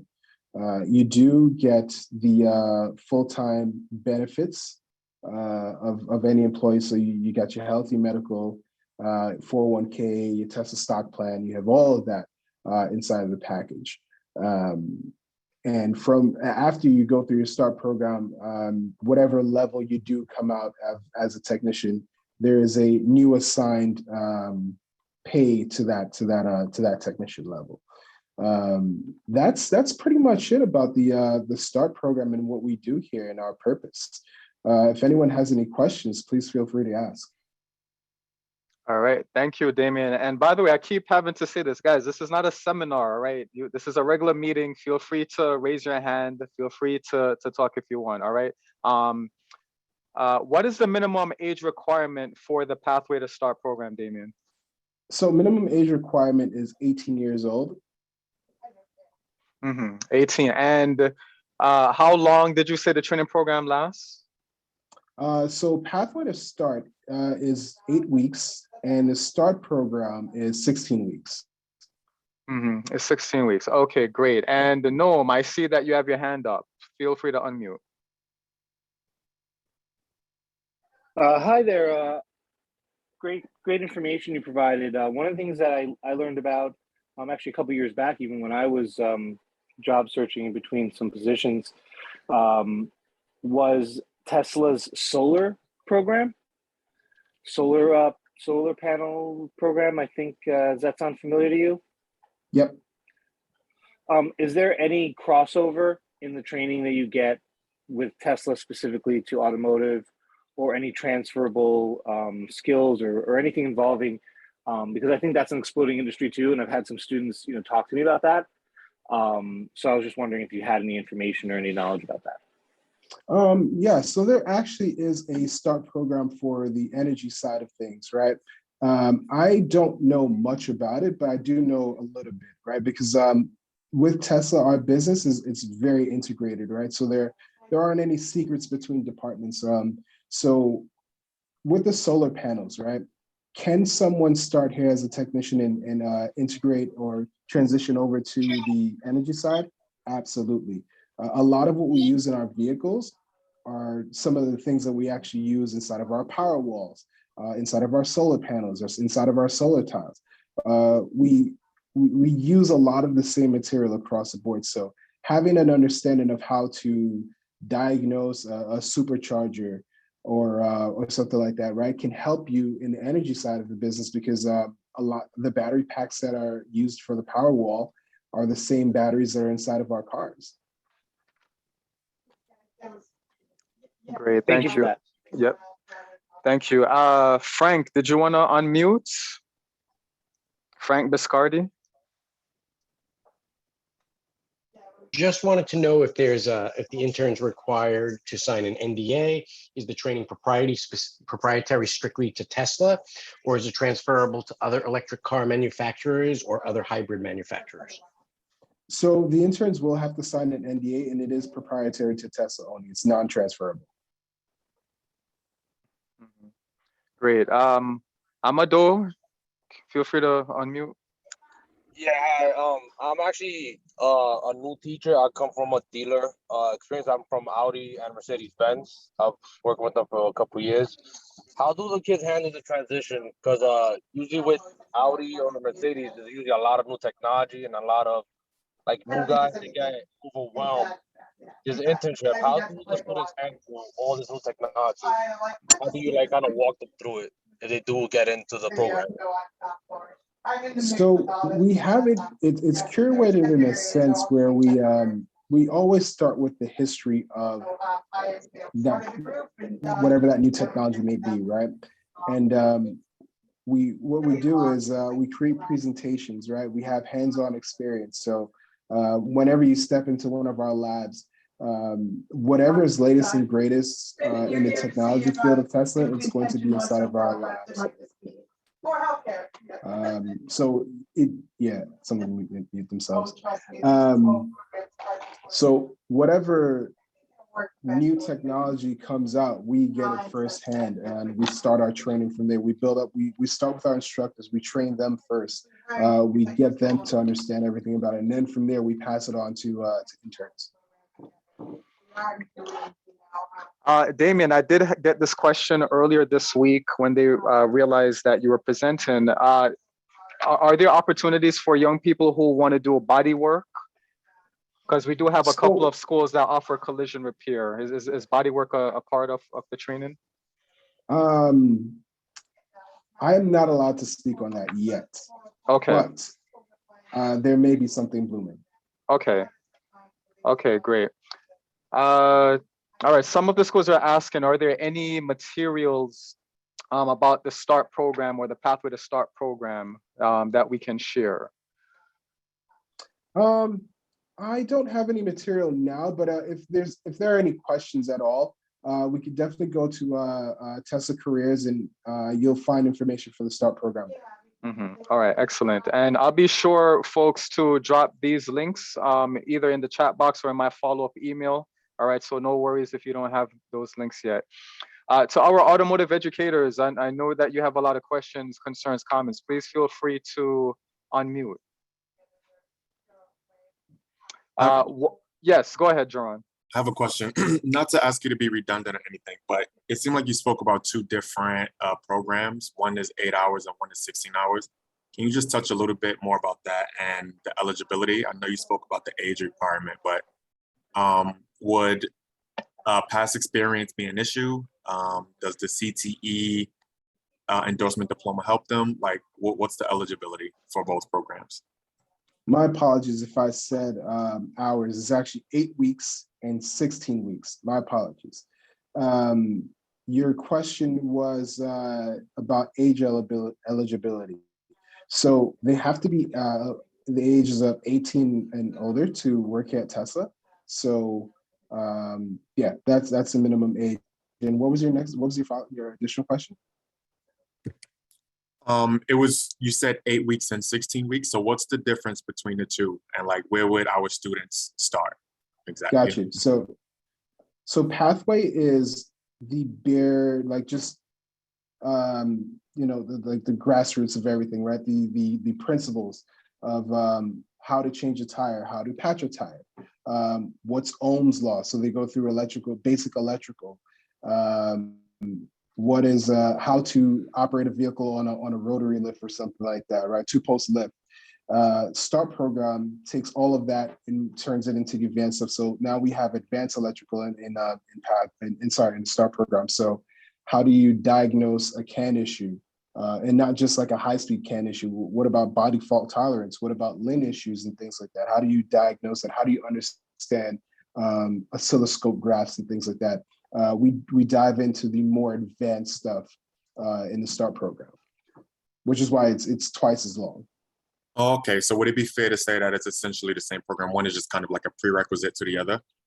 Yes. Okay, I didn't catch that part. All right, thank you. No problem. Great. Okay, Tiffany, I see Tiffany's here blowing in the wind. I thought it was an animated picture. I didn't realize her camera was on. All right, go for it, Tiffany. So you have to go to Suffolk Community College. That's the only way to get into this program, or how much is the program, or both programs? So you don't have to only go to Suffolk. Like I said, we have 9 locations across the United States of America. Pathway is a virtual program. So you don't have to appear anywhere but the nearest service center to where this person lives, right? And that's a great part about Pathway, is that it can be anywhere in America, right? START is in 9 schools, right? Each school has a different tuition.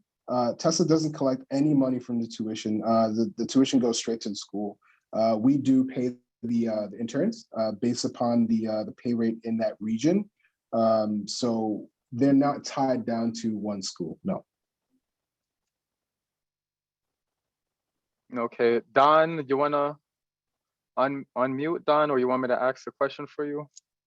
Are partnerships with high schools possible? Sorry, say that again. Are partnerships with high schools a possibility? It could be a possibility. We're interested in conversations like that. Have you guys previously worked with the Solar Car Challenge folks? No, we have not. Okay, all right, yeah. So the reason why Don brought that up, Damien, is we do have 7 of our schools that offer automotive technology as the major. So we can definitely, have further offline conversations about that. All right. Any other questions from our audience? Damien, so some of the other presenters today, one of the requirements to get into some of those training programs involve the driver license. Is that something that our young people would need as well in order to be eligible for the START program? Absolutely. Before getting hired at Tesla, you do have to go through a full background check. I recommend a very clean driving record is the key. But yeah, definitely require a license to get into the program. You will be handling customer cars here, so you have to have a driver's license. Absolutely, great. And I know I'm speaking to the choir here. I did see somebody earlier type that most of us live in New York City and we use public transportation. That has nothing to do with the industry, all right? Those are 2 separate things, all right? Using MTA public transit to commute and actually having a career as a technician, completely different things. So that's why the driver license is essential. Amado, feel free to unmute.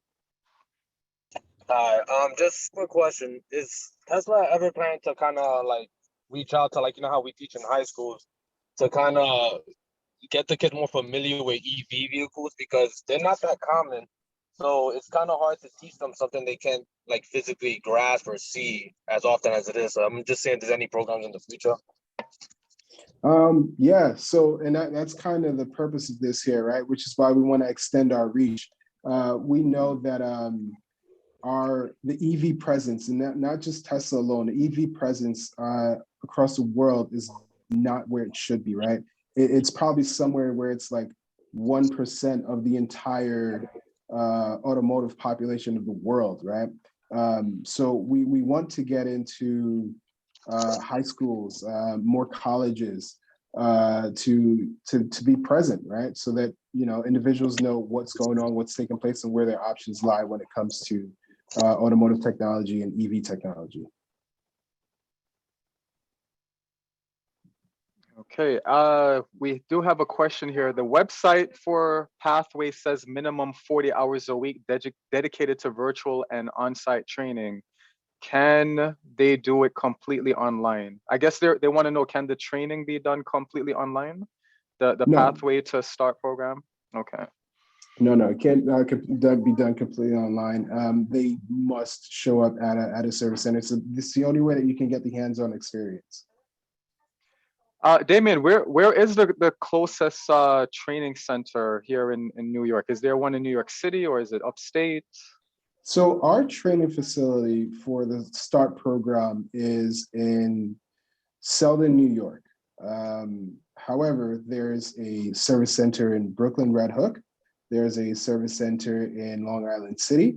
There's a service center in Syosset and Smithtown.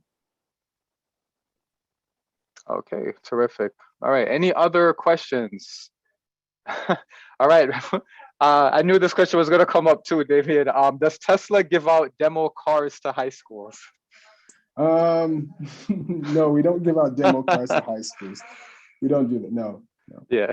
If you are interested in playing around with the car and just getting familiar with it, feel free to show up to any one of our galleries here in New York City. Our sales team would love to have anyone in here and just talk about the vehicle with individuals. All right, great. All right, any other questions? Concerns, criticisms, compliments?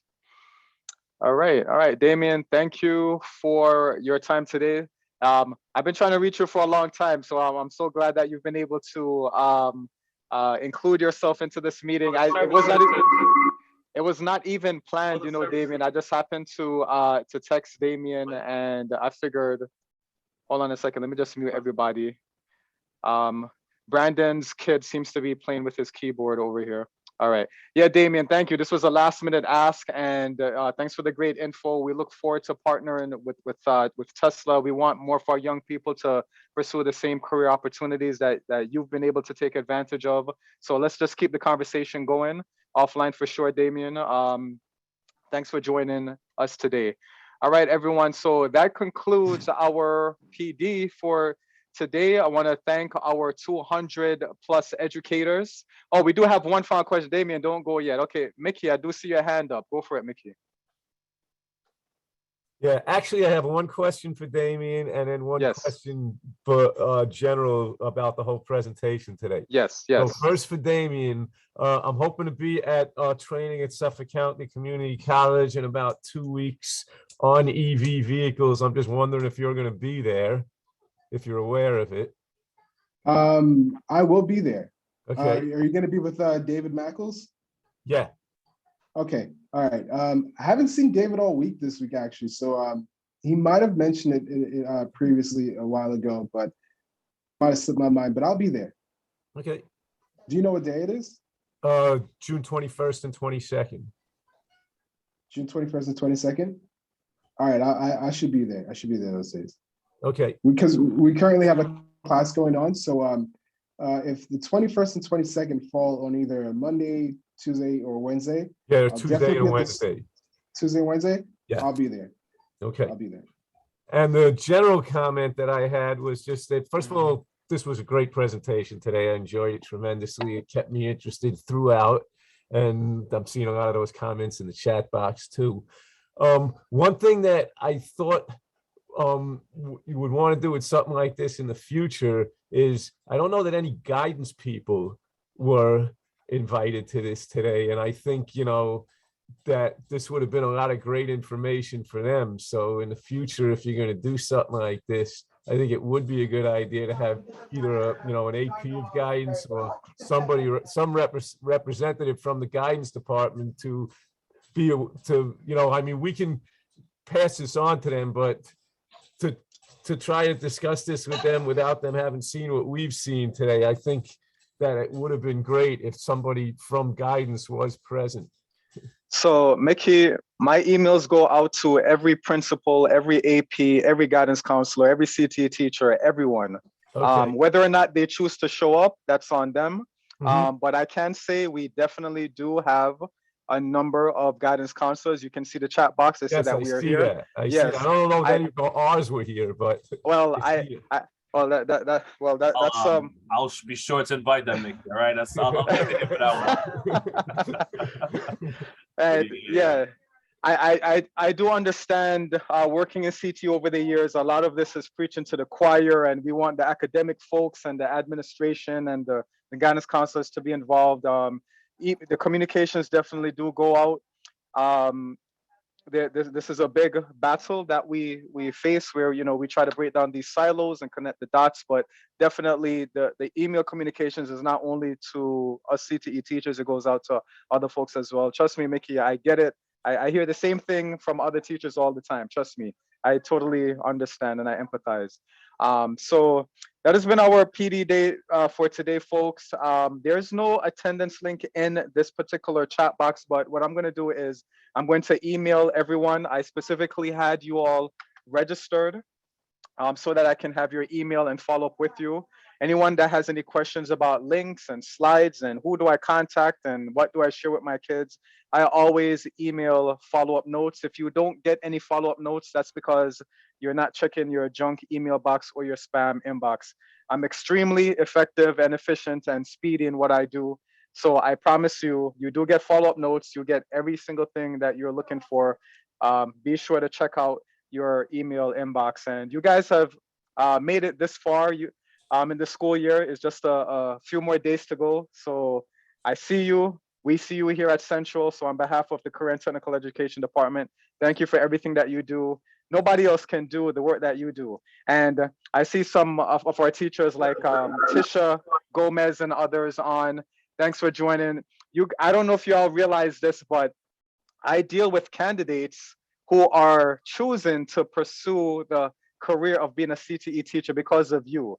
Some of your most problematic troublesome kids that you had some years ago, guess what?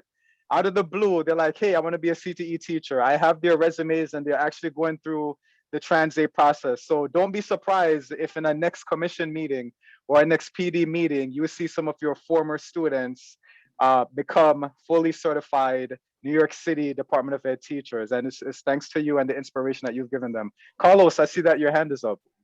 Yeah, Gav, I just want to say thank you very much. This PD was phenomenal. This is also my last PD. I'm retiring. Oh, wow, we're losing another one. Oh, man. I feel like this is such a tough year. I mean, between Carlos and Guzman and D'Ambrosio, I feel like all of the powerhouses of CTE are leaving. Carlos, when you say you're retiring, what do you really mean retiring? Because oftentimes teachers say that they're retiring, but they're still around. No, I'm out. 38 years, I had enough. That's incredible. That's incredible. Thank you, Carlos, for everything that you've done. Doubtless, thousands and thousands of young people have been able to obtain valuable instruction thanks to you. So thank you for your many years of service. And I hope that we would spread the word that there's a need for more folks like Carlos. All right.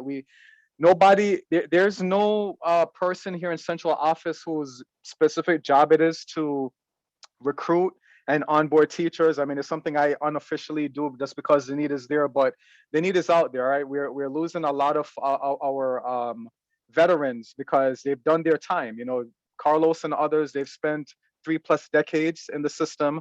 We need young blood. We need new talent. So we do have openings for various CTE positions. If you know of anybody that wants to be a teacher, please just send the resume my way. I'll give them some of the basic tips in getting their Trans-A so that they can get the process started. But thank you again, Carlos. Thank you, Bruce. Thank you, Dave. Thank you to all the educators. Thank you for everything that you do. All right, and to our new folks as well, such as Kevin Curtin and Jerron Walker and all the rest. I'm extending an invitation to the rest of our veterans on the call. Please be a support system for these guys and these other ladies as well that we have who are joining our workforce. CTE is a community. We're in this together. We believe in career and technical education. We believe in carving out many pathways for our students. So keep doing the work that you're doing and enjoy the rest of the school year. Enjoy your summer. And you guys know where to find me. You have my number. You have my email. Feel free to reach out to me at any time. Thank you for this enjoyable PD day, everyone. Take care. Thank you. Thanks, Gav. Thank you, man. Thank you very much. Man, Gav, thank you. Thank you. Gav. Great job. Great Gav. job. Great job. Man. Great job. Good job, man. Thanks, Gav.